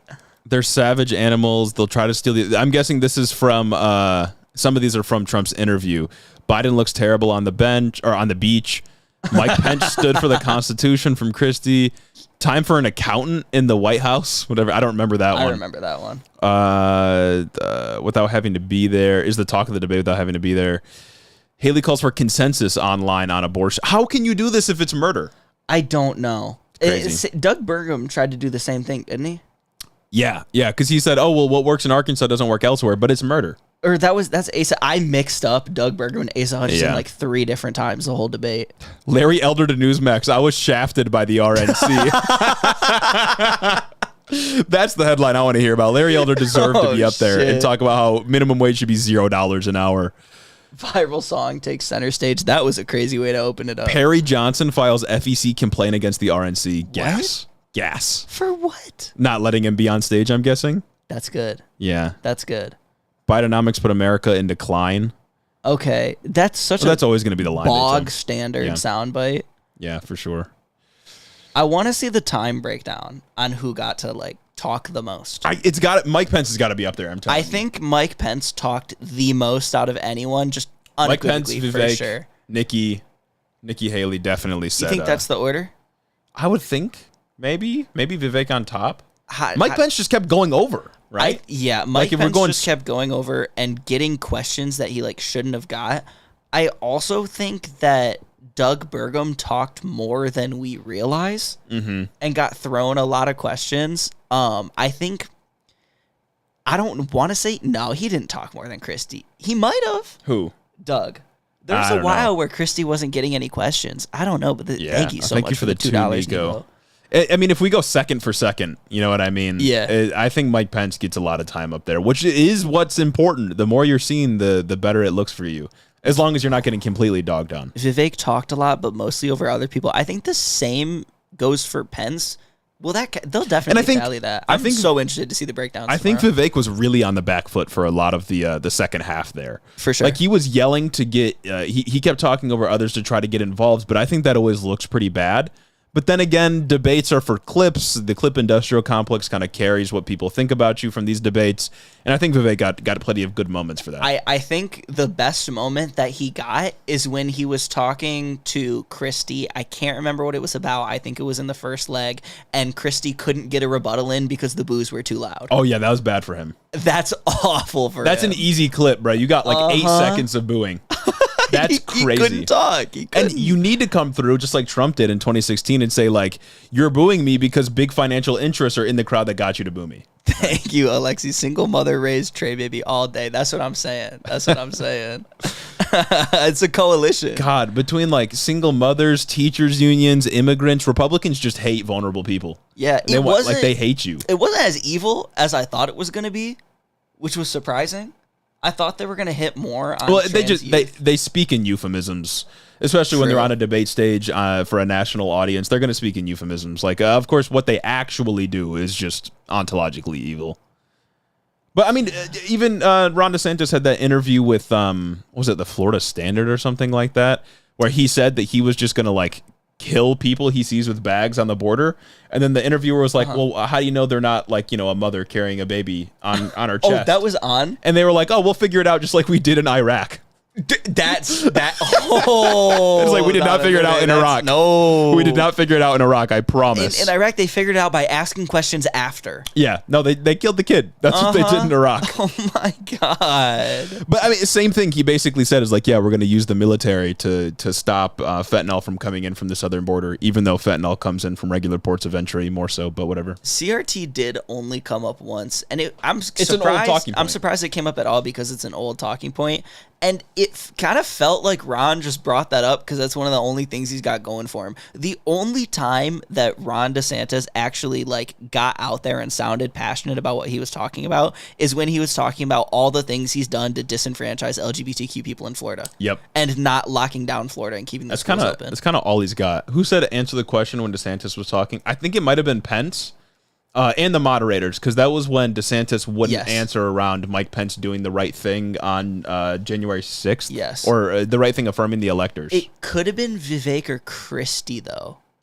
I don't know, but I know Brett kept saying, well, you didn't answer the question. Actually, you didn't answer the question. They went in on him, and he might claim foul play and say some shit like, I don't know, the Fox News has gone liberal or they've gone woke or something like that. But I don't know. He's not in a position where he can do that. He hasn't had any moment of charisma. Yeah. All right, Chad. Any final thoughts before we log off tonight? I think chat's a little bit behind, so we'll give him a second. The trays, obviously. Yeah. Dude. He had 2 anecdotes about crazy fucking stories. They just make them up, I swear. You can just make up anything. The way Percocet was crazy. One Percocet. One Percocet. 1 Perc 30. Me when I'm ordering from McDonald's. 1 Percocet. Is that what the kids are doing these days? Final thoughts. I love you. I love you, Eduardo. Oh my God. Thank you so much. I love you so much. Guys, final reminder, it's not parasocial. Yeah, no, this is a real relationship. A friendship.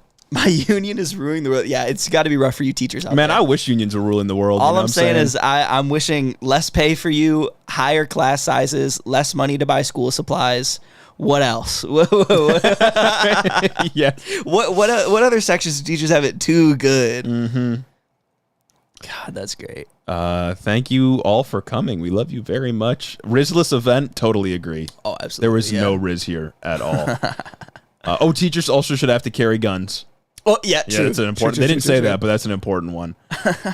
Ron saying womb was nightmare material. Oh my god. Can't wait for y'all to read my review on Sunday. I can't wait to read it too. Oh my god. Hito Def cracking 1,000 viewers next big debate. I feel like the next couple debates aren't going to have nearly the viewership that this one did. Maybe not. This was a big one. Yeah. Caleb said who's going to be in the next debate. They have to qualify again. It might be the same requirements. It might be new ones. They might have to get more donors. Who knows? Let's see. We're going to find out. If I had to guess right now, obviously Vivek, Ron, Nikki, maybe Christy. Christy probably makes it up there. And then wild guess, I think Asa, no. Doug Burgum is going to buy his way into it again. Oh, that's what he did the first time. That is not fair. You should not be able to do that. And that would be so fucking sick. They need to add a provision. 5 of them up there. That's like, because what does the RNC gain from having fucking Doug Burgum on stage? They gain nothing. It actively takes away from the event. Literally every time he was on screen, I didn't want to watch anymore. Yeah. And I wish like Vivek or Ron or someone else had more time to be catty. And I low-key feel like the party does better when it's just less people up there. It looks like a real debate that they're having. And then some random guy pops up with big-ass eyebrows. And everyone's like, oh, who is this? Yeah. Yeah, and I forget whether he's Doug or Asa and whether he's North Dakota or Arkansas. To be fair, Vivek also cheated to get on stage. He had that like MLM scheme where he was also paying people to do it, but it was less of a cheat than Doug Burgum. Because he would have got on anyway. Maybe, yeah. I think it's like there's a pretty good chance that he would have been there anyway, considering how he's been polling. But Doug Burgum literally cheated to get on stage. He literally paid people to pay him. Man, I should have done it. I should have got like $10 from him. Because he said first 50,000, meaning he hadn't hit 50, and you needed 40 to get on. Like, what are we talking about, man? Jeez. Bro, probably had no donors. The cut to jail mid-debate was They showed some footage they did not have to. Whether it was like the what is it? The hype video? Well, there was the riots? hype video. There was like the romanticizing of homeless people. Yep. Or just like the showing the depravity of homeless people. Oh, the border crossing, the dude with a gun. The dude with the gun in the border crossing, and then the jailhouse was crazy. Like, this is where Trump's gonna be. God, conservative media is so good. Oh, man. Oh, Emma, I live for the catfights, too. Mm-hmm. Best parts of it. Fulton County, dude. God. Like, yeah, Trump indictment eve, baby. Yeah, the thing with the riots, they showed like I'm guessing they were trying to frame it as like BLM, Antifa evil. Yeah. But they showed police beating the shit out of people. But I mean, that's cool for them. Yeah. It's cool for them to see police pull out the riot gear and just start beating the shit out of protesters for doing nothing. There really is just a whole side of the country that thinks that shit is awesome. Real Housewives of hell. I'd have to agree. There really is just a side of the country that's like totally ensconced in the idea that like indoctrination's happening, police are great, all this kind of things. It's crazy. But then like I don't think that anyone walked away. Anyone who's like a Trump voter that maybe decided to watch that because they probably don't have Twitter or they're like, I don't want to watch a long form video on an awful platform. Yeah. Isn't walking away from that satisfied. I don't think anyone's really walking away from that satisfied. Yeah, no, I'm unsatisfied. Exactly. They didn't say any. They said some funny shit. We got some funny stuff in there, but it wasn't nearly as funny as it would be if Trump would have been there. Facts. Because Trump says funny shit. Vivek had some funny. The funniness, the real comedy, I feel like, came from just how absurd what they said is, which is like our bread and butter. That's what we do all the time. But Trump says some actual funny stuff, like when he told Jeb Bush, he's like, "Oh, now he's trying to be a tough guy." Jeb wants to be a tough guy. Like that's good. That's bro. Good. He's cunty, and that's what I want. He's funny, bro. Like we need that. Oh man. And hot take. Last take of the end of the stream. All right. I think. Right now, and just a take for the 200 of you remaining here. Okay. I think right now, if this is a snapshot of what it's going to be later on for like the general election, rest of the primary, I think the Democrats are in a really good spot. Absolutely. I can't see any of these people, including Trump, beating Joe Biden as of right now. Assuming RFK doesn't pull out a landslide victory. I think Democrats are in a great position. With all of the people that we saw on stage, certainly because they're all insane, and I think a lot of people see that they're insane, but also with Trump and all of his legal battles, and how sick of people, or how sick of Trump a lot of people get when he's too much in the national spotlight. I think Biden's in a good spot right now. So I'm hopeful. I think their crusade against wokeness and young people and the LGBTQ, I think is backfiring on them. Not to say that things are done, not to say that we should kick ourselves back and relax now, but I think we're in a good spot. The only thing that I don't think is backfiring on conservatives right now is the economy talk. Yeah. And I think that's because the messaging is way stronger than obviously the actual facts that are going on. And that's with classic conservatism. Exactly. Yeah. I don't think Biden has any leg that he can stand on when it comes to winning the Bidenomics thing. I don't think it's the thing they should be focusing on. I think they should be focusing on how absurd all the shit that they say is, how absurd the culture war is and shit like that. They obviously need to hit on lowering the inflation talk, keeping that under control, but I don't think it's something that's going to win them the election. I also hate that the only option is Joe Biden, but if we want to be good leftists, we need to acknowledge that our political position in history right now is to oppose fascism. And that's what the Republican Party is offering. And Joe Biden sucks. We criticize the Democrats all the time, but that he really is the only option right now, and it's awful. But I think all things being considered, Democrats are in a fairly good position, especially if abortion remains to be a big issue nationally. Facts. Then that's basically a ticket for Democrats to win. There's just no chance Republicans can win on abortion bans. It's not going to happen. Hasn't happened in any state it's been proposed. It's not going to happen nationally. Even in red states. And Fox News brought that up. If Fox News is bringing this thing up, I just don't know if there's any hope for them. Yeah. Again, don't relax. Keep your foot on the neck. You got to keep pushing, got to keep trying. But right now, I'm feeling okay. I'm definitely feeling hopeful. And Casey Lynn Kelly, thank you for getting merch. Yeah. That's great. Remember, headintheoffice.com. It's all down in the description. Headintheoffice.com, patreon.com/headintheofficepod. Is it time to sign off? I think it's time to sign off. 4 hours of Hiddo is a good night. And I'm saying is if you watched the pod earlier, that's like 5.5 hours of Hiddo. Exactly. Well, thank you all. Thank you all for coming, and maybe we'll see you next debate. Have a great night, everybody. Bye, everyone.